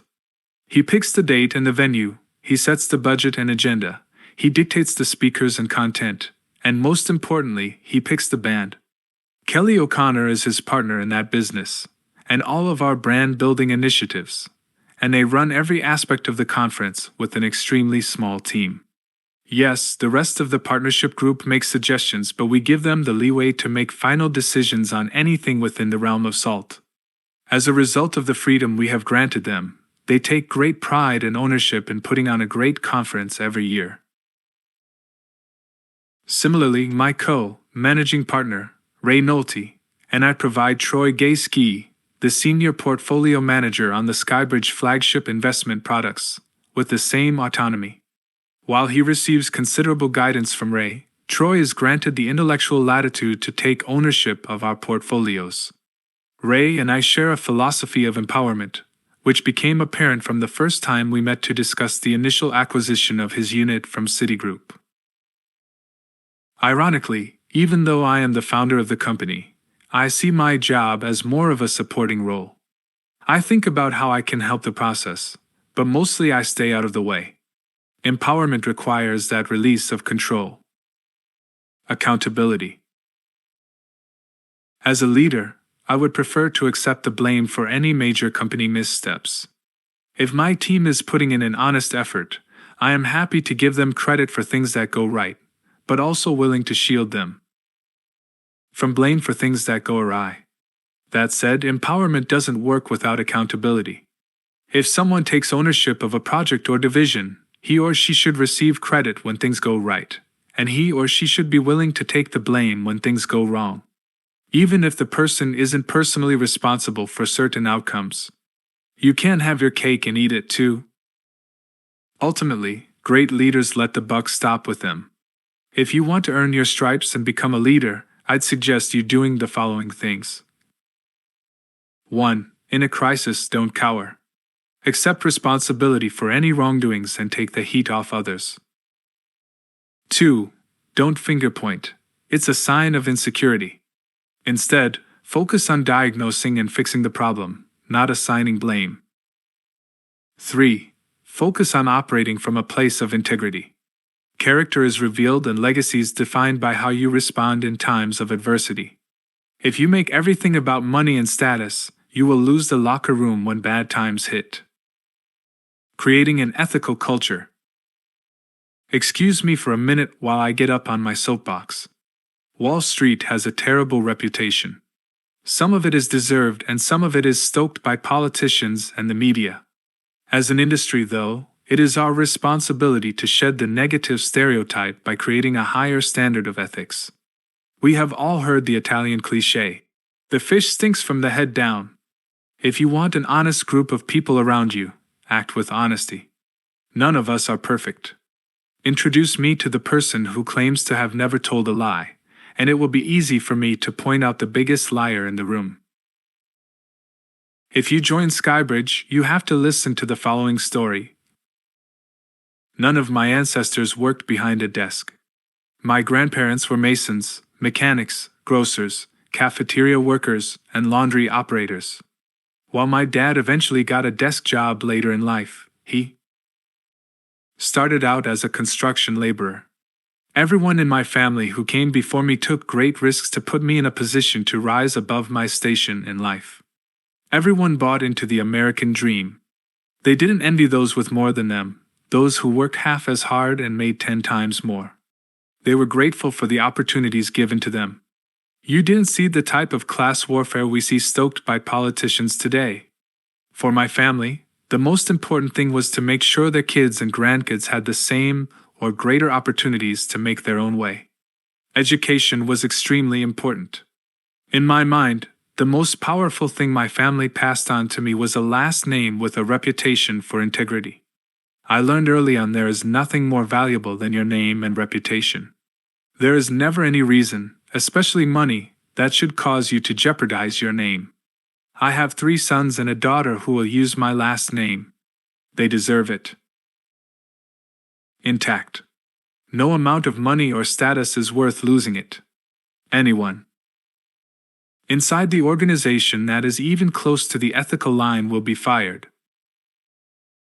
I tell this story to all my employees to help guide their professional, and even personal, conduct. And I also give them the same message about the SkyBridge name. The firm has never received a bad mark from regulators, but it takes only one bad act to tear down a reputation that took a decade to build. There is no gray area here. Cross the line and you are finished. Politics and perceptions. I want my organization to have 0 politics, I told my dad. A place where there are open lines of communication and people don't get bogged down in petty sniping. I was still naive enough at age 32 on the eve of starting my own business to actually say something like that. My dad looked at me and laughed. If there are more than 2 people in the room, you have politics. I have never heard a truer statement in my life. Whether you're in a large corporation or a small family business, you will encounter politics at both the top and the bottom. One-on-one relationships don't have politics. 2 people communicate directly. But when you bring an additional person into the mix, the nature of that relationship automatically changes. In a group of 3 people there are in effect 5 relationships, those between the individuals and a collective one. The more people you add to the mix, the more permutations and friction. The driving force behind most politics within an organization is insecurity. When people are not doing their jobs, or doing their job poorly, they worry about colleagues finding out. They strike preemptively to make other people look bad and to deflect attention from themselves. The result is a workforce of employees doing whatever it takes to protect their own ass, rather than working together for the common good. All organizations, both big and small, have politics. It doesn't matter if you work for a large organization like Disney or a local diner. You are never going to be able to root out backbiting and insecurity at all levels of your institution, but as a leader you must foster a culture of open communication, transparency, and teamwork by implementing the DA management style. Remember, conflict is not the same thing as politics. Conflict is healthy. It means people are communicating and holding each other accountable. Problems arise when people surreptitiously undermine each other. Talking behind someone's back breeds distrust, which kills any semblance of collaboration. The key to fixing the culture within your organization boils down to 3 Cs: command, control, and collaborate. Politics are inevitable but can be minimized if you create an environment where people feel empowered, productive, and secure. At SkyBridge, we have a kiss down, slap up philosophy. I surround myself with people who challenge and question me. Debate is healthy in the workplace. Passionate disagreements are the lifeblood of an organization. As a leader, allowing people to question you sends an important message to the rest of the organization that nobody's ideas are infallible and constructive feedback is essential for development, scalability, and success. President Lincoln was famous for bringing adversaries into his cabinet. It helped him become a better leader. He surrounded himself with a diverse set of opinions and voices. Too often in corporate America, CEOs and leaders surround themselves with yes men. That said, once a decision is made, as a teammate, you need to support the process. Here are 3 simple rules that you can follow to stay above the fray and avoid the pitfalls of politics. Rule 1. Don't take anything personally. While I was at Stanford University showing my son the campus, I noticed that companies were setting up tables to recruit students for jobs and internships. There were rows of tables, each with a corporate logo and a very clean-cut representative in a finely tailored suit. They were all giving out business cards and trying to explain to these future masters of the universe why they should join their company. All the big banks and law firms were there, plus dozens of tech companies. Amid the group, I spotted a competitor of SkyBridge accepting resumes. I told my son to go over to the table and act as if he were interested in learning about the firm. Right when the recruiter was about to give him collateral, he would say that he was going to take a job at SkyBridge. I admit it was kind of juvenile. I suggested that Victor join him, but he had to wear sunglasses to cover the wrinkles around his eyes. My son's execution was flawless. He acted eager to learn about the potential job and asked engaging questions. About 15 minutes later, the recruiter leaned into him and asked, "Hey, can I send you some information about our firm? I think you'd be a great candidate." My son, acting as flattered as possible, politely declined and said, "I'm thinking of taking a job at SkyBridge Capital. They've made me a pretty good offer. Do you know their founder, Anthony Scaramucci? He's fantastic." "Fantastic?" the recruiter replied. "He's the guy who's always going on TV pretending to know what he's talking about. The guy's a douchebag. You don't want to work for him." My son immediately burst out laughing, shook the recruiter's hand, and came back to me. "Dad, you're not going to believe what he said." He laughed uncontrollably. "He called you a douchebag." "No way," I laughed. "That's hysterical." 10 years earlier, being called a bad name would have bothered me.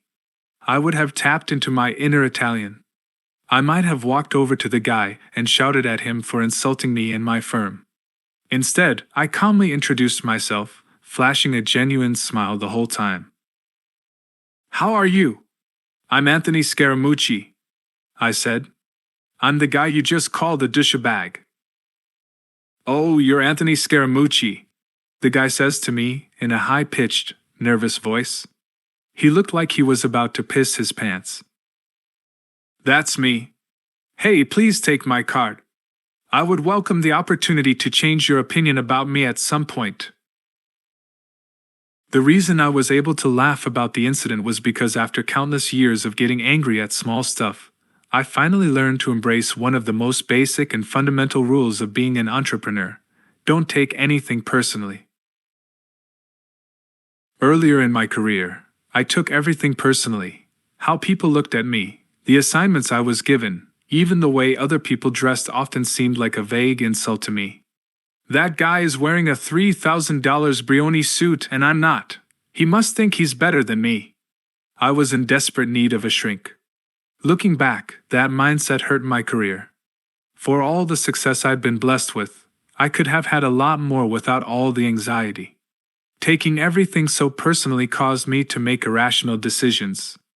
It took me over a decade to develop a sense of self-awareness. Don't make the same mistake and waste that valuable time. That's why I am sharing these stories with you, to wake you up. It is actually painful to be this revealing, but if sharing my shame will help you to minimize your self-doubt, then it will have been worth it. Never be intimidated. We are all the same. If you're going to make a dent in the universe, you're going to have to survive a few barbs. Steve Jobs never felt the need to be adored, and now neither do I. More than once I've been ripped apart by bloggers and reporters. One particular instance really bothered me. If you want to read it, it's still at the top of the Google search results if you search my name. The day the article came out, I was headed to the Lupus Foundation annual luncheon with the New York Jets. I was sitting at owner Woody Johnson's table with Donald J. Trump. Sensing my downtrodden demeanor, Mr. Trump turned to me and asked me what was going on, as he had never seen me this way. When I told him about the article, he said, "Look, it comes with the territory. You are gaining a high profile, which means it's time for people to start shooting at you. Buck up. Big deal, you were raked over the coals a little bit. So what? It has been happening to me for over 30 years. I laugh at the hit pieces now. The sooner you build up your resistance, the better." He was right. Since that moment, I have tried to ignore the verbal buckshot and the social media screeds. I admit I'm still not completely desensitized, but the occasional negativity doesn't bother me nearly as much. At first, this can be a hard rule to follow because much of what goes on in the workplace feels personal. After all, it becomes hard to separate the professional from the personal as you spend so much time in the office and build so many relationships. All the while, you are competing for promotions, raises, and bonuses against the very people with whom you are supposed to collaborate. It's an environment inherently ripe for conflict. As a result, people are going to say and do mean things. You have to accept that there are going to be people out there attacking you, but you can't let it affect your own behavior or ethics. Worry about the things you can control and accept the things you cannot. Take your own work ethic and character personally, but don't live or die by what other people think about you. Rule 2. Avoid the cabal of negativity. Misery loves company, and within an organization, few things bring people together more than complaining about their bosses and their colleagues. Although it seems easy to fall into the trap of bad-mouthing your peers and gossiping about other employees, don't let yourself succumb to this sort of negativity. I like to call people that fall into the cabal of negativity the proletariat gripers.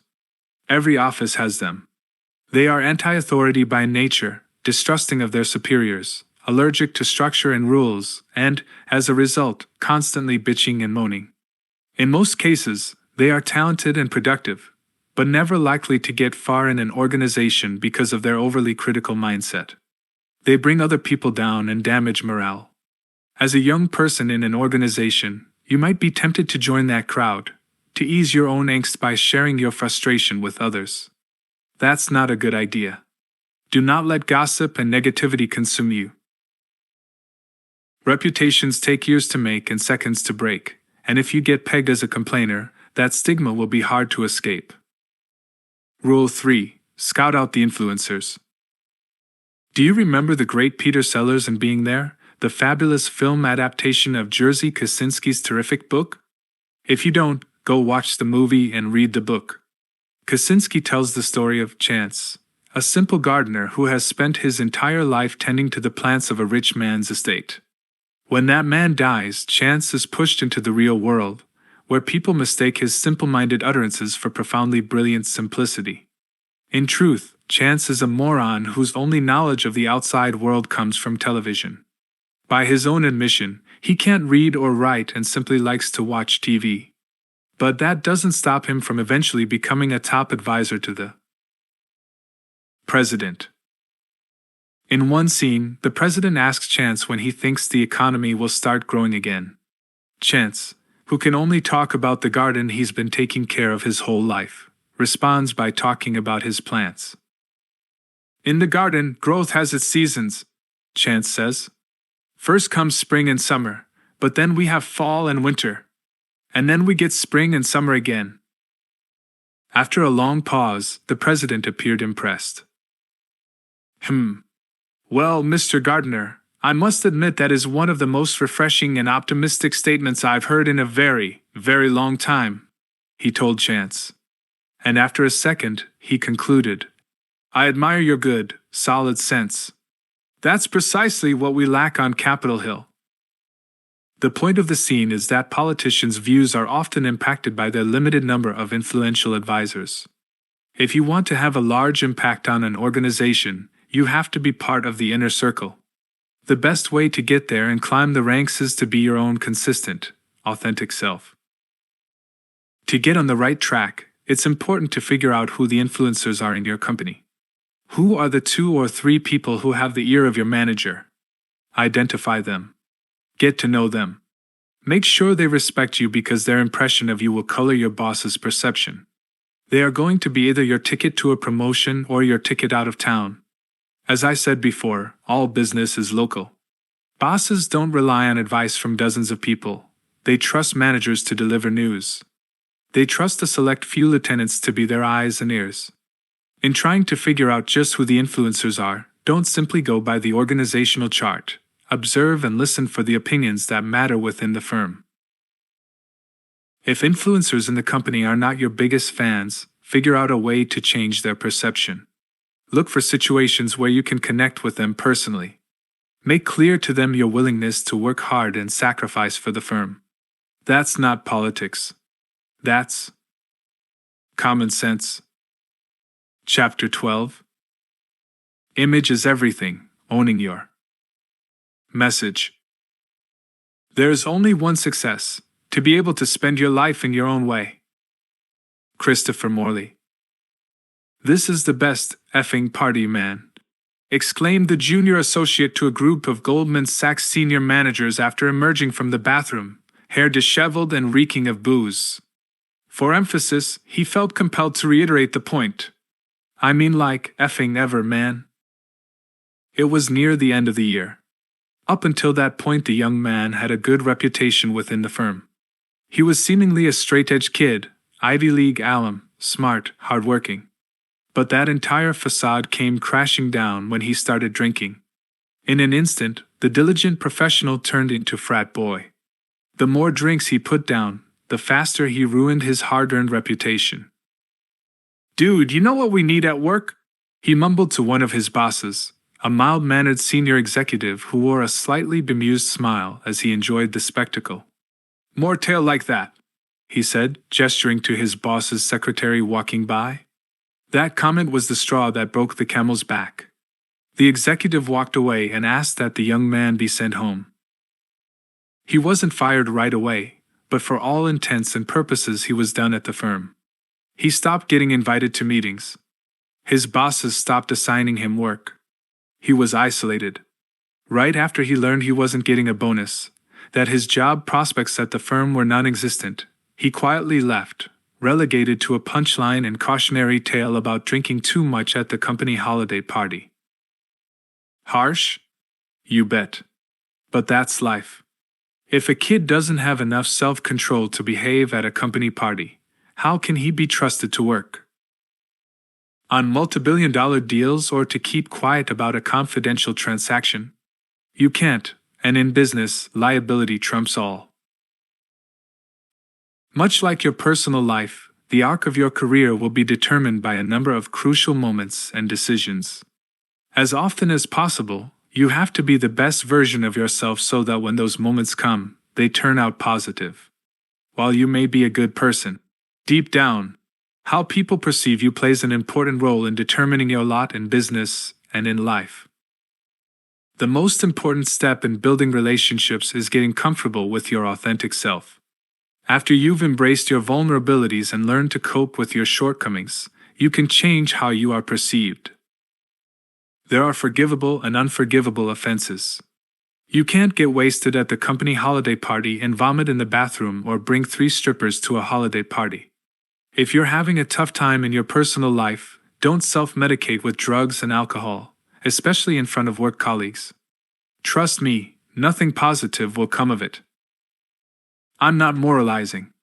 I've made plenty of mistakes in my life. But keep your dirty personal laundry out of the company hamper.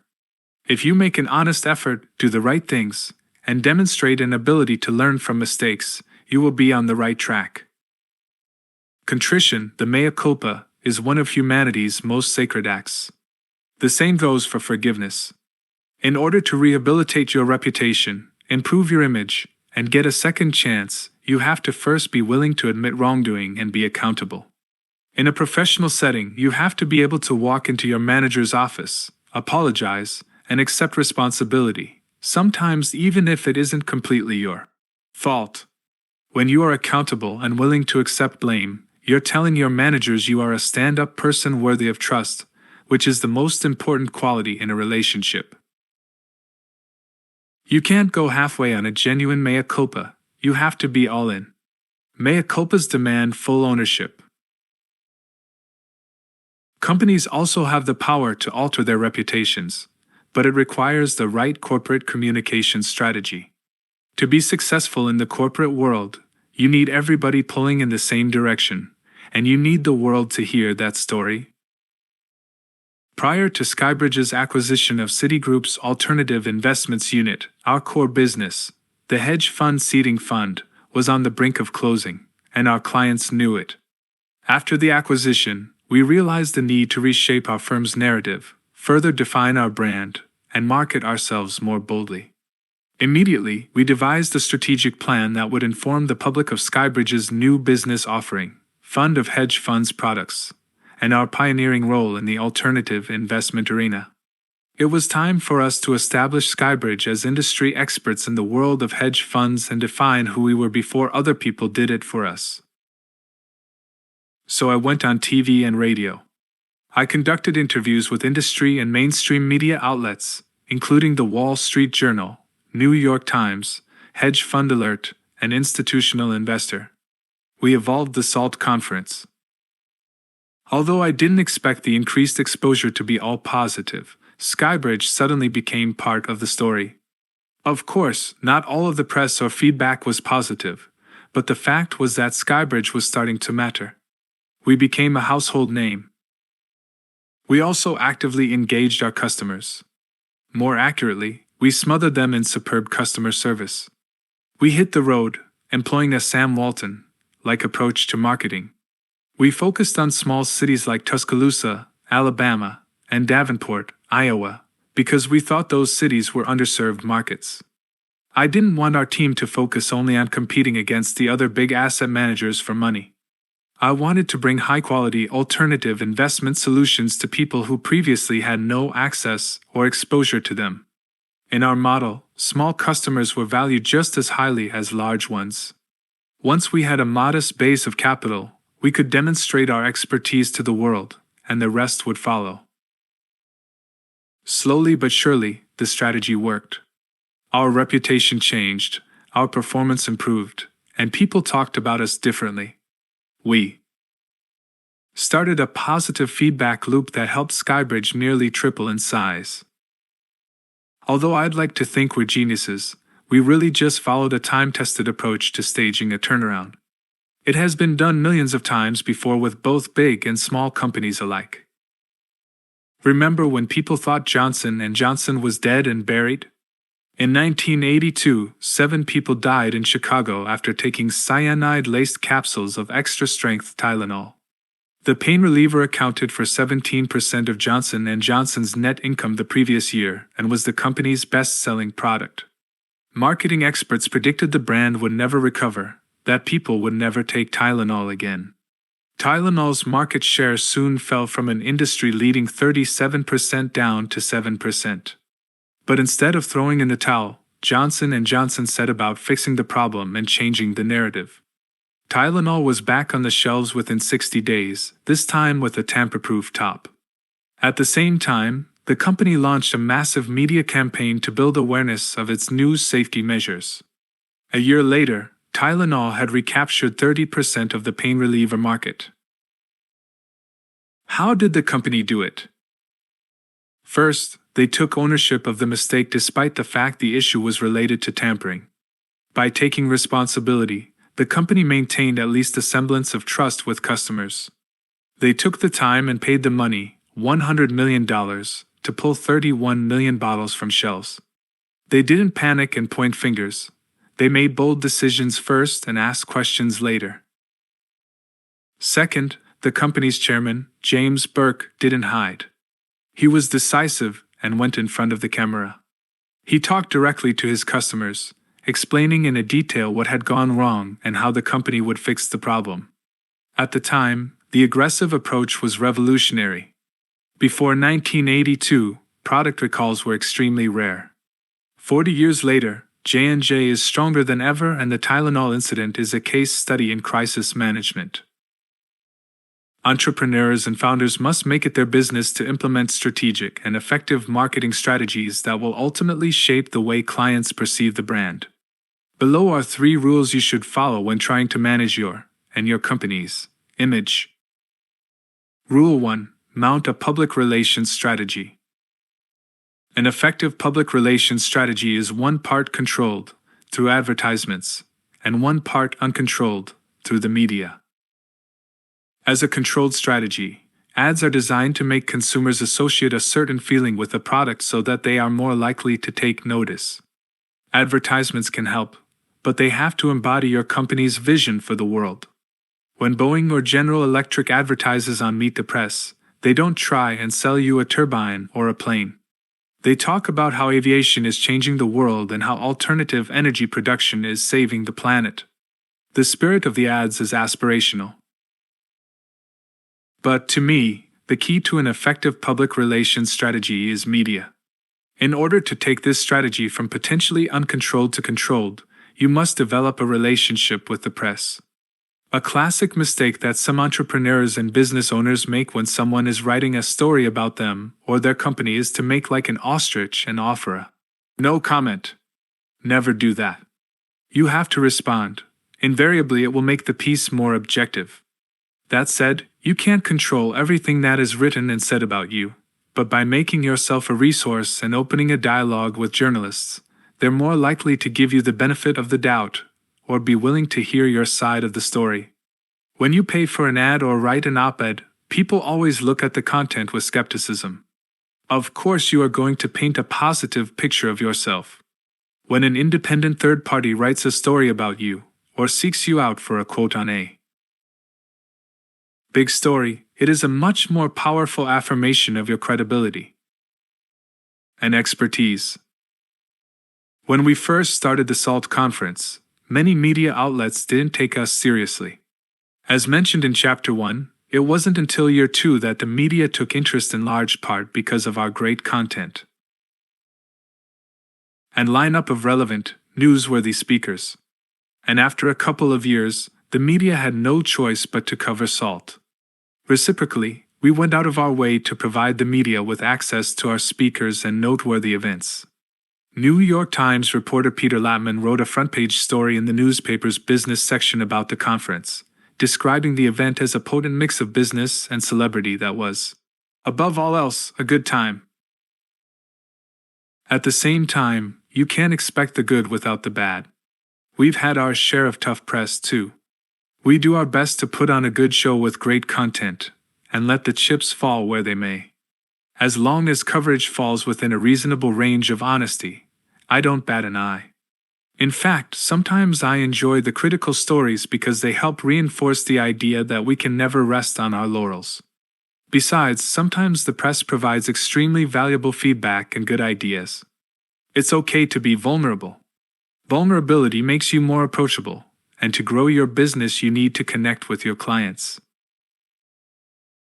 Has our media strategy been solely responsible for our firm's growth? Of course not. But has it been an important part of our formula? You bet. Rule 2. Build a culture of communication. Outspokenness will generate a good amount of press, but to truly scale your business you need to build a culture of communication and hire a team that is committed to this initiative. It's beneficial to have a balance of personalities within an organization. At SkyBridge, there are obviously many talented employees who handle our back office, and even brilliant members of our investment team who aren't public figures. But you should have a team of people within your organization who are able to get out and tell your story. In the past decade, the growth of the internet and digital media has dramatically changed the asset management industry. The competition for assets and standard of performance has never been greater, and the trust from clients has never been more fickle. To gain and maintain market share, you have to maintain constant communication with current and prospective clients. You have to shape the narrative around your company because if you don't, your competitors will do it for you. That means taking the time and spending the money to travel across the country meeting in person with investors big and small. That means leveraging things like social media to communicate. The world has changed. You have to be your own advocate. You have to bring your message to the market using whatever method makes the most sense. Rule 3. Have killer customer relations. Forget the 24-hour news cycle. Today, we live in the 24-hour surveillance cycle. Between cameras and social media, every person in the world has the same production and distribution capabilities as a major media network. As a result, your business is just one tweet, one Facebook Live video, or one Snapchat away from oblivion. An airline stewardess makes a racist remark that's caught on camera, and the next thing you know, people are boycotting the company. Say the wrong thing at an off-the-record political fundraiser, and you better believe it will find its way onto the internet. Social media also raises the stakes of customer service. Piss off the wrong customer, and you could face a tsunami of public backlash. At SkyBridge, we pride ourselves on customer relations. In many cases, we devote double the resources of our competitors to customer relations. Still, we could always be doing a lot better. The world has become too small and too flat to tolerate shoddy service. Even with all our efforts, we still get things wrong. Donald Porter once said, "Customers don't expect you to be perfect. They do expect you to fix things when they go wrong." That applies to most people and is true in most walks of life. Chapter 13. Networking, Sprezzatura, and being your authentic self, the keys to building relationships. There is no royal road. You've got to work a good deal harder than most people want to work. Charles Wilson.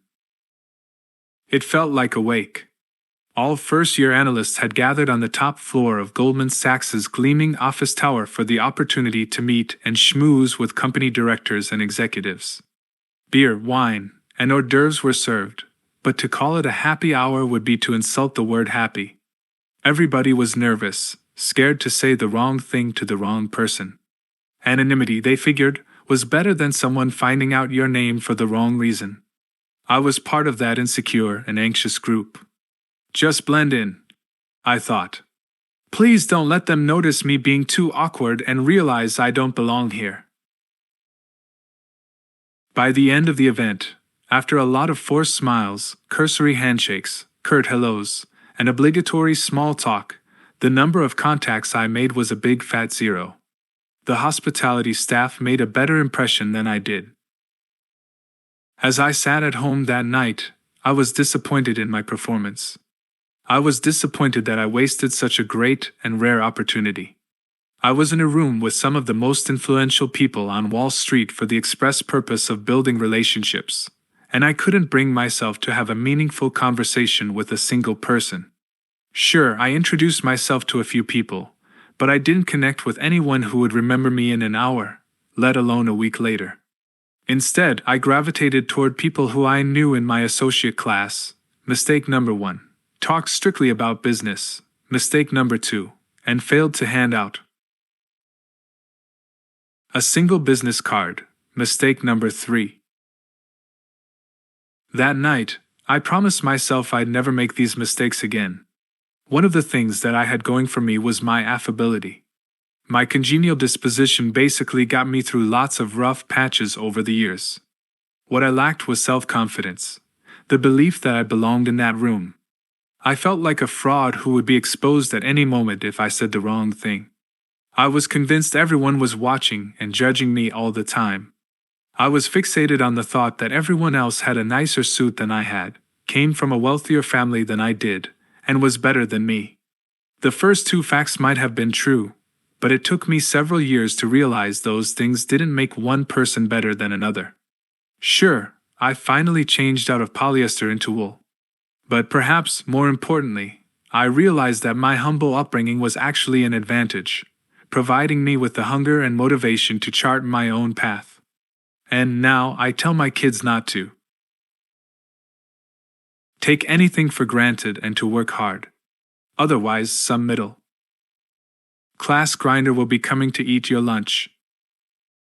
In hindsight, the networking opportunity one wasted that night was a blessing because it served as a wake-up call. I wasn't done making mistakes in my career, but no longer would I fall short for lack of trying. There is no skill more vital to an entrepreneur than networking. I owe everything I have built in my career to my ability to forge genuine, reciprocal relationships. Networking opens doors, both personally and professionally. If you're not networking, making new relationships and building upon existing ones, you're doing a general disservice to your career. Networking needs to be as much part of your routine as brushing your teeth. Even the nicest house or car needs regular maintenance, or else they will deteriorate. And, after a while, networking becomes second nature. For me, building relationships and helping people is the most enjoyable part of my career. Especially in a world where social media has all of us focused on Facebook rather than on FaceTime, your ability to connect with people on a personal level will differentiate you from your peers. Once you get to a certain age and stage in your career, what matters most is who you know and what you've done lately. Strong personal relationships are also more durable than business-only relationships. When you can humanize yourself and open up to someone else about your vulnerabilities, the person is much more willing to trust you. That said, networking should not be approached as a way to get something out of another person. It should be viewed as an opportunity to make an exchange, which doesn't always have to be symmetrical. By getting to know someone, you figure out what they truly want and how to make yourself a valuable resource. Of course, networking isn't easy for everyone. The less practice you have and the longer you put it off, the more intimidating it becomes. For many people, it doesn't come naturally. Although it's okay to be more introverted, a failure to step out of your comfort zone and form relationships will come back to haunt you personally and professionally. Fortunately, there are several simple steps you can take to make the networking process easier. Train yourself to go first. When I was in that room at Goldman, I kept waiting for people to come up to me. As a defense mechanism, I avoided eye contact for fear it would spark another awkward conversation. I didn't want to face rejection, so I rejected other people first. Looking back, I realize how childish that view was. The truth is that in any situation where you feel uncomfortable, most of the other people in the room are probably feeling the same way. Most people play it safe in an effort to avoid making a bad impression, and in the process make no impression at all, which is a mistake. Break the cycle. Force yourself to do something uncomfortable. Find someone in the room, go over to the person, and introduce yourself. Keep it straightforward. I'm Anthony Scaramucci. I work in equity sales. It's really nice to meet you. After a firm introduction, everything gets easier. The person will likely be grateful you made the first move, and you can begin to build the foundation of a relationship built on trust and reciprocity. Don't talk business. If you're starting your own business or getting hired by Google, chances are you excelled academically at a good school and/or distinguished yourself in another way. When you get in a room full of your peers, it's easy and natural to gravitate toward topics on which you have shared experience. The problem is conversations about work rarely allow you to build the kind of personal relationship that will grow and last. Even in settings outside the workplace, it's better to drive the conversation away from business. By simply being at the same ballgame, or at the same bar table, you've tacitly acknowledged the desire to build a business relationship. But for that relationship to move forward, you will have to develop a level of trust that can be cultivated only by more personal dialogue and interaction. In order to build that camaraderie, I encourage all entrepreneurs to follow the following 3 steps. First, think about setting. Meeting someone in a conference room while you're both wearing suits isn't as valuable as meeting them at a bar, cafe, or Mets game where the conversation can be more relaxed. Second, the conversation should be meaningful, but lighthearted. The last thing someone wants to hear at a Knicks game is how you're growing your regional sales figures. It is a place to lament the fact the Knicks haven't had a real point guard since the Carter administration. Whatever you choose to discuss, try to find common ground. Third, the best way to forge a business relationship is to ask for advice. People love offering expertise, and people feel good about helping other people. When you ask someone for advice, you're tacitly acknowledging them as an expert in a field or subject. That in itself makes them feel good. Someone who is made to feel good is more likely to help you. Put yourself in a positive state of mind before you enter a room. After I wasted that golden networking opportunity at Goldman Sachs, I realized the problem had been my mindset entering the room. I psyched myself out for no reason, viewing the occasion as a source of anxiety rather than excitement. Before you enter a situation that you perceive as stressful, there are mental exercises you can do to reverse your psychology. Repeat positive affirmations to yourself. I belong here. I have worked hard to get here, and this is the beginning of a long, successful career. I am in control of my own destiny. I am extremely fortunate and grateful for the opportunities in front of me. Studies have also shown that even just forcing yourself to smile can translate into a more positive mindset. So can physical movement. Get up and walk around during the day. Work out in the morning if you have a big day ahead. You may think you can fake positive energy, but people have a sixth sense. Just like you can only build lasting relationships if you act like your authentic self, you can only make a positive impression if you give off an authentically positive energy. If you become known as a positive person who gets along well with people, colleagues will gravitate toward you and view you as an influencer. Follow up within 2 days. As a rule of thumb, I usually try to contact someone within 2 days after we meet. If you wait a week or more, you let the initial connection fade. The follow-up should be simple and to the point. A quick email about how much you enjoyed meeting the individual and an invitation to continue to the conversation. Keep it short and sweet, and never try to solicit business right away. The follow-up email is simply a way to consolidate the relationship, which may or may not result directly in a future business transaction.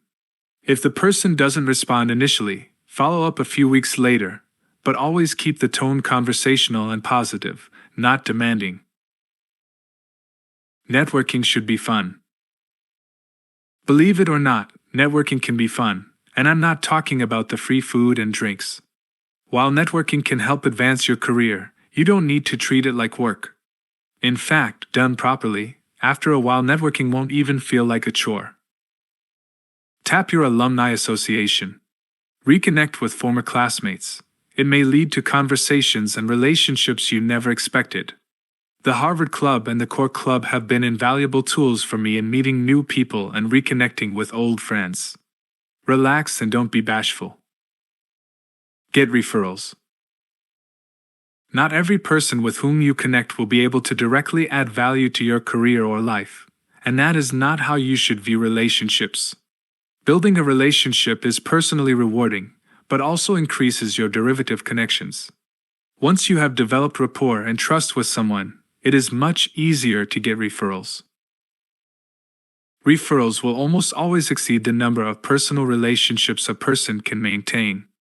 Knowing a lot of people reinforces your credibility and trustworthiness with people you are meeting for the first time. However, it takes time to build a relationship to the point where you can ask for referrals. As with a follow-up email to a networking event, don't immediately solicit business. If you start asking someone you've just met for referrals, he or she will realize your intentions are shallow. This is the worst part of sales, the implied transparency. It doesn't have to be that way. Don't make it a focus, just relax. Only once you have reached a comfort level with someone should you ask the person for referrals. After a certain point, he or she will be more than happy to oblige. If you expect people to provide you referrals, you have to be willing to open up your network too. You should have no problem going first. Never be intimidated. This important rule extends far beyond networking. Believe it or not, I'm actually a shy person by nature. If you've gotten this far into the book, you're probably groaning at that suggestion. The truth is, despite my public persona, I'm most comfortable when reading or writing. I'm most in my element when sitting in a library or study. Being shy isn't a bad thing. I think it comes from wanting to be liked but also from introversion. However, there is a difference between being shy and closing yourself off to the world. I have pushed myself to be more extroverted. In general, I am interested in what people have to say.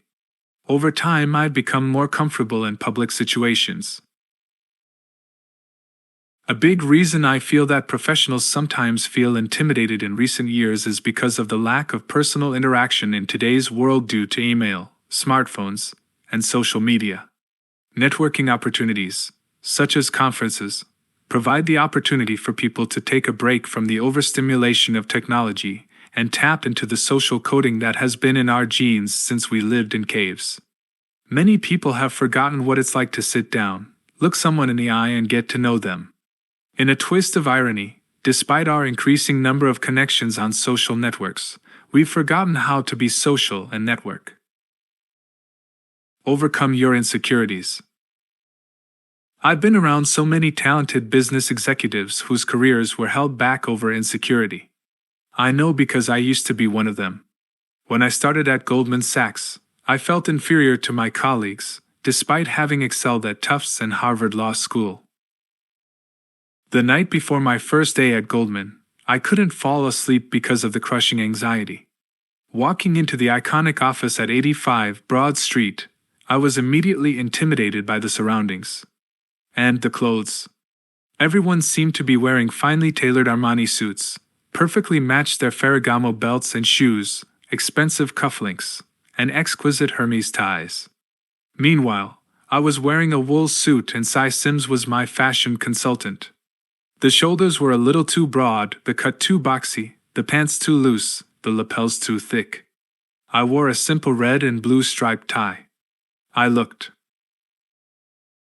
like I just got out of school and grabbed whatever was in my closet, which, in fairness, was exactly what I did. I felt like everyone was staring at me in amusement, when in reality nobody likely noticed or cared. I was fixated on the thought that everyone there was better than me, even though we all went to the same schools and many came from modest backgrounds. And the Goldman partners scared me the most. They had an aura of power, like they were part of the Illuminati. It took me a long time to muster the courage to even put together a sentence in front of these high-level employees. The biggest actual difference between them and me at that point was that I didn't know how to confidently handle myself. I lacked what the Italian classicists call sprezzatura. Originating from the Italian classic The Book of the Courtier, the best way to describe sprezzatura is the ability of a duck to kick furiously beneath the surface of the water while looking smooth and graceful above it. It's an idealistic nonchalance. That's what these guys had, and what I lacked. You would have thought all my fancy degrees would have given me self-confidence, but they didn't. As I mentioned previously, these are painful passages to write, but again, I am trying to reach you, to give you a lesson I wished I had learned long ago. Be confident and positive and things will work out. I know it's a cliché, but it's true. We are all just human beings.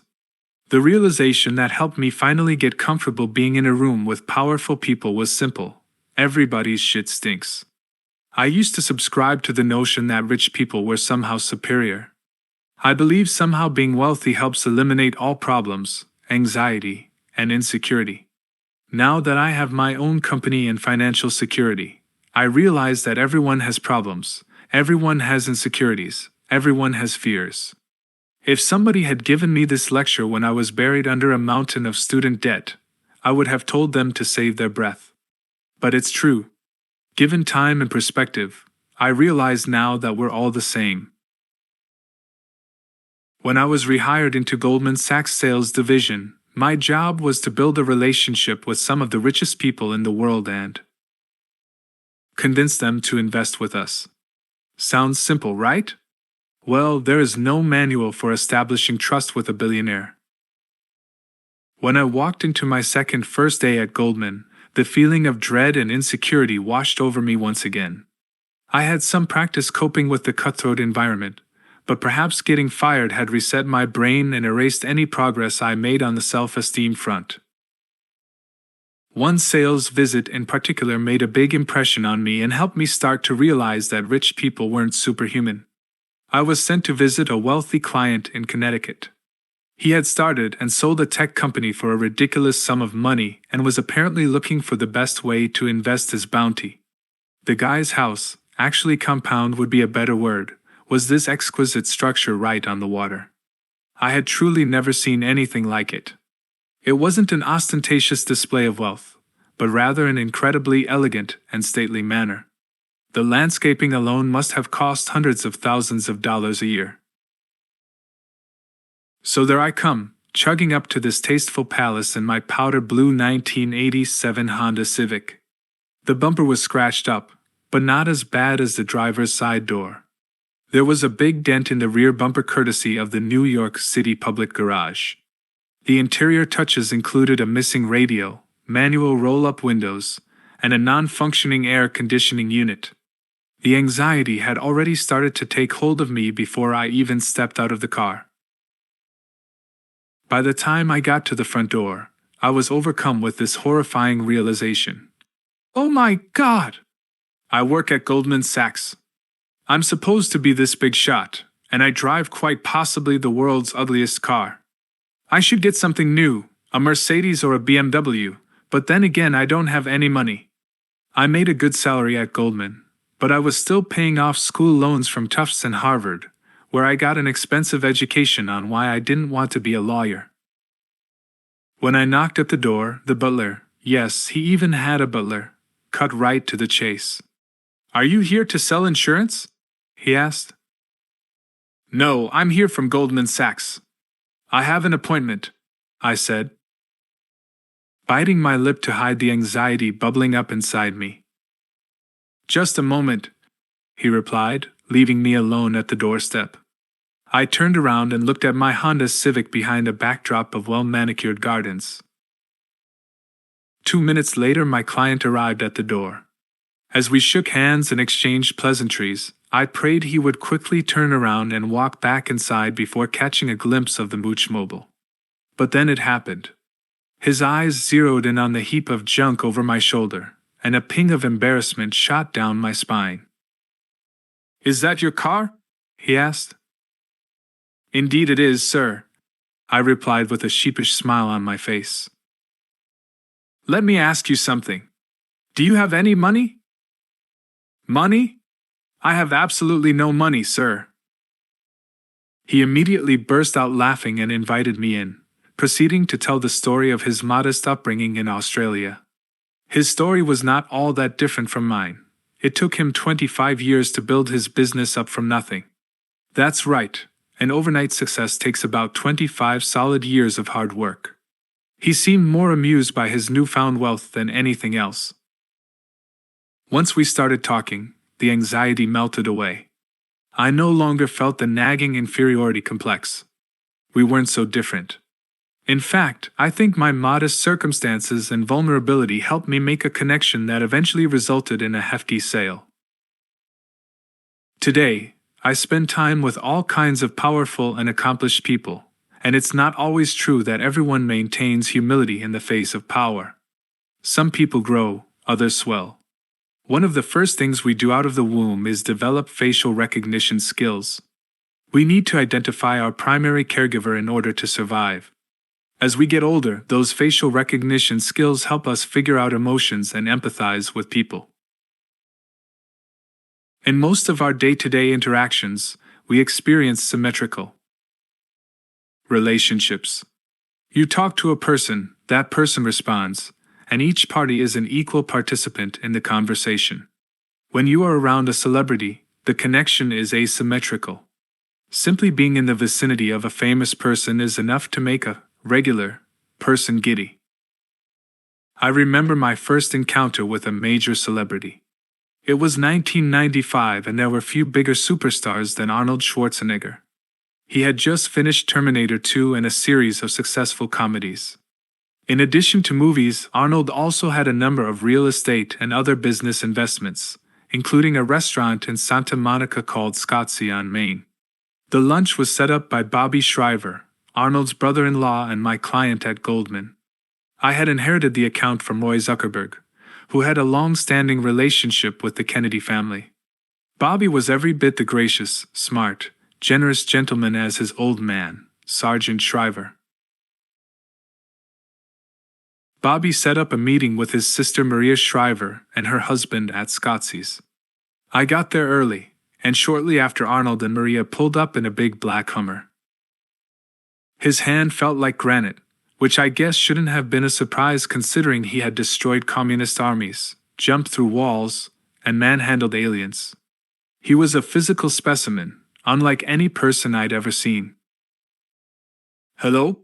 he said in that unmistakable deep Austrian accent. "I'm Arnold. Nice to meet you." Despite his intimidating stature, he was remarkably friendly and outgoing. This was before his stint as governor of California, but I could see why he would become a successful politician. However, in spite of his considerable charm, I was still extremely nervous. Would Arnold like me? Did he find me interesting? Was I just another hanger-on who wanted a celebrity friend? I felt extremely self-conscious, similar to those first few days at Goldman. But there was something else. It wasn't Arnold or Maria, both of whom could not have been nicer or more gracious. It was the fact that I was sitting across from the Terminator, a guy who I had watched on the big screen for so many years. In fact, as he was talking, my mind drifted to the time I saw the movie in the theater. And his familiar voice, imitated by countless late-night comedians, would set me out of my dreamlike trance. It was like an echo, the real voice bouncing up against what I thought it would sound like. Eventually, I settled down. After lunch, he gave me a tour of his office, which was filled with tons of priceless movie memorabilia. We had more in common than I thought. We both came from modest backgrounds and placed an emphasis on never forgetting our roots. In his office, he actually built a replica of his childhood bedroom in Austria. He said it put him in touch with his upbringing, and was often a place he would go to reflect on his life and success. "You can't just think about things, Anthony," he told me at one point. "You have to just do it. I wanted to be a movie star, so I did it." The more time I spent in his company that afternoon, the more my anxiety and intimidation wore off. He was just a regular guy who tapped into an incredible drive and will to succeed. He had discipline. He had passion. He was kind. I felt we shared certain qualities but had simply applied them in different fields. Getting to know Arnold helped me further acclimate to being comfortable with people who I perceived to be more powerful than me. It was years later that it dawned on me that we all have more in common than what separates us. And now when I get approached in restaurants by viewers of my show, I always make a point to talk to them, give them my card, and mail them copies of my books. I am a firm believer in leaving a trail of good karma in my wake. It is a simple rule, just be nice. If you can embrace the fact that people are equal, you'll enjoy life and be more successful. You won't feel intimidated. You'll meet more people. You'll feel more confident, not only in your skills, but also in your ability to make decisions in both your personal and professional life. It's a process. The best thing you can do is take it day by day. Chapter 14. Sell without selling your soul. I'm a great believer in luck, and I find the harder I work, the more of it I have. Thomas Jefferson. Hello, ma'am. I was wondering if you were interested in possibly buying some of these seeds from the American Seed Company. My name is Anthony Scaramucci. I live down the street. You see, these seeds are special. The door slammed shut before I could even start my pitch. I certainly wasn't born a good salesman. At 11 years old, I was nervous, uncomfortable, and insecure, but I had ambition and dreamed of big things. And on Long Island in the 1970s, a sales job seemed the best way to climb my way to the top. One day I was reading a comic book and came across an ad for the American Seed Company. If you sold enough seeds, you could send in your ledger, and the company would send you a choice of highly coveted gifts. I had my heart set on a cutting-edge Casio watch that not only had fancy features like a timer but could tell time in Paris, London, and Tokyo. It might as well have been my generation's iPhone. The plan was simple: sell enough seeds and send in my credits for the watch. The only problem was that I didn't know how to sell. The whole sales process felt wholly unnatural to me. It was like being forced to play the lead role in the school play when you had a fear of public speaking. It felt especially phony because I didn't believe in the product I was selling. I just wanted the watch. Fortunately, my neighbors understood the situation and were generally kind and ultimately helped me improve my sales skills. Once I got more comfortable and let my personality come through, I started selling more and more seeds. Despite securing my coveted watch, which I still have, the experience didn't exactly make me realize sales was my calling. As I got older, I realized there was a certain negative connotation to being a salesperson. When I thought of salesmen, I thought of the self-loathing Willy Loman in Death of a Salesman, or the 4 unethical agents in Glengarry Glen Ross. They were caricatures of overaggressive, immoral hustlers looking to con people. The reason for this negative portrayal is that the career itself is somewhat unnatural. The livelihood of salespeople depends on their ability to sell products, but not every customer may want or need what they're selling. The asymmetry creates a false sense of authenticity because you are attempting to separate people from their money, which creates an awkwardness and, at times, an artificiality to the relationship. However, if selling is done ethically and honestly, it is not a tug-of-war. It is about providing someone with something they may need or want. I love sales. I enjoy selling because when I'm selling, I'm actually not selling. Instead, I am building a relationship. I'm building trust. As Mark Cuban said, selling is not asking, selling is helping others. And that's the secret. Effective and rewarding sales is about building long-term symbiotic relationships, even if there is never a direct financial exchange. It's about avoiding the friction that results from that false sense of urgency and the incongruous nature of the salesman-customer relationship. You don't need a larger-than-life personality to be an effective salesperson. You don't need to stay out all night and drink your clients under the table to close multi-million-dollar deals. You simply need to learn how to build trust with people while being your authentic self. Sales is about relationships. If you master the sales process, you will feel happier, more secure, and more self-actualized. You will be confident that whatever happens in your life, you will find a way to succeed. The trouble for most people is that they often do not view themselves as salespeople. That is a mistake. We all are. At some point in your career, regardless of your position, you will need to sell.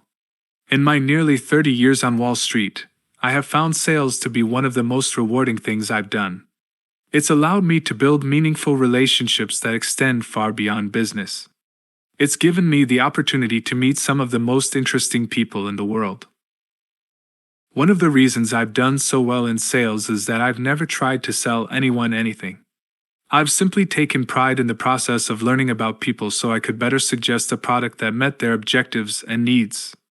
Before ever talking business, I try to find common ground and build a relationship based on trust.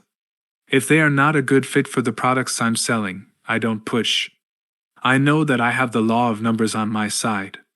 SkyBridge's internal sales training is based exactly on that premise. Be a good person and become a resource to your counterparty. Many professionals are fearful of selling because they are afraid to hear the word no. Human nature is to fear rejection. Both through nature and nurture, we are taught to stop when we hear the word no. In fact, I think no is the most powerful word in our vernacular. However, the best salespeople learn how to take the word no and make it work for them. I'll use an example to illustrate my point.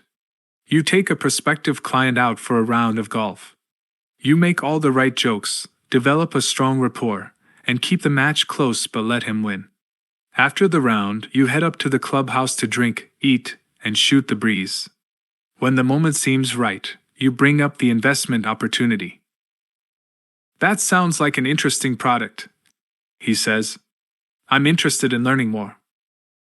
Suddenly, he begins to ask a few inquisitive questions. Your answers are on point. He's nodding his head affirmatively. Now you're getting excited. You have his attention in a relaxed setting, and he seems engaged. You scribble on the back of the cocktail napkin to make your pitch, explaining the reasons why this is the right investment and the right time for him. He seems to be picking up what you're putting down. You even start to count the chickens before they hatch, calculating in your head how much you could make on the transaction.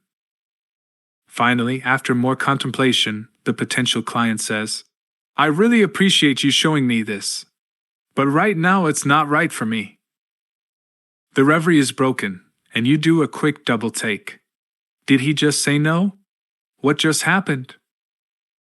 "But thank you for sharing the idea and having me out here today," he adds. A forced smile comes across your face as you try to mask the disappointment. But now you've reached the moment of truth for a salesman. The next 15 minutes will make or break you. At this point, you have a few options. Retreat and hide. By tucking your tail between your legs and walking away, you make it clear to the prospective client that you were never interested in forming a relationship. You simply wanted a quick payday, and now that he isn't giving it to you, you have no use for him. This is the easiest thing to do at the point of initial rejection, but also the most damaging, both for your professional and personal development.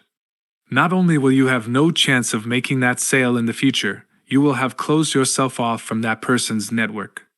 You will have started a negative feedback loop that impairs your courage to go first. Try again. Although the client may have said that he wasn't interested, you think you can change his mind right then and there. For salespeople who have overcome their own insecurity and fear of rejection, this is the most common response.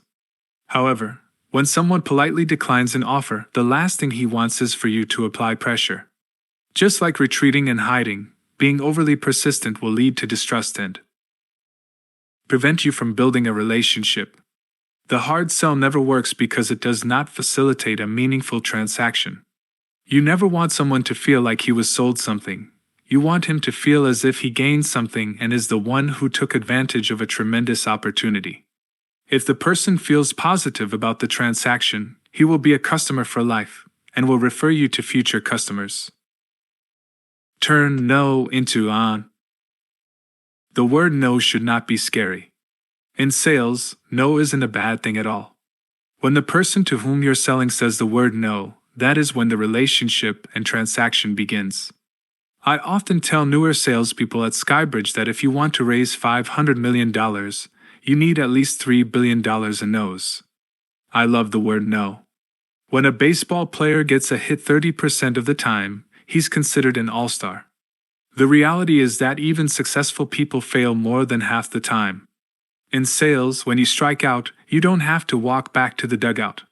You get as many at-bats as you can muster.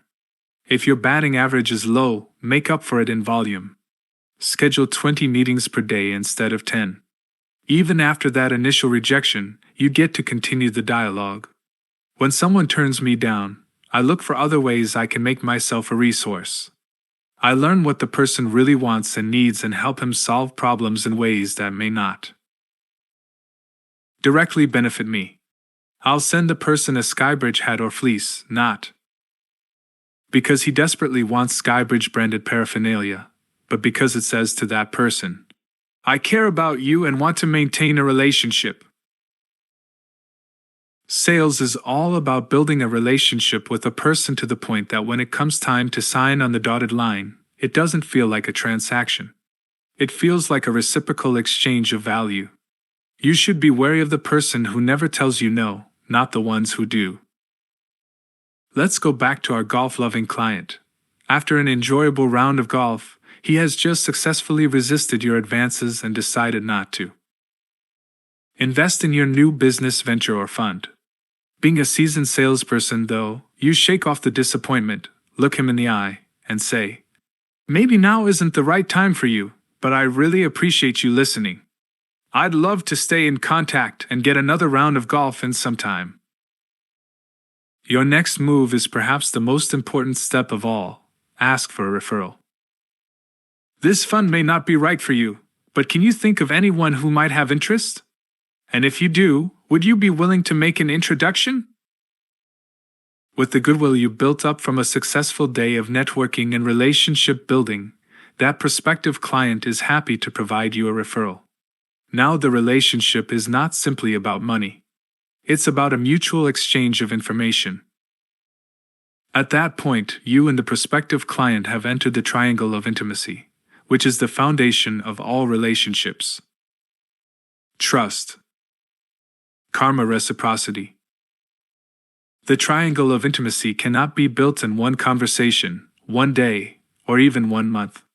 It takes time and effort to build up good karma and establish reciprocity, which both contribute to the strong sense of trust that underlies all meaningful relationships. Trust. You cannot be an effective salesperson without establishing trust, and the best way to develop trust is by displaying vulnerability. By showing self-awareness and revealing your own anxieties, you open up lines of honest communication. When you show vulnerability, the person across from you is likely to respond in kind. The most vulnerable moment in my life came when my daughter, Amelia, was sick. She had a tumor that was literally breaking her right arm and stunting its growth. A surgeon would have to remove the tumor and then surgically add more than an inch to her arm. It was every parent's nightmare. I racked my brain trying to figure out who in the medical community could help me.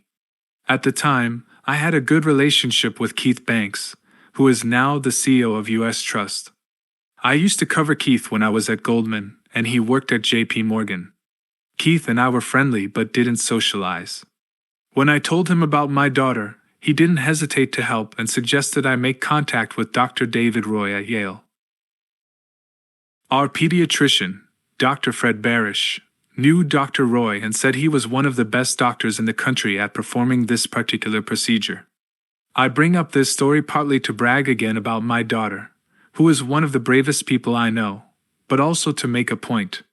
Ben Franklin said it best.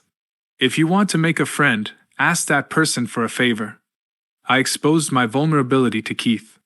He saw me at my weakest, and I saw him at his most generous. It allowed our relationship to extend beyond simple business transactions. It changed my view of him, but more importantly, it changed my daughter's life. I can't ever repay him for what he did for my family. The point to remember is when you're in sales, you're really in relationship management. You want to develop trust, and the best way to accelerate that process is by displaying vulnerability. Steve Jobs was perhaps this century's greatest inventor and businessman, but he was still deeply scarred by the fact that his parents gave him up for adoption. He talked about never getting over being abandoned by his parents, never shaking that feeling that he wasn't good enough. Why didn't they want him? Those feelings nagged at Jobs even though he was adopted into a loving and supportive family. Although he transformed multiple industries, he harbored deep vulnerabilities, but he didn't allow them to hold him back. They fueled him and made him more human, allowing him to establish trust with those he worked with. Without suffering heartache early in his life, he probably wouldn't have become a technology and business icon. There was a ton of vulnerability there, and it made him uncomfortable.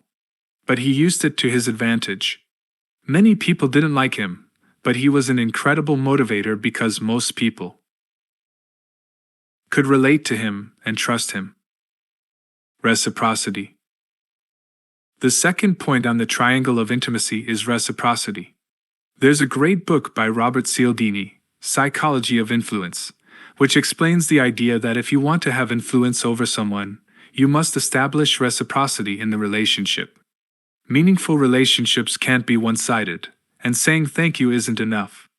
That doesn't mean the exchange has to be financially equal. It just means both parties must put forth an effort.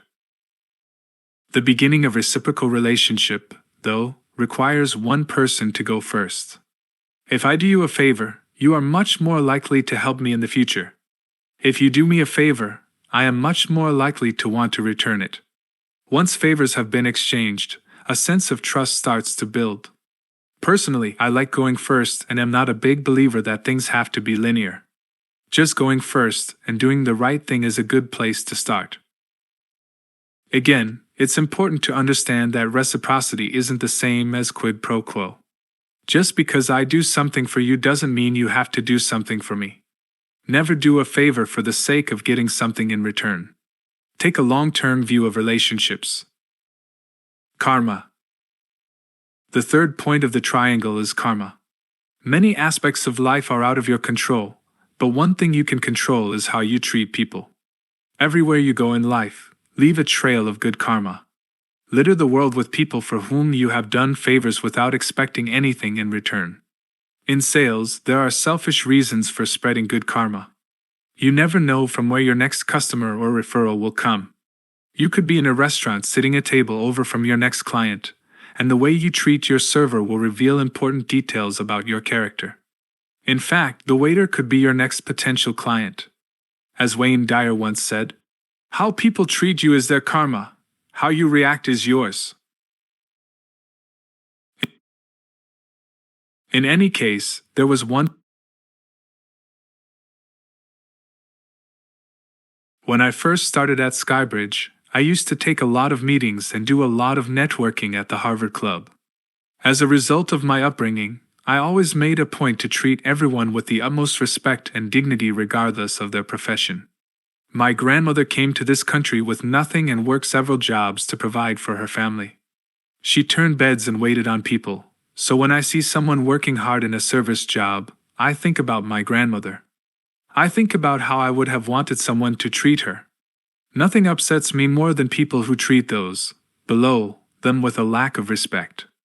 How you treat people reveals a lot about your character. Treat the people serving you with kindness.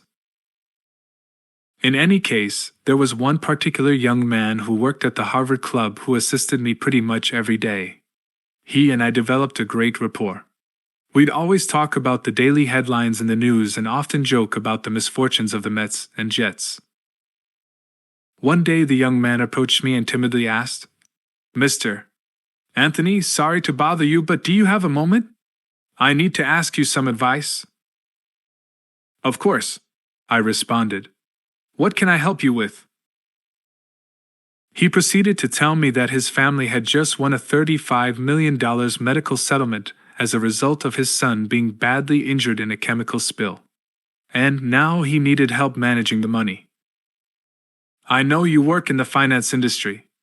Would you invest it for me?" he asked. I'm rarely at a loss for words, but the question really threw me. First off, I was flattered that of all the people in the world he could have turned to for help, he came to me. I was honored that he thought highly enough of me to ask for advice on something so personal and important. Without knowing a single thing about my business or how I made money, he felt he could trust me. Second, I couldn't help but be struck by the irony. With all the millionaire members of the Harvard Club, the person potentially offering me a huge opportunity was the waiter.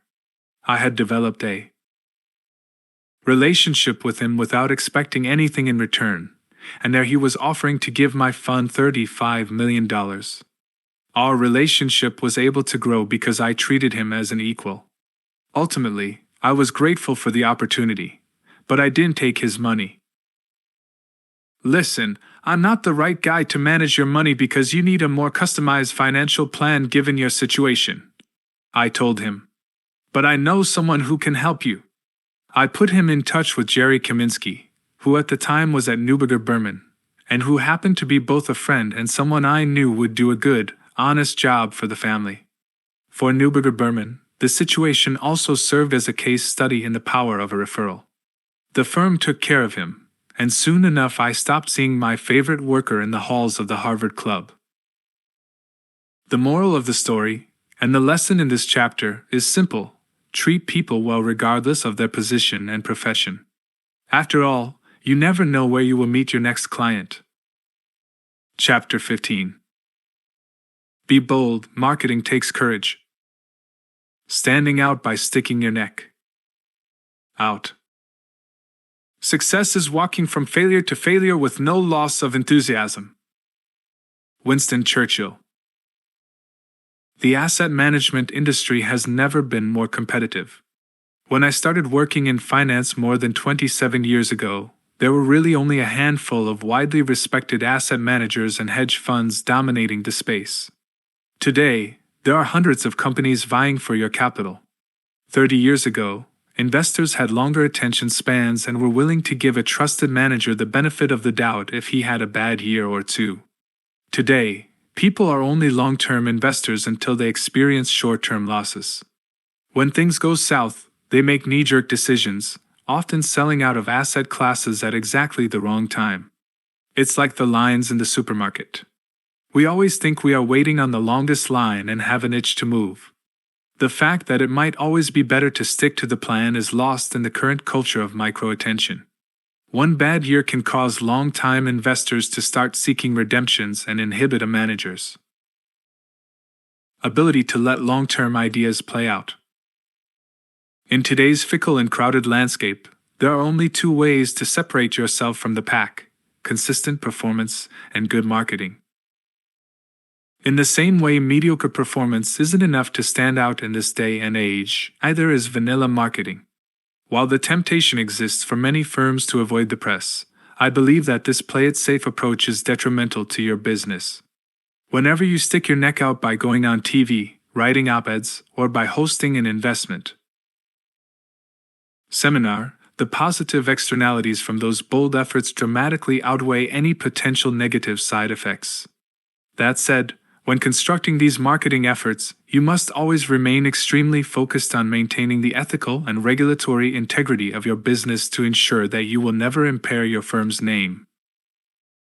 Some people say that there is a difference between messaging and publicity. The story goes that you have to carefully measure what people say about you and do your best to control it. I do not believe or subscribe to that theory. The best we can do in an age of social media is to make sure we are out there allowing for a personalization of our businesses. The more that we can share our stories, the harder it is for people to criticize or demonize. I once heard a story about the insurance company Aflac that resonated with me. In 1990, Daniel P.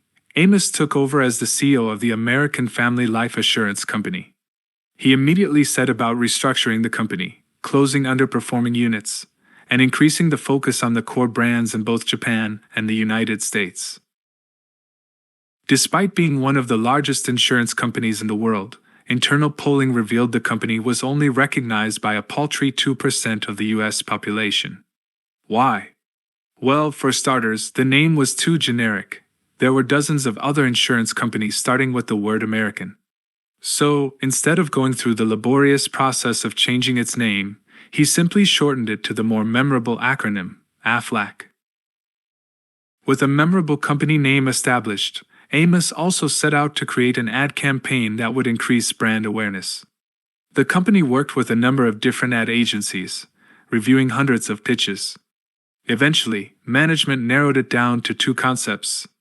The first included Ray Romano, who at the time was the highly recognizable star of the hit sitcom Everybody Loves Raymond. The ad, which included him spelling out the company's name with a bunch of school children, tested reasonably well, with around 20% of people who saw the commercial remembering the company's name. The other ad was something completely different. New York-based agency Kaplan Thaler Group came up with this concept of an Aflac duck that would quack the word Aflac over and over again in the commercial. The ad guys actually stumbled upon the idea when they were having a hard time remembering the name of the firm. "What's the name again of the firm we're pitching?" one executive asked.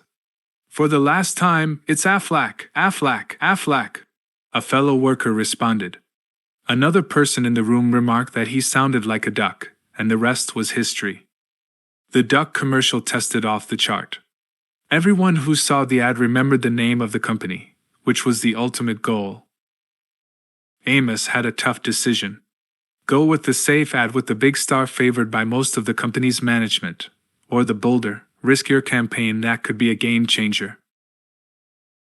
Amos sought advice from outside parties, trying to explain the two concepts, but once he started talking about the duck, he got a lot of blank stares. However, in his gut Amos knew he was sitting on something special. On New Year's Day 2000, the first Aflac duck spot debuted on CNN. Aflac chose CNN because of the network's non-stop coverage of Y2K hysteria that was sure to attract business viewers. The ad campaign was a smashing success. Aflac's website got more hits on the first day of the ads than it had in the entire year prior. Kids started asking for stuffed Aflac ducks. People loved, hated, mocked, and praised the spot, but at the very least it generated tremendous buzz. Most importantly, the campaign had an immediate transformative effect on the company's bottom line. Sales in the United States jumped 29% a year after the ads debuted. 3 years later, they doubled. Much of it was due to an increase in name recognition, which jumped 67% 2 years after the first ad aired. Aflac always had a value product, but without brand awareness it was like a tree falling in an empty forest. Creative marketing efforts can propel your business to the next level. I know they have for SkyBridge.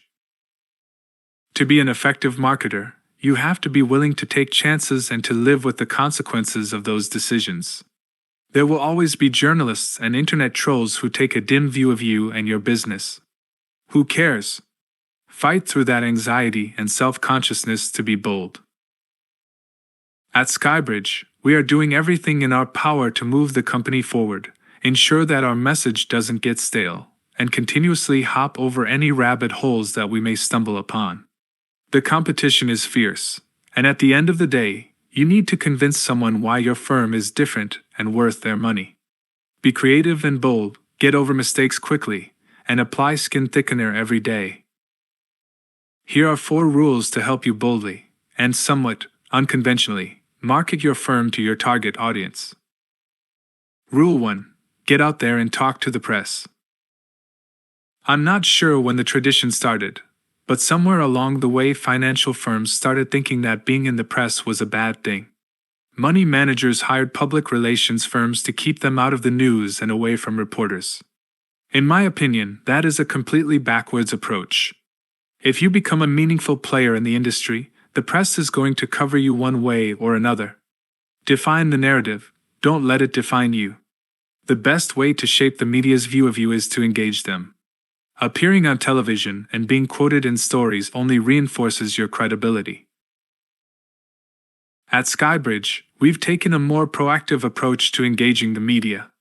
I don't want to be in the flyover section, where someone looks at my company's logo and simply turns the page. I want to be the native content. I want to be in the story. The same applies to television. In the SALT profile in the New York Times, author Peter Lattman described the conference as a Wall Street schmooze fest. He wrote about the great guests, fabulous entertainers, and overall fun factor of the conference. He credited irrepressible salesmanship for the explosive growth of SkyBridge, articulating our strategy of going after the mass affluent. And to balance out the article, he talked about the difficult environment for hedge funds, the standard criticism over fees. Having the New York Times write about your organization or business initiative, whether good, bad, or indifferent, is the greatest ad campaign of all time, and it doesn't cost a dime. Lattman is one of the toughest reporters out there, which is why the article tremendously boosted our credibility. It was the type of content money can't buy because it came from a respected, objective journalist. None of it would have been possible if I hadn't engaged the press. There have been others who haven't been so kind, but those articles boosted our profile, too. Rule 2. Focus on what makes you different. In The Art of War, Sun Tzu famously says, "Appear weak when you are strong, and strong when you are weak." Although he wasn't talking about marketing when he wrote those words, it happens to be applicable and practical advice when designing a communications campaign. Because what he was really talking about was the image that won projects in the world, and how to turn weakness into strength. Anything can be turned into an advantage if you're willing to think positively. Think your business is small? No, it's nimble. Your company is too young? No, it's disruptive. The best way to market your business is to zero in on your competitive advantages. When Richard Branson started Virgin Airlines, he didn't try to compete on price with Pan Am or British Air. Instead, he focused on what made his airline different: the great service, legroom, plush seats, sleek cabins, and in-flight bar. As discussed in Chapter 5, Branson brought back the glory days of flying, hearkening back to a time when air travel was glamorous and enjoyable. And how did he raise awareness of his company? Well, let's just say he didn't buy banner ads. He flew around the world in a hot air balloon. He bungee jumped off the side of the Palms Hotel casino, bumping into the building twice and tearing his pants in the process. The publicity stunts had nothing to do with his airline company, but it told people, hey, we're different. We're not afraid to try new things. And it worked. Virgin America became one of the most popular airlines in the country before it sailed to Alaska Airlines in 2016. It's the anti-airline, the one you always check on when you're getting set to travel. Whatever business you're in, don't follow the status quo. Come up with original ideas to solve problems for customers, and constantly highlight the differentiating factor that separates you from your competitors. At SkyBridge, we know that we are not BlackRock, Fidelity, or Goldman Sachs. We don't have 80 years of history and tradition, so we have to excel in other areas and differentiate ourselves from our industry peers. One thing that makes us unique in the alternative investment space is that we've opened up the rarefied air of hedge funds to the mass affluent. If endowments and institutions have access to the sophisticated strategies of legendary hedge funds, why shouldn't mass affluent investors? Our approach to marketing underscores that mentality. We meet people face to face. We communicate openly and honestly. And we aren't afraid to disrupt the status quo and try new things. Rule 3. Use non-traditional marketing tools to get your message out. At SkyBridge, we often use untraditional marketing means. So how do we get that message out? We throw a massive conference in Las Vegas bringing together thought leaders and influencers across all industries, from Wall Street to Hollywood to politics to technology to sports. Hedge fund investors and financial advisors get the opportunity to rub elbows with Magic Johnson and Mike Krzyzewski, Mark Cuban, Al Pacino, and Kevin Spacey. Rather than spend $dollars on boring marketing campaigns, we sponsored a public bike-sharing program in West Palm Beach that is similar to City Bike in New York. Did we expect people to rent a bike for the day in Palm Beach and then immediately open an account with SkyBridge? Of course not. But we thought it was a worthwhile venture for building brand awareness in an area in which we were actively penetrating, and it even got us an above-the-fold feature article in the Wall Street Journal. In 2015, we also revived Wall Street Week, the most iconic financial television show of all time. The show, hosted by Louis Rukeyser on PBS for 35 years, had a tradition of hosting thoughtful, big-picture discussions about the economy and financial markets, something we thought was missing from today's landscape of loud, hysterical, short-term-oriented financial media.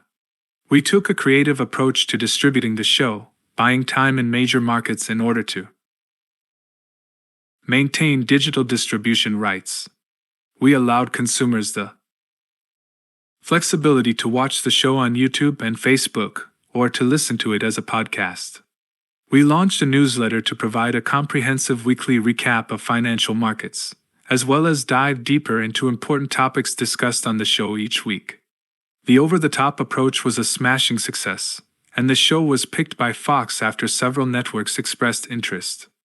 Reviving Wall Street Week helped us to further reinforce our credibility and creative mindset. All of these efforts together have helped create a charismatic brand that is truly unique within the industry. It all starts with a strong investment team and good performance, and proceeds with an ability to attract customers. People want to be a part of the SkyBridge movement, and I can assure you we are just getting started in terms of pursuing creative projects. Rule 4. Take a portfolio manager's approach to marketing. Just as every stock in your portfolio won't go up all the time, not every marketing idea works. When you're trying to think outside the box and be creative, it's inevitable you'll have missteps along the way. As with investing, the important thing is that you recognize a loser early and cut bait. However, fear of failure shouldn't prevent you from taking chances. It simply means you have to hedge your bets. In other words, you need to manage your marketing efforts in much the same way you approach asset allocation in a portfolio. A good portfolio manager doesn't concentrate his investments in only a few ideas. The objective is to build strategy based on the current environment that is able to come out ahead of a benchmark. The core of your portfolio should be steady blue-chip stocks and investment-grade credit. Build a strong sales team. Have killer customer service. Put together a great investor relations team. Get your company branding right. But in order to beat the benchmark and gain a step on your competition, you also have to take a set of calculated, contrarian risks. As a marketer, you need to take the same approach. Diversify your marketing efforts among traditional and non-traditional strategies in order to reach your goals. If you start with a great product and take a bold but balanced approach to marketing, you're going to be successful. Conclusion: I am enough. The successful man is not so superior in ability as in action. Roger Babson. Are you nervous? My friend asked. Nervous? I replied, looking out at the field as my daughter, Amelia, walked up to the mound. No, I'm excited. That was only half true. I was terrified, but in a good way. I was excited, nervous, thrilled, exhilarated, and scared, all at the same time. My beautiful daughter, Amelia, was marching to home plate at Shea Stadium to sing "God Bless America" for the 7th inning stretch. It was July 27, 2008, and I was giving her the ultimate gift. I'm not talking about the opportunity to sing at Shea. It was something better. At the age of 12, she was learning a great lesson about overcoming your fears. Like many young women, my daughter wants to be a professional entertainer. The difference is how seriously she takes her talent. She works at her craft 24/7. She practices all the time with voice and singing coaches, studying other singers the way law students prepare for the bar exam. But like a lot of young people, she occasionally gets nervous in front of big crowds. I wanted to help her conquer that fear and give her the gift of self-confidence. If she could nail "God Bless America" in front of 50,000 people, she would never lack the poise to perform in front of a crowd again. You have a great voice. You want to do this for a living, I told her one day.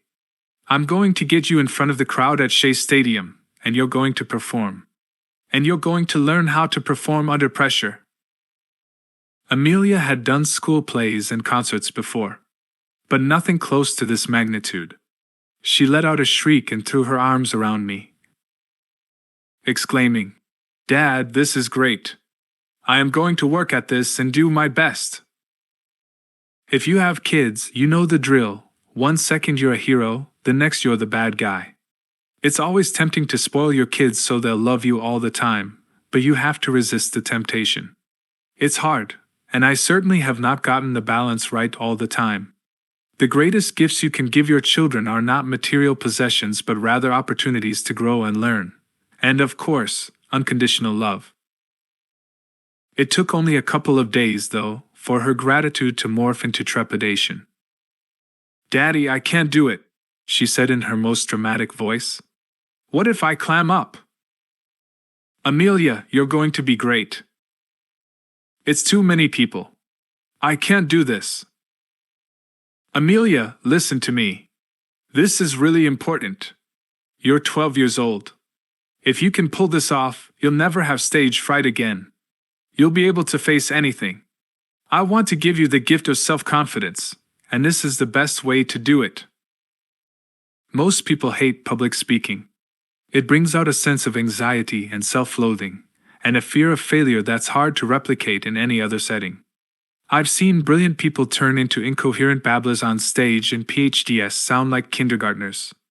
Once you've had that first stressful experience in front of a crowd, it further increases the sense of fear and dread you feel when preparing for a big speech, performance, or presentation. Like everything, however, with enough practice and discipline, you can get better at it and become a public speaking maven. If you want to be a successful entrepreneur, you must get comfortable with the idea of public speaking. Although I enjoy it now, it wasn't always that way. I had to train myself to be good at it. Below are some tips. People are just people. I knew just a trick, which would also help Amelia deal with her nerves. Just imagine you're singing to me, I told her. The collective stare of a large crowd feels like a 500-pound weight on your chest. But you can reduce the anxiety by focusing on the fact that a crowd is just a collection of individuals. If you were asked to speak in front of one person, you probably wouldn't be quite as nervous. When you are in a room full of hundreds or thousands of people and you find yourself becoming overwhelmed with anxiety, simply zero in on one person in the crowd. Think about singing to one person 50,000 times. Make eye contact. The more personal you make a conversation, the more relaxed you will become. When I go on TV, I make a point of looking directly into the eyes of the host or guest, and if I'm speaking into the camera, I pretend my wife is on the other side. When I'm speaking in front of a crowd, I basically pick out a few people in the audience with whom to have a conversation. The more you narrow your focus visually, the greater your mental sharpness. The most important quality you can have as a public figure is authenticity. The camera can always tell when you're faking it. The camera highlights your issues, especially the ones you have with yourself. Practice like you play. As a sophomore in high school, Michael Jordan was cut from his varsity basketball team. Yet through his determination, strong work ethic, and practice habits, he later developed into one of the greatest basketball players and athletes of all. He used to go at his teammates every day as if it were Game 7 of the NBA Finals. Work eliminates fear, Jordan once said. When the game came, I wasn't nervous because there was nothing I hadn't already practiced. Like many great athletes and successful entrepreneurs, Jordan was fueled by people telling him he couldn't do something. He practiced so tirelessly that when big moments arrived and he looked across at his opponents, he knew they couldn't possibly be more prepared than he was. The best way to conquer anxiety is to over-prepare. Practice as if you're playing a championship game, and play the championship game as if it is practice. When you're preparing to give a speech or performance, rehearse until it becomes second nature. Solicit honest feedback from friends, family, and colleagues. Encourage people to be critical. When it comes time for the big moment, there should be no doubt in your mind that you are prepared. Amelia overcame her anxiety about performing at the Mets game by preparing her heart out. She spent hours and hours practicing in front of the mirror in small groups. She went to Shea Stadium to get comfortable standing on the mound. The audio system at Shea had been in place since the 1960s, and as a result there was a 3-second echo from the mic to the speakers. She practiced getting used to that. She practiced her walk out to home plate, complete with the wave to the crowds. She familiarized herself with the green room, the makeup counter, and the bathroom. By the time she was done, she could have made her way around the stadium blindfolded. Could she have delivered a great performance without doing all this? Probably. But if you want to be great, you can leave no stone unturned. The big day arrived and Amelia could not have been more excited. It was the type of eager nervousness that comes with great preparation. If you sing the national anthem, you get it over with at the beginning of the game, but when you're singing during the 7th inning stretch, you have the whole game to let your anxiety marinate. It was a hot day, and the sky looked like it could break at any moment. By the 5th inning, I was worried she would get rained out. The weather held off, though, and I made my way down with her to the green room and then out on the field. I stood along the first base line as she strode confidently to the home plate. Please welcome, from Manhasset, New York, Amelia Scaramucci for the singing of God Bless America. Applause. An elegant wave and then a big smile from Amelia. She took the mic, the crowd grew silent, and for a brief moment my heart stopped. God bless America. Land that I love. My heart melted. At that moment I could not be prouder. How did we manage to raise such a brave and beautiful daughter? God bless America, my hum sweet hum. The crowd erupted in cheers. Amelia clapped her hand to her face, waving and blowing kisses to the crowd. She absolutely crushed it, just like she practiced. Afterwards, she ran up to me in tears. The pure adrenaline of the moment practically had her shaking. It is such a proud moment for me that each time I think about, even years later, my heart wants to explode. On the car ride home, I could barely contain my enthusiasm. "Do you realize how incredible you were up there?" "Thanks, Dad." But at this point, much of the adrenaline had already left her system. She was on to the next event in her life, texting her friends and planning the weekend. "Do you realize you can look back at this moment and say I crushed it in front of 50,000 people at Shea? You'll never be nervous again." She looked back at me with a sweet and gracious smile. "Were you nervous?" I asked. "Maybe at first. But once I was out there, not really." "Why not?" "Because at the end of the day, Daddy, I know that I am enough." Sometimes kids say the most profound things. Those moments are particularly meaningful when it's your own children doing the talking. Amelia might have been talking about her nerve to sing in front of a packed stadium, but she had unknowingly dispensed the greatest advice any entrepreneur could ever hear. If you don't believe you are enough, you're never going to get to where you want to be. Entrepreneurship is a form of artistry, and being an artist requires belief. Success requires luck, opportunism, and a dollop of intelligence. But more than anything, it requires conviction that you will do what it takes to get the job done. That you will courageously stare the inevitable failures in the face and strategically hop over the many rabbit holes that you will encounter. The hard work and tireless commitment should never stop. That is the essence of this book. It is your attitude that will make you. Start a business. Follow your dreams. I promise, if you put your mind to it, you'll be enough.